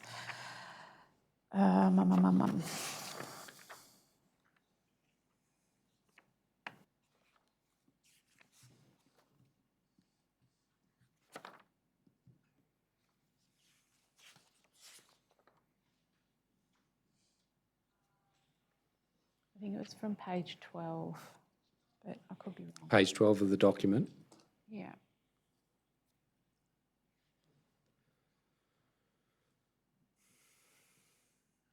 Oh, starting with relevant legislation and policy. Yeah. Okay, perhaps have that That page might- Yeah, when does averaging occur, and then goes from there. and then the next page.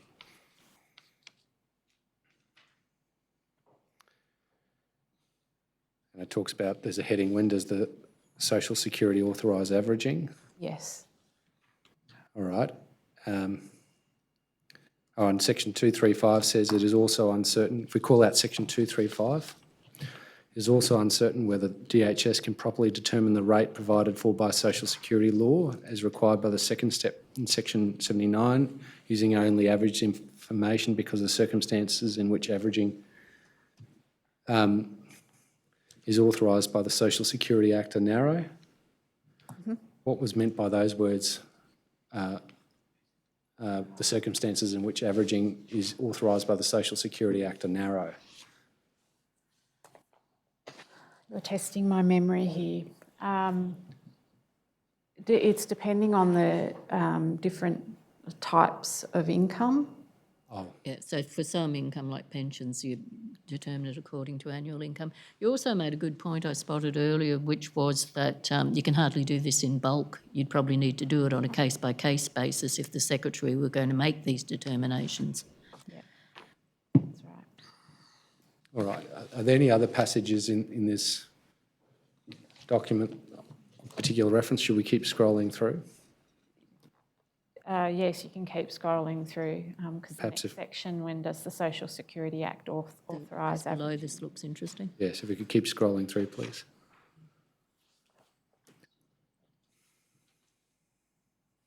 Then it covers to the policy, did they have regard, and then it ends with the application of the Perhaps if we go back a couple of penalty.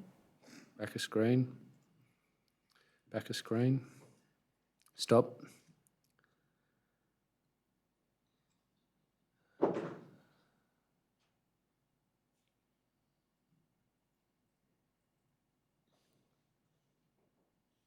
Yes, 2.50. While we understand DHS has used averaging for some time, to our knowledge, its lawfulness has not been tested in the courts, with limited exceptions. An error of fact is generally also not an error of law. In our view, this question as it relates to the OCI is complex and can only be settled with certainty by the courts or clarified by an Act of Parliament. So what led to this part of the draft report not being included?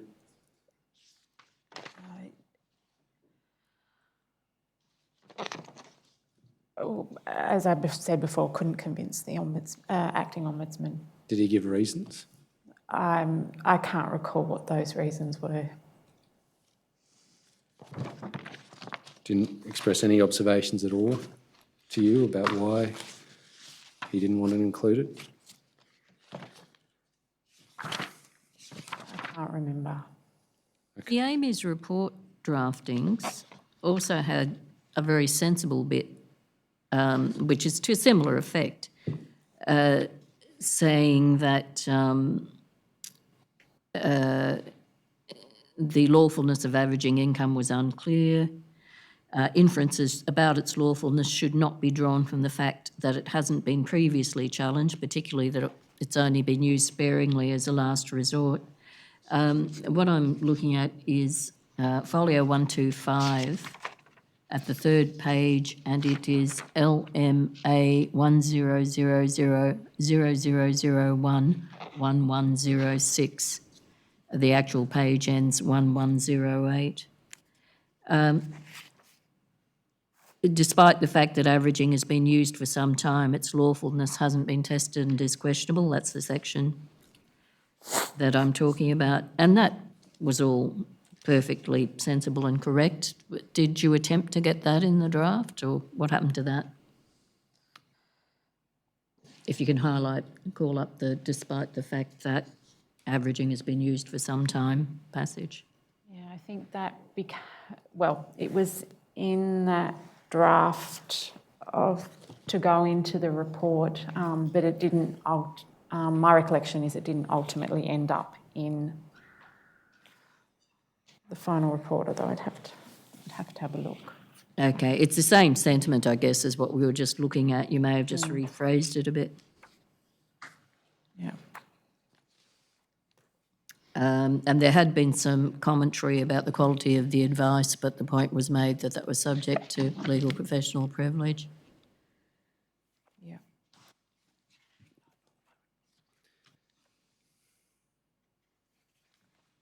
Whoever Amy is, this is Ms Mears, is it? Yes. She made some good points. She's a good egg, Amy.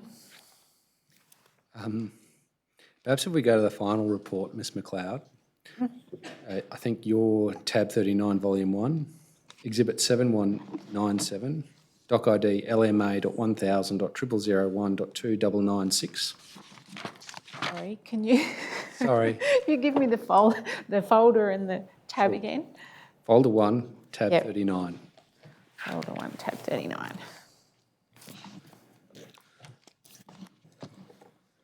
and that should be LMA 1000 0001 to 996, Exhibit 7197. I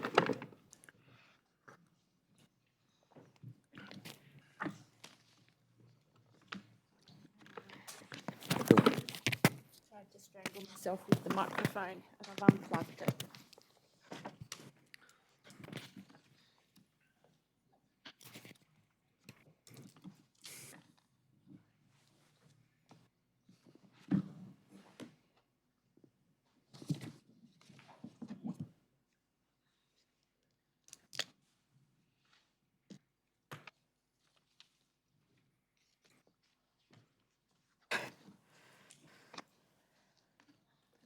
Okay, sorry.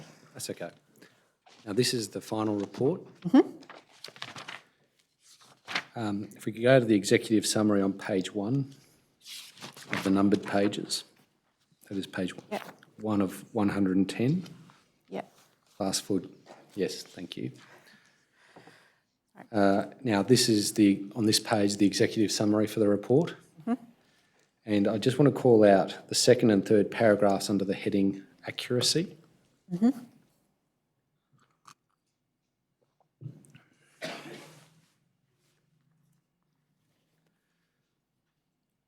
Now, the first of those two paragraphs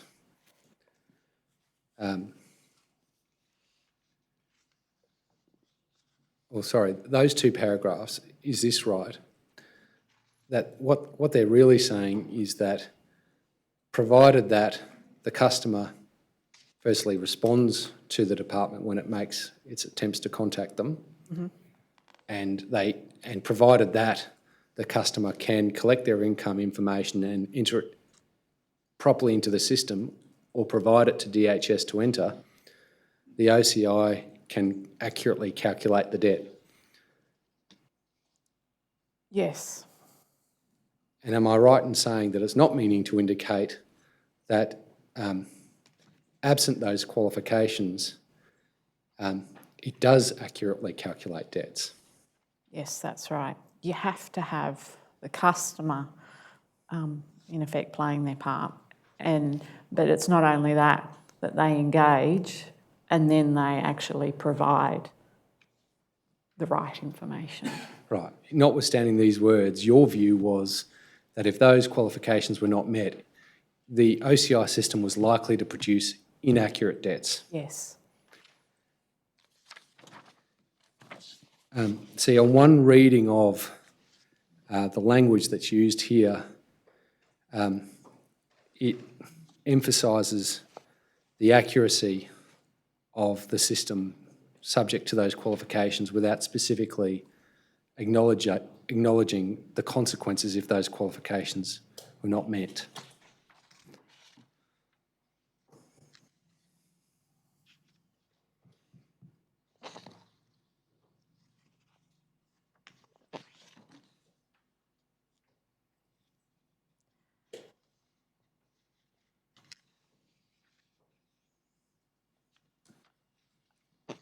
I think, looking at those two paragraphs, I can see where what you're saying there. That sentence, we are also satisfied that if the customer can collect their employment income and enter it properly into the system, then it can calculate. Yes. Yeah. Yeah, I take your point, Ms Macleod, but I suppose what I'm suggesting is that the tenor of the language is reasonably positive and doesn't explicitly express the negative about the consequence of those qualifications not being met. Yep. Okay. And to be fair, if we go to page 42,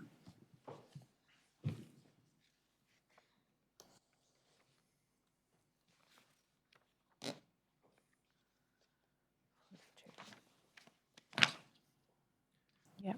there's a reasonably detailed discussion of the use of averaging, its limitations. There's even a suggestion in 2.33 that the risk of over-recovering debts from social security recipients should be the subject of more thorough research and analysis. Yes. So again, consistent perhaps with your view that if there was no engagement by the recipient, or if the recipient was unable to engage, that the system would produce inaccurate debts. But again, perhaps not an explicit acknowledgement of that in this part of the report. Would you agree? Yes.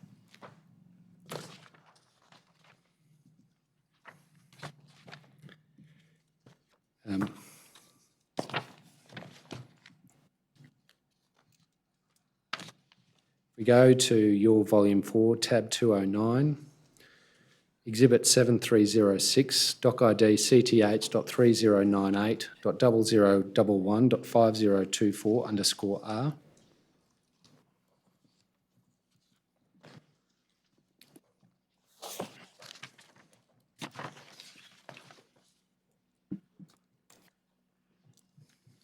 Sorry, what was the tab number? Your tab 209. 209.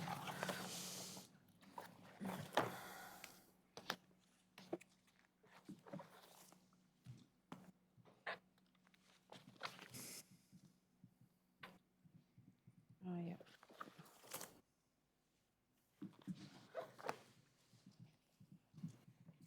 You have that? Yes. That's a media release from the then Minister for Human Services, Mr Tudge, on the 10th of April 2017. You agree? Yes. Okay. And it's referring, of course, to your report. Yes. And you can see just below the words, in reference to the accuracy of the system, there's a specific quote from that executive summary we just discussed.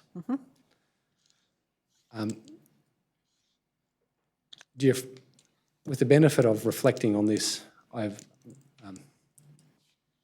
in hindsight, do you think that perhaps using more direct language to highlight the limitations of the system might have been useful to ensure that a fair representation of what actually were the conclusions from the investigation would be represented in public?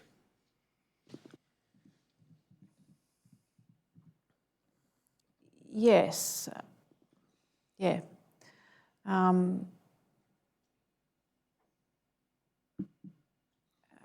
Yeah, no, I think that would be right. Because on one view, Mr Tudge has effectively taken advantage of the positive words about the accuracy, unburdened by any negatives about inaccuracy of the system if the significant qualifications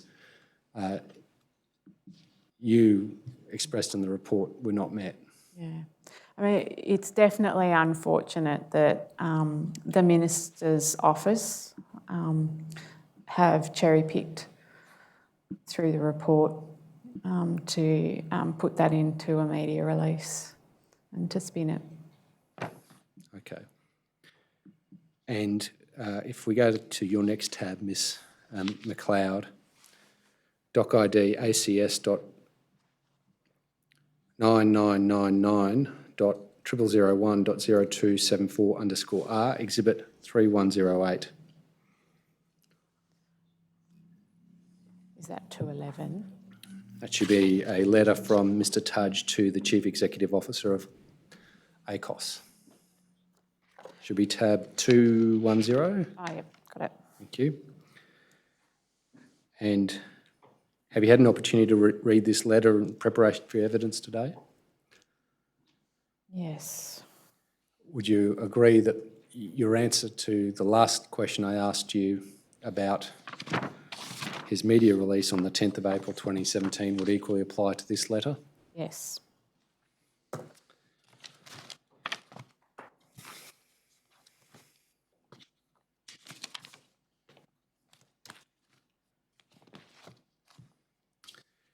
Can the witness please be shown Exhibit 7287, Doc ID CTH.3030.0025.7062_R?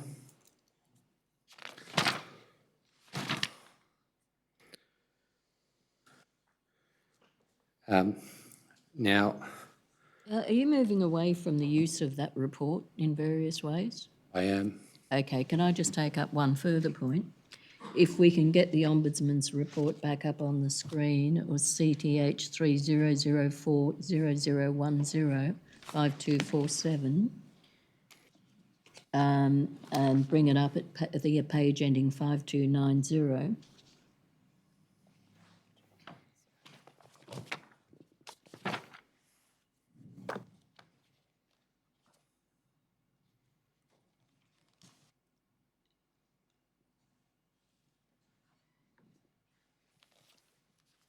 Paragraph 2.28,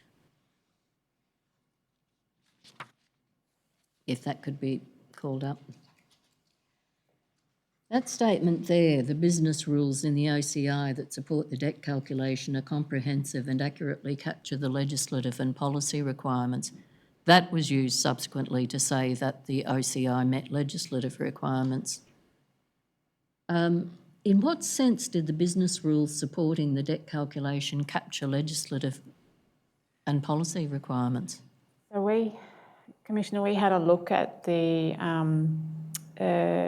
business requirements and the business rules, or the project documentation for the design of the system or the build of the system. And as far as we could tell, it met all the requirements because the rate calculators hadn't changed. What the OCI was doing was, and this was covered in the business requirements, all it was doing was reflecting the change in terms of how the information was gathered to feed into the rate calculators. So the business rules supporting the debt calculation, did they extend to the business rules which involved the application of averaging? What were you thinking of here? No, what we were thinking of here was that the business rules in themselves, in terms of how information was gathered. Okay, you're talking about the data matching process essentially? Yes. Yeah. Yeah. So the rate calculators hadn't changed. Okay, because, and I think that the Ombudsman did write complaining about this, but that statement was used to say that the Ombudsman had found, are you aware of this? I am aware that the Ombudsman's office had complained about that. It was used to say that the system met all legislative requirements. All right. And just to be clear, you weren't meaning to say there that averaging was lawful.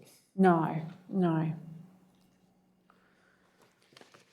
Could the witness please be shown Exhibit 7287, Doc ID CTH.3030.0025.7062_R? All right, and can we call out the email from Mr. Ryman down to just before the words action from Ombudsman Fieldwork?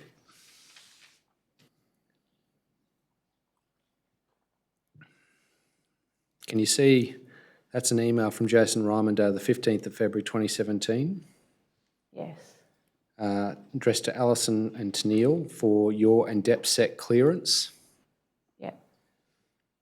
And one of the things, and it refers to 3 outstanding requests from the Ombudsman that required data.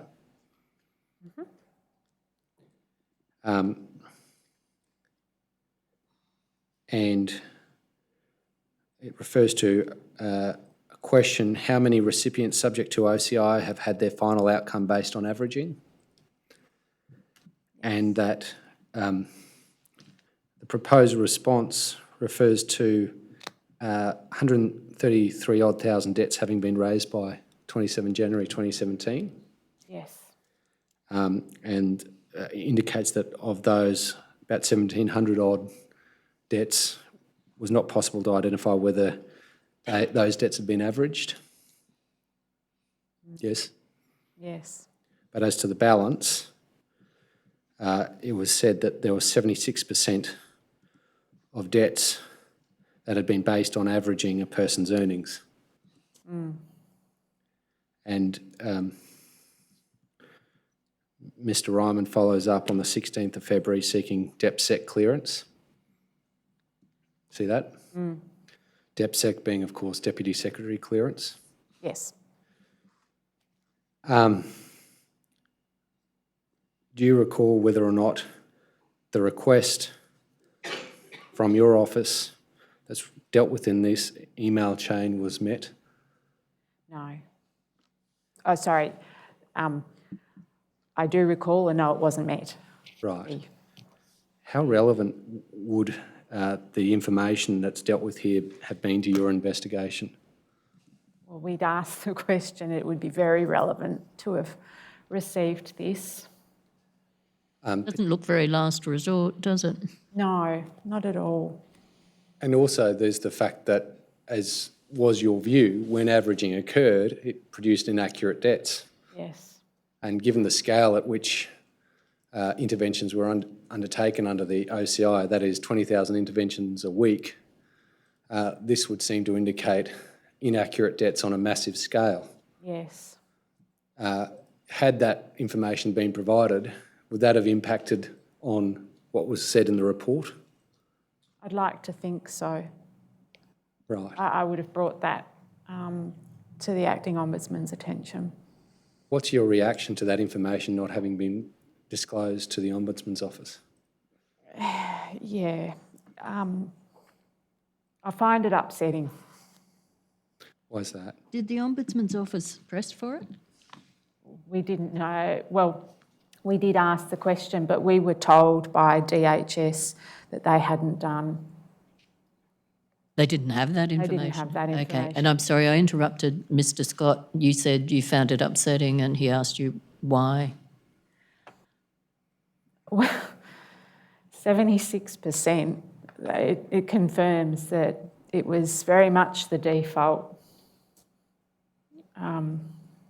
Yeah.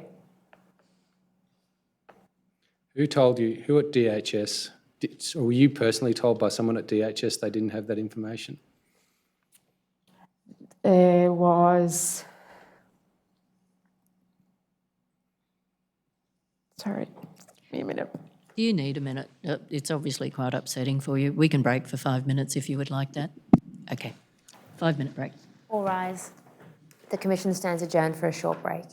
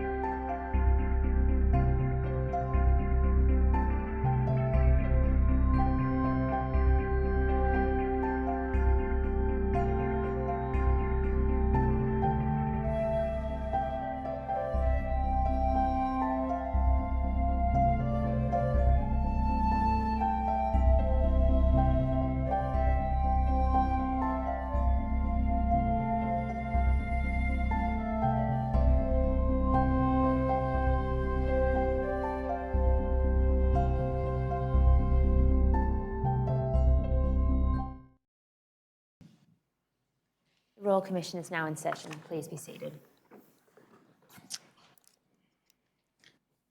Well, I think you were asked, were you personally told by somebody at DHS that they didn't have the information about how many were being averaged? So Yes, Commissioner, there was an email, and I think we looked at it earlier in the session, where it listed all the information. I think it's that one. It might be another one, but we were told in writing we don't have this. It might have actually even been in the draft report, the comments back from DHS on the 10th of March, the draft report that we had sent over on the 10th of March, and in their comments that came back to us after that date, where they said we don't have.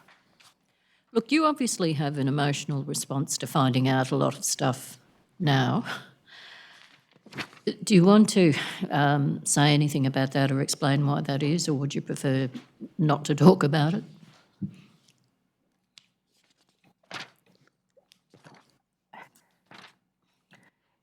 I suppose because I feel like a failure. You don't have to do this if you don't want to.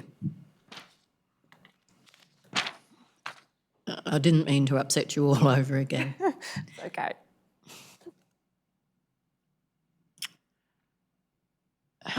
Why do you, sorry, I will ask you this. Why should you feel like a failure when clearly you raised a lot of important issues that just weren't taken up? Because I couldn't convince others. Oh, I've spent much of my life not being able to convince others of things I felt quite strongly about, so you're not unique there. No.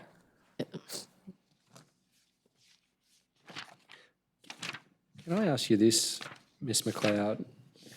One once you finish your evidence today, can you assist the lawyers for the Commonwealth to identify the written communication that you believe is the communication where effectively the Ombudsman's Office was told this information was not available, and who can then assist the Commission by identifying that document to the Commission?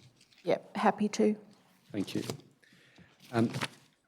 There is one last subject I have to deal with for completeness, Ms Macleod, and it relates to the conference of the Australian Institute of Administrative Law in July 2017, Yep. which you presented at. Someone who also presented at that conference was Mr Peter Hanks. Yes. Mr Hanks has given evidence to the Commission and said that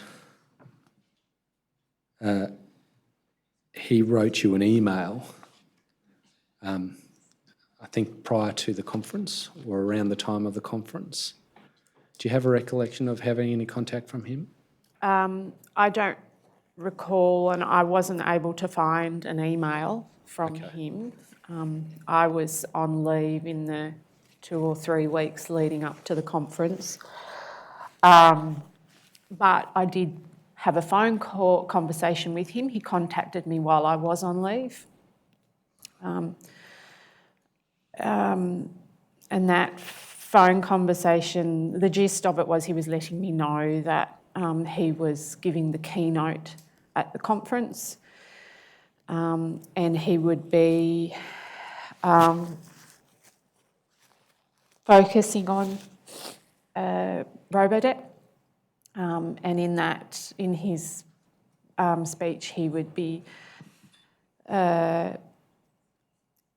critical of the Ombudsman's Office and the report that we had done.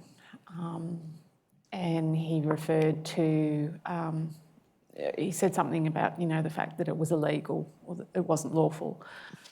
And it was sort of like don't you know that? And I'm like, yeah, I know. Yeah. Sorry, when you say, and don't you know that, and I'm like, yes, I know, what do you mean by that? I agreed with him, yes, what they were doing was unlawful. Okay. And was anything else that was said during the conversation? If there was, I can't remember. Okay. Commissioner, that's the evidence of Ms Macleod. Right. Ms Hogan-Doran? Commissioner, just while that reference is being pulled up, I think we've identified it. Ms Macleod, I just want to take you back to your document that you refer to in your statement. Just one moment. You deal with it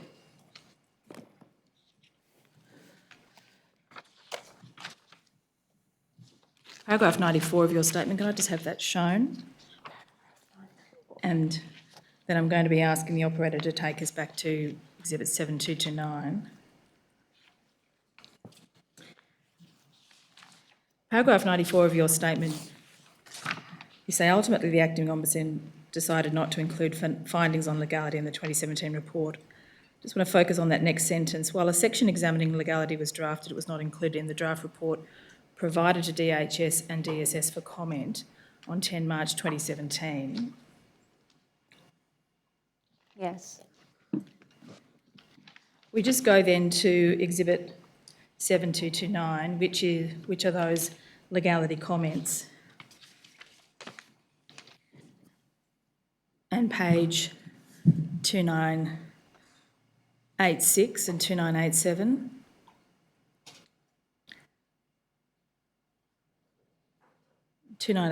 We have the heading relevant legislation and policy. You commence there with a reference to section 1223 of the Social Security Act. And then on the next page there's another subheading, when does the Social Security Act authorise averaging? And you answered some questions about the issue of averaging. Just going back up to paragraph 2.33, one of the matters the Commissioner put to you, end of that paragraph, it may be that a case-by-case assessment and or further inquiries will be necessary for DHS to reach a particular threshold. Footnote there, footnote 46.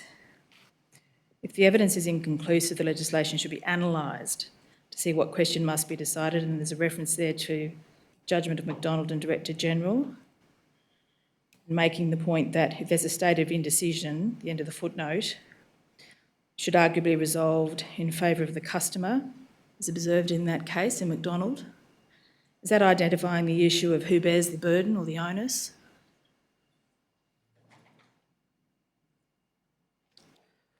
Sorry, would you be able to make it bigger? It is quite tiny. My eyes and my glasses aren't helping. Okay, so we're going to get the footnote. Footnote 46. Yep. What I'm seeking to do, Ms McDonald, is identify the other legal arguments that were identified in this document and for the benefit of the Commissioner. So sorry, your question was... Is that identifying the issue of who bears the onus or bears the burden of proof, and ultimately what might be called a reversal of the onus of proof? Yes, I mean, that's what the department had done by stopping using its information gathering powers and shifting the onus onto the customer. I mean, the department argued quite forcefully on numerous occasions during the investigation that the customer has an obligation to keep the department updated when there are income changes. But yeah, effectively by bringing the OCI into being, they stopped using their information powers and put it on the customer. And for historical debts, the ability of a customer to be able to find or have even kept pay slips, try and get information from employers that no longer exist. And just going back to the commencement of that footnote, it speaks to the legislation netting should be analysed. We go over then to paragraph 2.54 on 2990.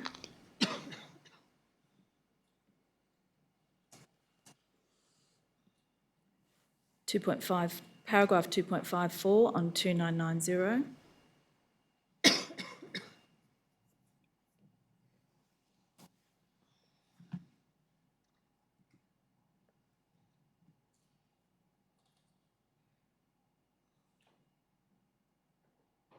Page 2990, operator, the same document. And if you could enlarge 2.54. This is the conclusion that you and your team reached, Ms Macleod. First sentence overall, we are not satisfied that DHS gave adequate consideration to questions about the lawfulness of the averaging process. Yes. And the final part of that paragraph, have sought external advice from the Australian Government solicitor about the lawfulness of the approach. Yes. May we take it that you were aware that they had not sought Australian Government solicitor advice? Oh, no, that doesn't suggest that we were aware that... I suppose that we included that because we thought, right, you need to get external legal advice, and all government departments, as I indicated earlier in the session, we use AGS. It's a hypothetical, but if that paragraph had been, or indeed the paragraphs that deal with legality had provided in the draft report provided to DHS and DSS for comment, what do you anticipate may have occurred?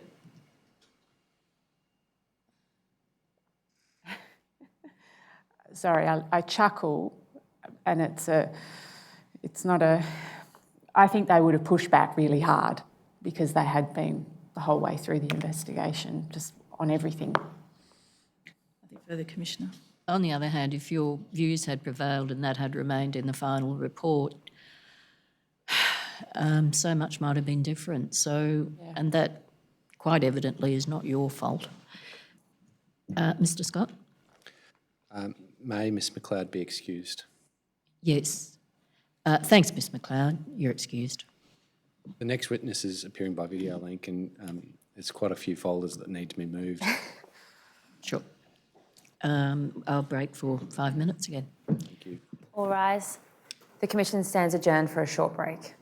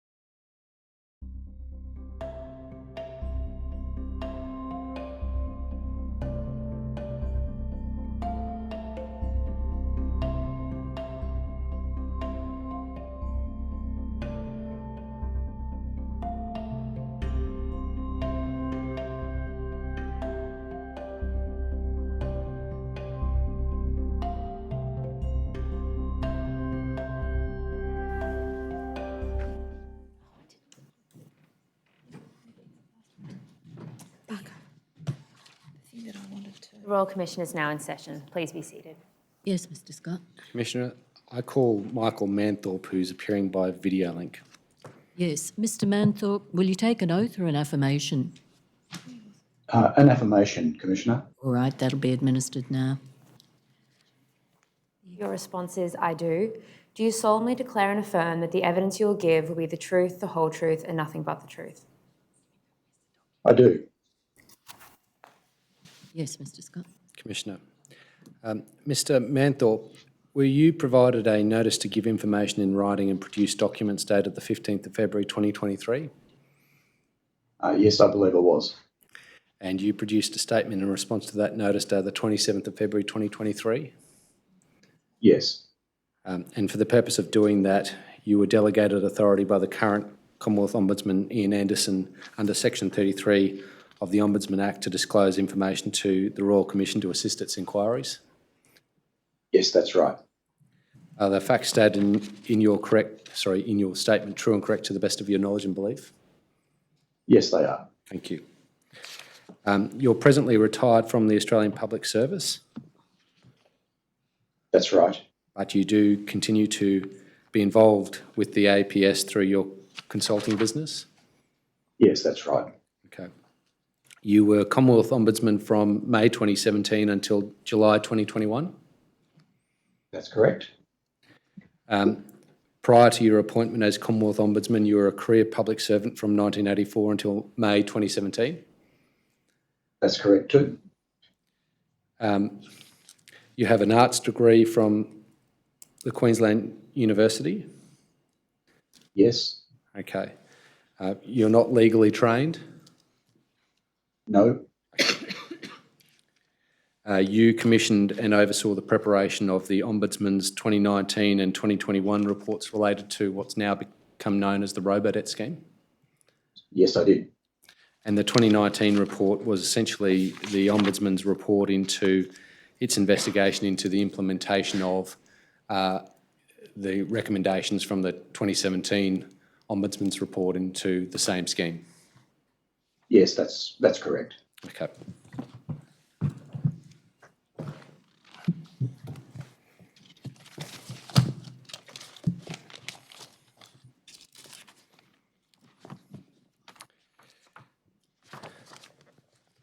Do you recall an article by Terry Carney coming to your attention in 2018 concerning the lawfulness of the process of averaging in the Robodebt scheme? I'm not sure I recall a specific article, but I certainly was aware that Professor Carney was expressing concerns about that issue and had written on that issue, and I and my office were aware of that, at least in general terms. All right. And do you recall also becoming aware of a paper by Peter Hanks presented to the Australian Institute of Administrative Law in July 2017 about the same issue? I was aware of that in general terms, yes. Okay. And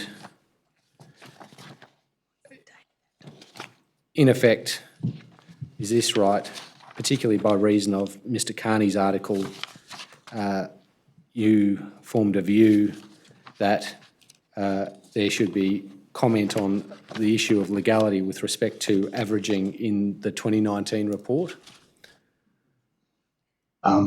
Certainly, Professor Carney's views were one input to my thinking on that. Another input was a concern that, from my own part, that the matter of the legality of the scheme had still not been settled, and I wanted to draw attention to some issues around that. Can I just ask you, generally speaking, in relation to the role of the Ombudsman, is it something that is done from time to time, that an issue of legality about some aspect of government action relevant to a matter being investigated by the Ombudsman might be the subject of comment in an Ombudsman's report? Yes, that will happen from time to time. Okay. And did happen from time to time during my term. Where the question, the legal question that might be the subject of comment is in controversy, that is, there's no decided judicial authority resolving that question, how, in your time at the Ombudsman's office, was that matter dealt with? Well, with respect to Robodebt, which is certainly the front of mind example of what you've just described for me, I had a number of options I might have been able to pursue when I became concerned about the legal risks around Robodebt, and as I observed that it had not yet been resolved.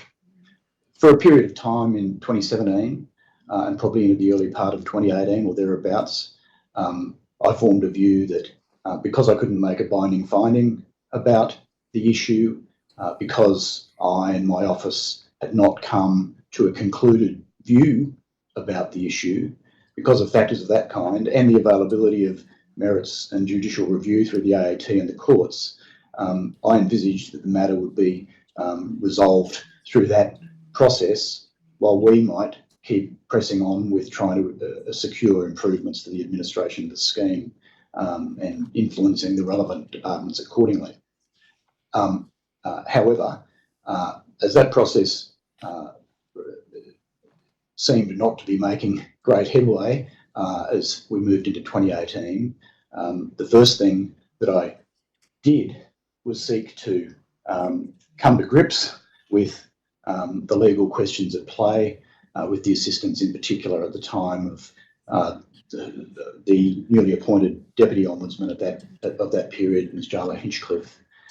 So I wanted to try to understand the issues, and then I felt a duty, having got to the point where I thought there may be some doubt, indeed some material doubt, about the legality of the scheme. I felt a duty to take that up with senior officials at the Department of Human Services. Okay, so by take it up with the Department of Human Services, have a discussion with them. That's right. I did have a discussion with Chief Counsel and the relevant Deputy Secretary in May 2018, at which I and Ms Hinchcliffe directly and specifically raised questions about the legality of the scheme, particularly picking up the question about whether a scheme reliant on averaging or debts, individual debts reliant in whole or in part on what's known as averaging in this conversation, whether that really stacked up. However, at that meeting, the officials from the Department of Human Services pressed back very strongly against that suggestion and proffered various arguments to counter not just what I was saying, but the sorts of arguments that Professor Carney was then making. Who took the lead in the discussions from the Department of Human Services? The Deputy Secretary at the time was Rebecca Cross. Chief Counsel was Anne Mussolino, and I think it'd be fair to say they both advanced the arguments in the meeting. Although Ms Mussolino, as Chief Counsel, I suspect, as I recall, took made most of the argument about the legal aspects. So when was this meeting? From memory, it was on the 17th of May 2018.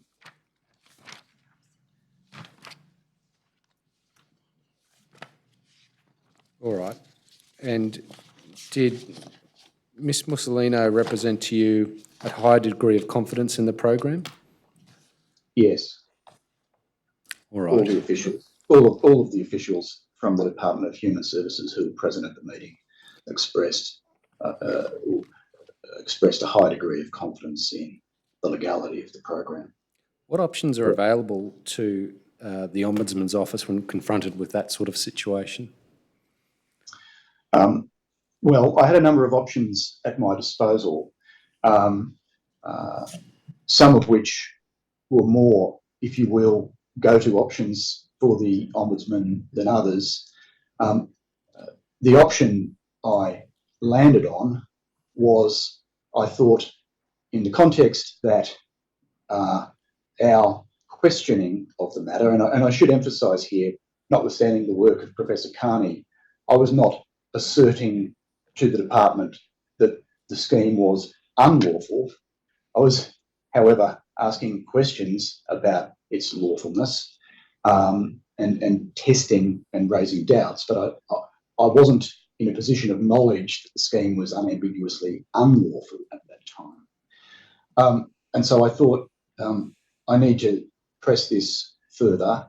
The next step we took, the next step that Ms Hinchcliffe and I took in consultation with each other, was to follow up the meeting with an email to Ms Mussolino from Ms Hinchcliffe. Both of these people are legally trained and senior people in their respective agencies, in which Ms Hinchcliffe again raised questions, raised doubts about, in particular, the averaging issue and whether it was in effect within power for it to be, within power to arrive at a debt using averaging when that might result in a debt that is higher than would be determined if all the appropriate income information was brought to bear. And so, so we wrote through that email. We received a further email back from Ms Mussolino.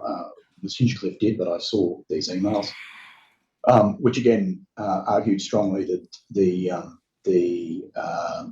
scheme was lawfully sound, and also I think in a separate email provided some material refuting the sorts of arguments that Professor Carney had been making. So we received a set of material back. So then, in terms of options going forward from there, at that time, I already had on foot an own motion investigation into into aspects of the administration of the scheme. That is, the own motion investigation that ultimately became the 2019 report, looking at what the implementation arrangements had been for the recommendations that my predecessor had made to the Department of Human Services and the Department of Social Services. And so I thought that the 2019 report, or the investigation that was then on foot, might be a good vehicle for me to also raise these questions of potential illegality and comment on the sorts of issues that were in my mind at that time. Can I just ask, the correspondence you're referring to between Ms Mussolino and Ms Hinchcliffe was in 2018? Yes, that's right. So it was after the May 2018 meeting. So the meeting was on the 17th of May, and I know I've got the dates in my statement, which I just don't have open in front of me, but in the subsequent weeks in May, June 2018. Is Miss Hinchcliffe a lawyer? Yes, she is, Commissioner. Did she find the legal arguments made by DHS compelling? I think she found them doubtful, but I don't want to put words in her mouth, of course. No, but you must have some impression of what she conveyed to you. Exactly, and I think it's fair to say that she and I were both feeling the issue was doubtful. Doubtful's putting it mildly, I think, Mr Manthorpe, looking at the arguments that were made. But well, that is certainly evident today, Commissioner. I freely acknowledge. Yes, Mr Scott. Thank you, Commissioner. Did you consider getting external legal advice? I turned my mind to that, but I first of all, one of the things that was apparent to me at about that time was that the departments themselves had not sought external legal advice. So there's a sound in the I hope you can hear me okay. There was just a blind being lowered. I was mindful that the departments themselves had not sought legal advice externally, or at least not to my knowledge. And so that was a concern to me. I thought if I go and get some legal advice from an external expert, there was a high probability that that advice would be repudiated in the same way as some of the external views were already being repudiated. So I wasn't sure that would get me much further. Okay. Did you consider the procedures under the Ombudsman Act for referral to the AAT or the Federal Court? I did. I wouldn't claim to have considered them deeply, but I think my sense of the issue at the time was there were a series of matters going to the AAT that didn't seem to be resolving the question. So I wasn't quite clear in my own mind about what course that might take. I was aware that some consideration had been given to that option by my immediate predecessor and had been ruled out. So I wasn't sure about the AAT. With respect to the Federal Court, I felt that clearly that would be a significant step for me to take to refer the department off to the Federal Court. And I thought I still need to test this issue further before I sort of contemplate that step, which is why I effectively landed on continuing with the own motion investigation, and through that method in the subsequent months, raising the issue directly with the relevant department secretary. Okay. So in the event, your office prepared and produced a draft report, and I don't know if you've got your documents, Mr. Manthorpe, but they should come up. The document I'm going to take you to should come up on the screen in any event. It's cth.3704.0002.2201, Exhibit 7290.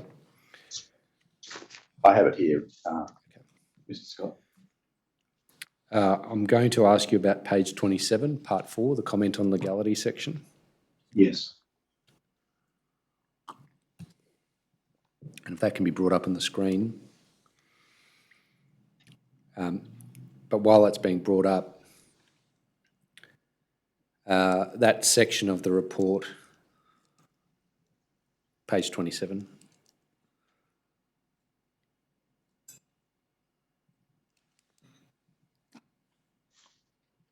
Yes.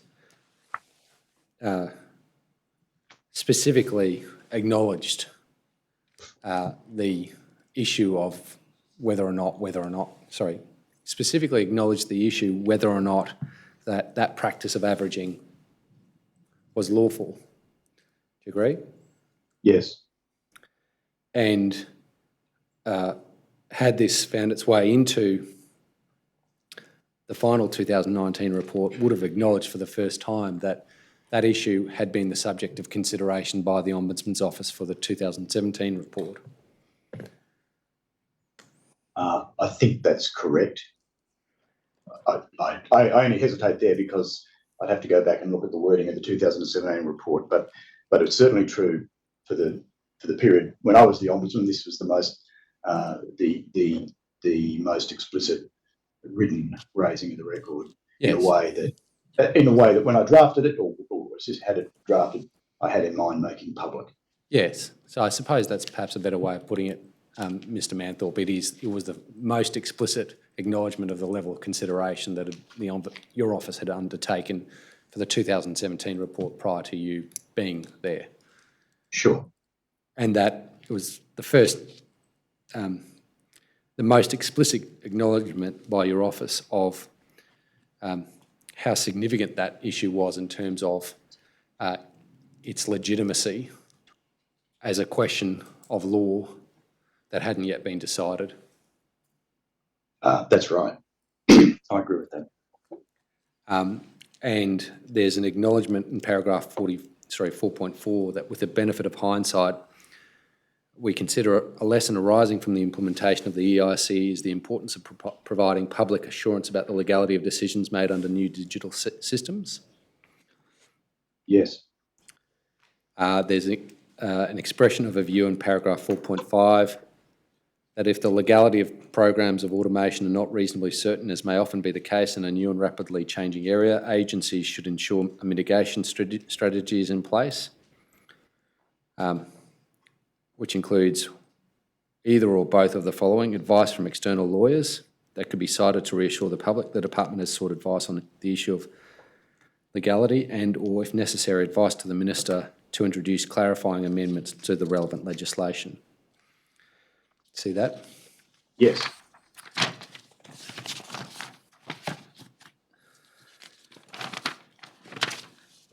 Now, a draft with that wording in it was provided to the Department of Human Services for comment. Is that right? That is right. Who By me actually too. drafted it, Mr Manthorpe? Do you remember? Which individual? I'm not sure, Commissioner, I'm sorry. I had some hand in it, but I can't recall.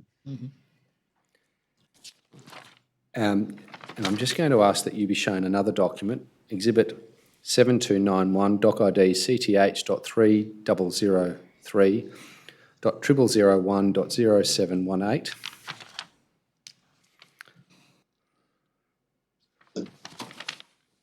And I'm particularly interested in the email that starts at the bottom of that page and goes over the page from Ms Leon on the 8th of March 2019. You recall that email, Mr Manthorpe? Yes, I do.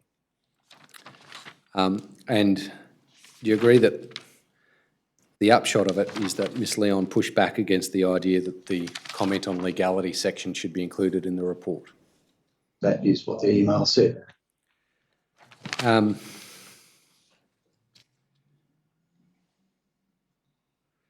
of the points that's made in the email on the second page, in the numbered subparagraphs, point 2, do you see where Ms Leon says, in respect of the comment about the need to amend legislation, she said, "We have not done so in this case because our position is and remains that the legal position in relation to the program is not uncertain."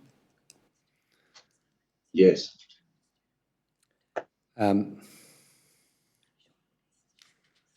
Now, were you aware that another development that had happened by this stage was that federal court proceedings had been commenced in the Masterton case, specifically challenging the legality of the system? Yes, I was. And indeed, it was that development was acknowledged in the comment and legality section of the report. Oh, yes.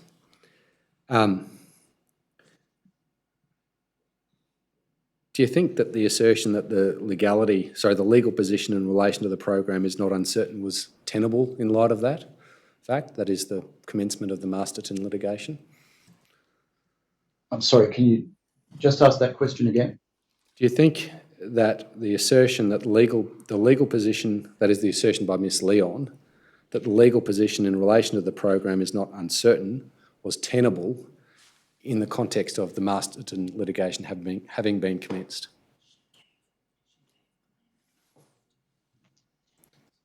I don't know.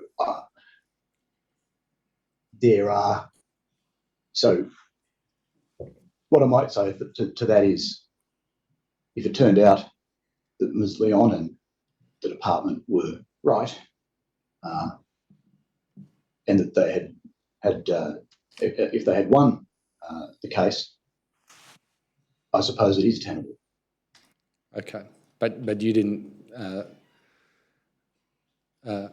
in having received this email, you didn't reflect on whether or not, in the face of the academic criticism of the use of averaging, of which you're aware, what was happening in the AAT, and the fact that there was now effectively a test case that was before the federal court, you didn't reflect on whether or not what she said there was tenable or not? I don't think I turned deeply to that specific question.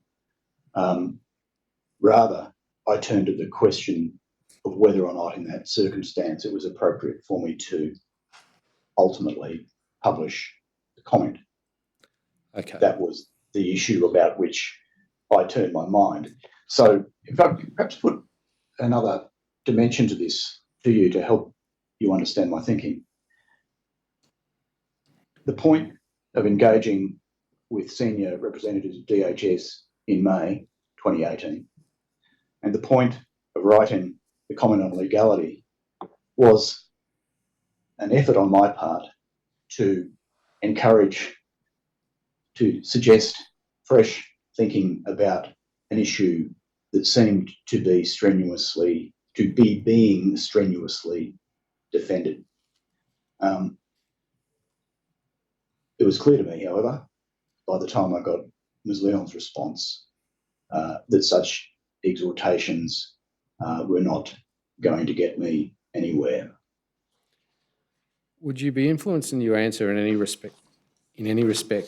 If I were to tell you that on the 7th of March 2019, that is the day before this email, the Australian Government solicitor had advised on a preliminary basis the department that in their view the grounds in the Masterton proceeding involving an attack on the use of averaging was not hopeless. Sorry, I'm sorry, can you just say that to me again? So on the 7th of March 2019, the AGS had advised on a preliminary basis that the grounds in the Masterton application which attacked the use of averaging was not hopeless. That is, it was not hopeless for Ms. Masterton's case. There was hope that it would succeed against the Commonwealth. Is that what you're saying? Yes. Yeah. Does that affect your answer about whether or not the assertion that there was no uncertainty on the legal position was tenable? It might have if I'd known, but I did not know that. Okay. Now, I'm particularly interested in the second last paragraph, the last big paragraph in Ms. Leon's email, commencing with the words, "I'm concerned that your comments clearly imply that there is doubt as to the legality of the EIC system. Comments made by the Ombudsman on this aspect will undoubtedly be cited in public commentary in circumstances where a court is yet to determine the matter. I think it is particularly undesirable to buy into the argument about legality when litigation is on foot, as comments from the Ombudsman as a significant part of the administrative law system may be considered to be prejudging the outcome or may in fact prejudice the issue." Did you form a view about the legitimacy of those points in that email from Ms. Leon? Yes. And I found, so I'll go back a small step. So I received the email, I read it. The email followed a conversation that Ms. Leon and I had in which she expressed similar doubts, so similar issues orally, followed up with the email. I then spent a time really just reflecting on what I thought was the right thing to do in the circumstance that I now found myself. And on the one hand, I wanted to put something on the record that said, I've got some doubts about this thing. I'm not making a finding. I can't make a binding finding. That's not within the powers of the office, but I've got some doubts about this thing. And I think there are some lessons here about how the whole episode unfolded. But on the other hand, as a senior official and indeed as the occupant of an office that is part of a broader system of administrative review, I thought, just how appropriate is it, in fact, to put a public statement out when the matter was by then before the courts? And that was the principal reason why I refrained from doing so. Although there were other reasons, one of which was that right throughout my time as the Ombudsman, and certainly with respect to the activities I performed in relation to Robodebt, my interest was in trying to influence what was going on to improve fairness, good process administration, and so forth. And I perceived that that had I published the report, it wouldn't have actually made any difference to the point of influence, because the view I was the doubts I was expressing had been repudiated. And so that, plus the fact that I could at least take some comfort in the notion that I'd raised the issue, left me concluding that on balance, the right thing to do was to refrain from putting the statement in the report, in the public report. But particularly because by then it was before the courts, and as a senior official, long before I was the Ombudsman as a senior official, that would certainly had always been the practice that I and many colleagues would observe if pressed on something in a public forum, a Senate committee or what have you. If something was before a court, you would not seek to involve yourself in it. One view, Mr. Manthorpe, is that concern might have relevance in certain legal contexts, but it might not in this context where you have an independent judge who's an experienced decision maker and lawyer and who is unlikely to be influenced, with due respect, by a public comment by the Ombudsman, and therefore wouldn't realistically result in any prejudice to the proceeding in the federal court. Can you comment on that?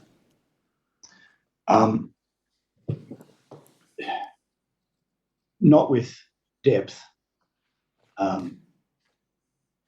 I just felt within myself that not publishing it was the correct course, having regard to the fact it was before the courts.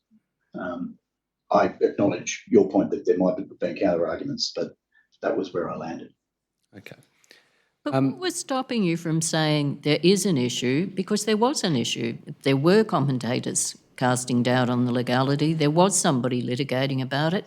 Why could you not have at least included that in your report?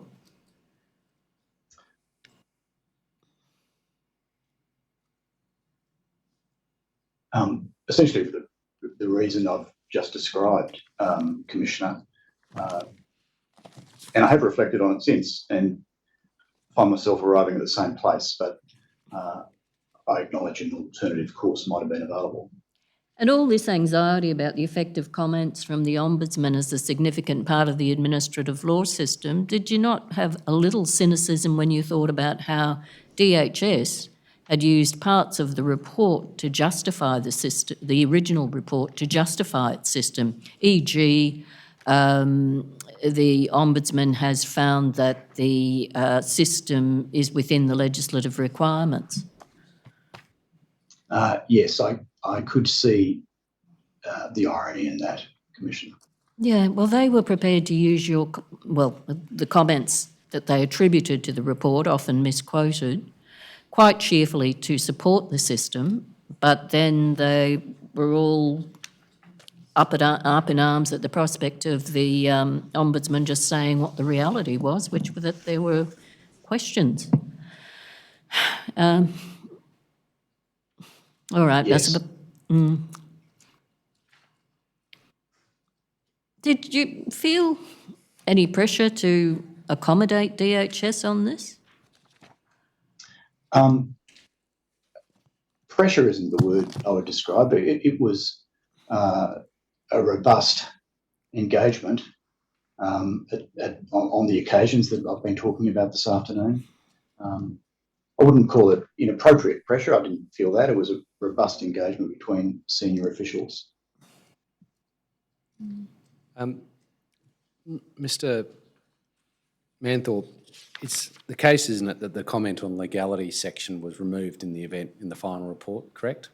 That's right, for the reasons I've described. Yes.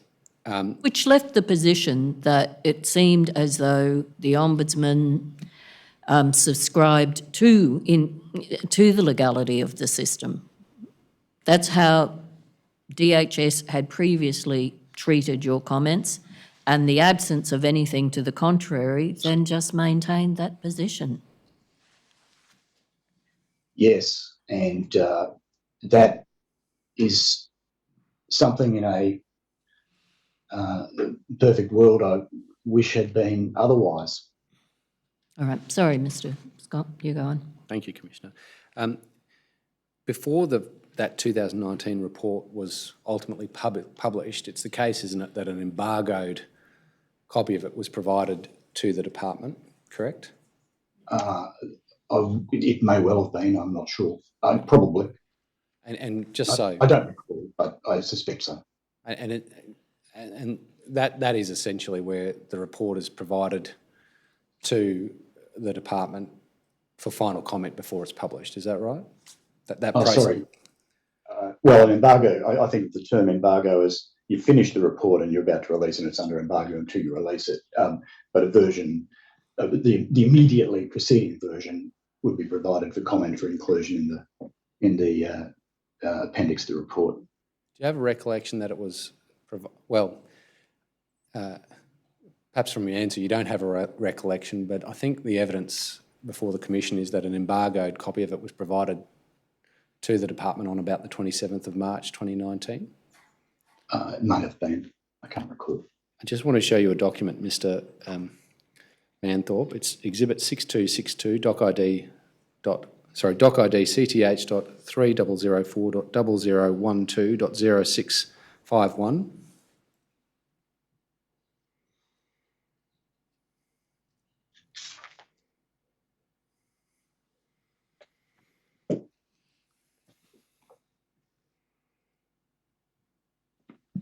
I'm sure that'll come up shortly, Mr. Manthorpe. Sure.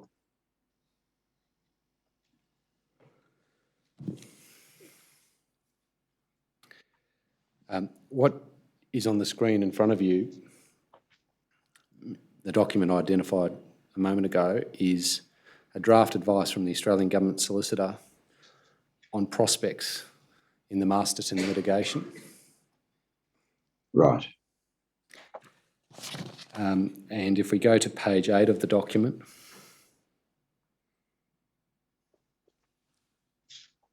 and call out paragraphs 23 to 25 under the heading Challenge to the Use of Apportionment. Perhaps if you read that to yourself, Mr. Manthorpe.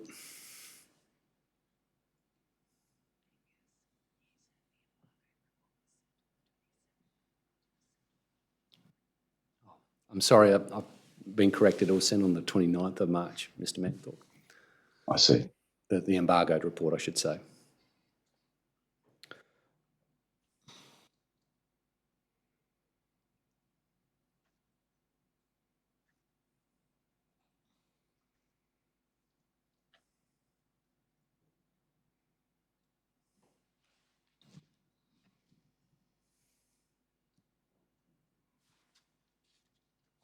Yes, okay. I've just read that. Thank you.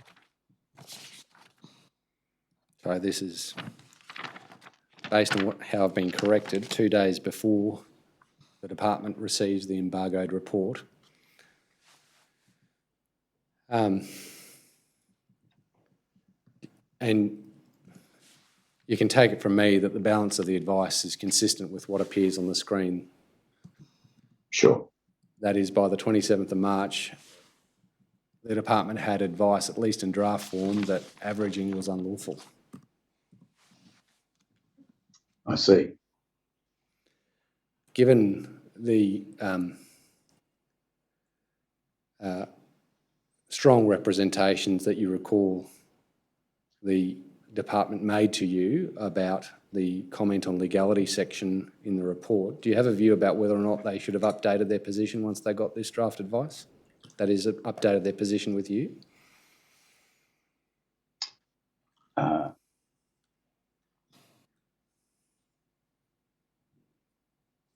would have appreciated it if they had. Would it have affected whether or not you would have kept out the comment on legality in your report? I think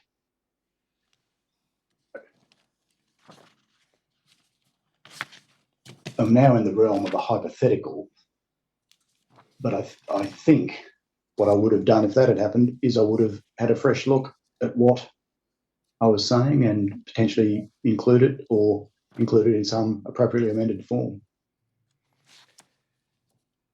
When you came into the office, is this right, you reviewed the 2017 report at some stage? Yes, I did, early in the piece. Okay. Can the witness please be shown Exhibit 7197, Doc ID LMA.1000.0001.2996.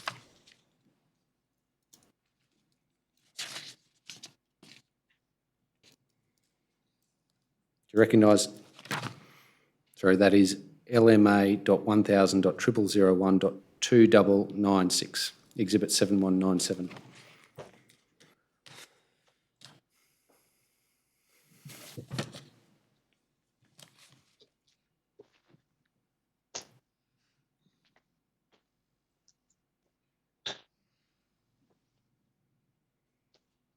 Sure that'll be brought up shortly. Is it a letter? No, it's on the screen now, Mr. Manthorpe. It's the draft, it's the 2017 report. Got it.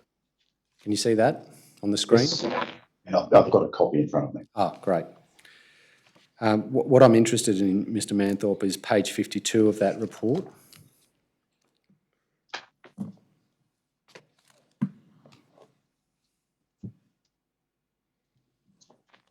Yes.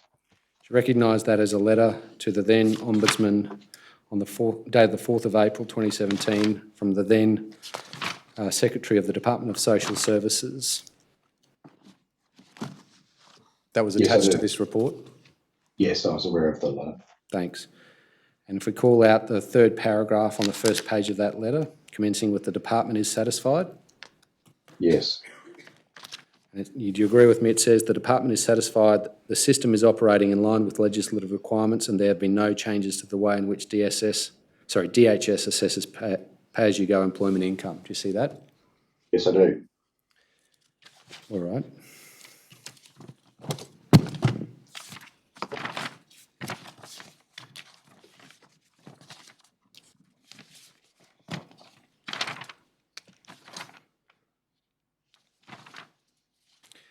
Can the witness now be shown Exhibit 4157, Doc ID DSS.5099.0001.0003_R?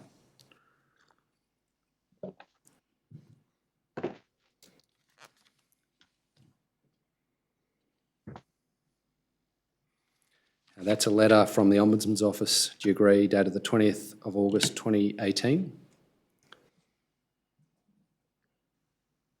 I can only just sort of see it on the screen. I'm sorry. I'm sorry, perhaps if we can call out the letterhead and the subject line, including the logo at the top right-hand side of the screen.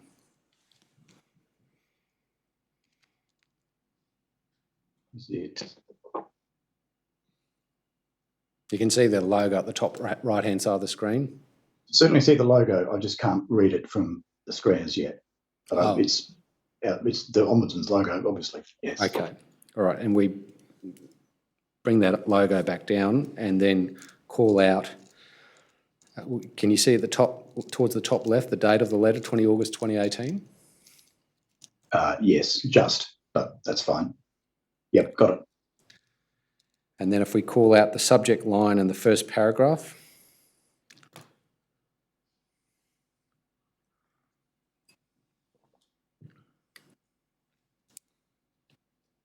Yes. Okay. Now, are you satisfied this is a letter from the Ombudsman's Office dated the 20th of August 2018? Certainly appears to be, yes. At a time when you were the Ombudsman? Yes, I was then. Okay. And if we go to the page 3 and call out the heading, the 3 paragraphs under the heading, the importance of publicly available guidelines.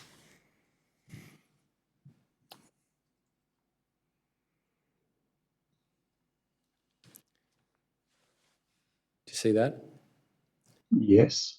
Now, do you see the first paragraph starts with, the Ombudsman considers it may be open to the government to argue that the EIC process of averaging income is legal, but the legality of the system is not certain?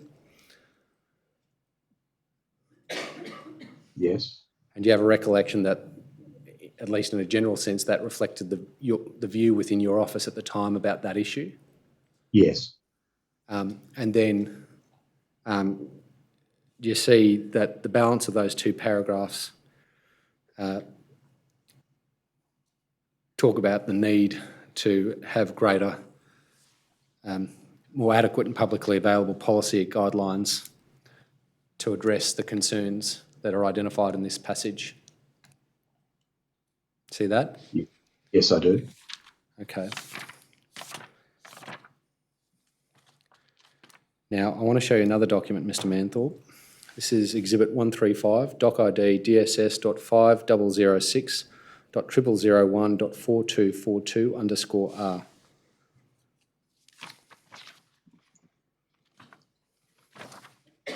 That should hopefully come up on the screen.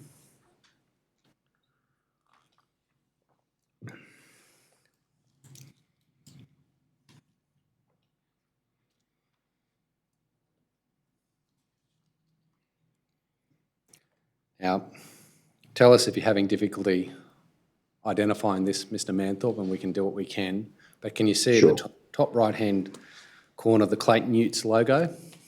Yes, I can. You recognise Clayton Utz as a law firm? Yes, Well known and well regarded. indeed. And can you see the draft watermark on the document? Yes, I can. Dated the 14th of August 2018. Yes.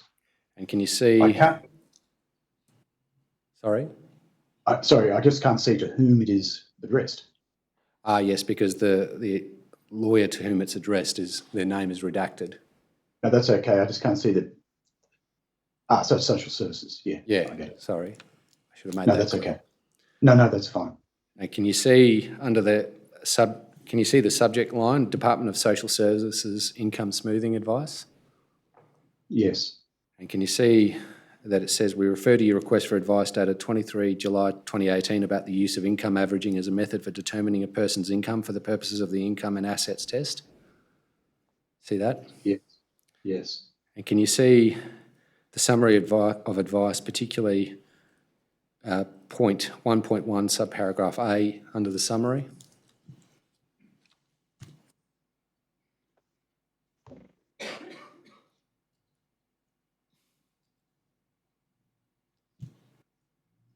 I'm just I'm sorry, but the font is fairly small, but I'm getting. Perhaps my if way we through. zoom in on that paragraph. And it's not a document I've seen before. I just want to make sure I can make sense of it.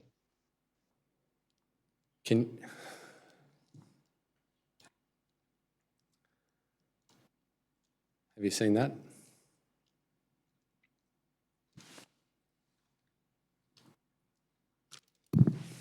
Yes, I see that, and have read those 5 lines. Okay. And I think you said just before you haven't seen that before? No, not to my recollection.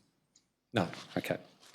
Given what had been said by Mr. Pratt in his letter to Mr. Glenn in 2017, and given what was said about the level of certainty or uncertainty about averaging in the letter from the Ombudsman's office dated the 20th of August 2018 that I've just taken to you,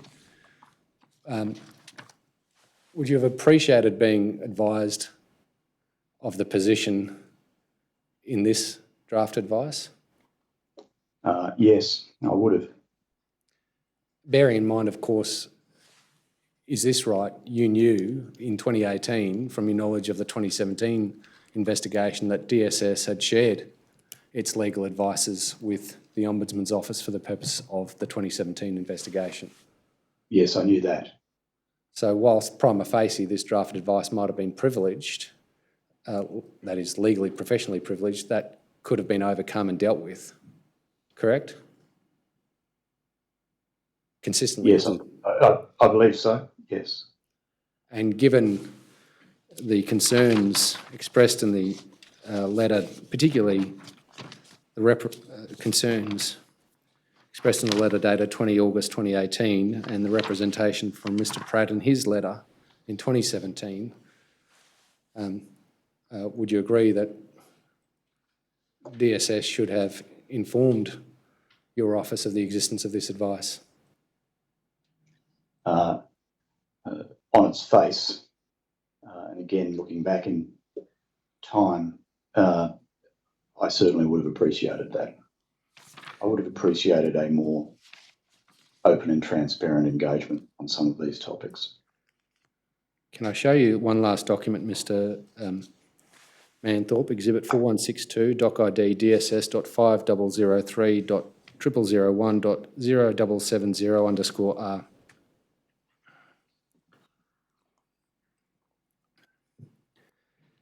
And again, let me know if you're having difficulty reading it, Mr. Manthorpe, but this is an email from James Kemp of the Department of Social Services in response to the letter from your office on the 20th of August 2018. It would seem in September 2018, and perhaps if we call out the text of the letter so you can read it. Please. Can you read that now? Almost. Perhaps if we zoom in a little bit more, operator. How's that? Yeah, that'll be good. Which paragraph would you like to draw my attention to? Well, perhaps if you just read it to yourself and then I'll just ask one last question.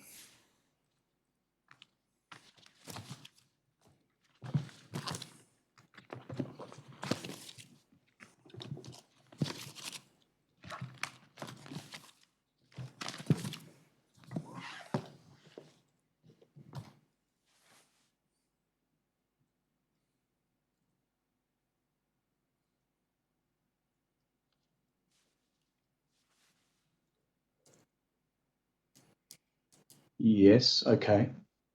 Do you agree with me that it doesn't contain any reference to the Clayton Utes advice or acknowledgement that at least if the Clayton Utes advice is accepted, there was, from the point of view of the Department of Social Services, significant reason to doubt, to put it mildly, the legality of averaging? I can see that it doesn't include any reference to those matters. Commissioner, that's the evidence. Ms Hogan-Dory? Questions? Nothing arising. Thank you, Commissioner.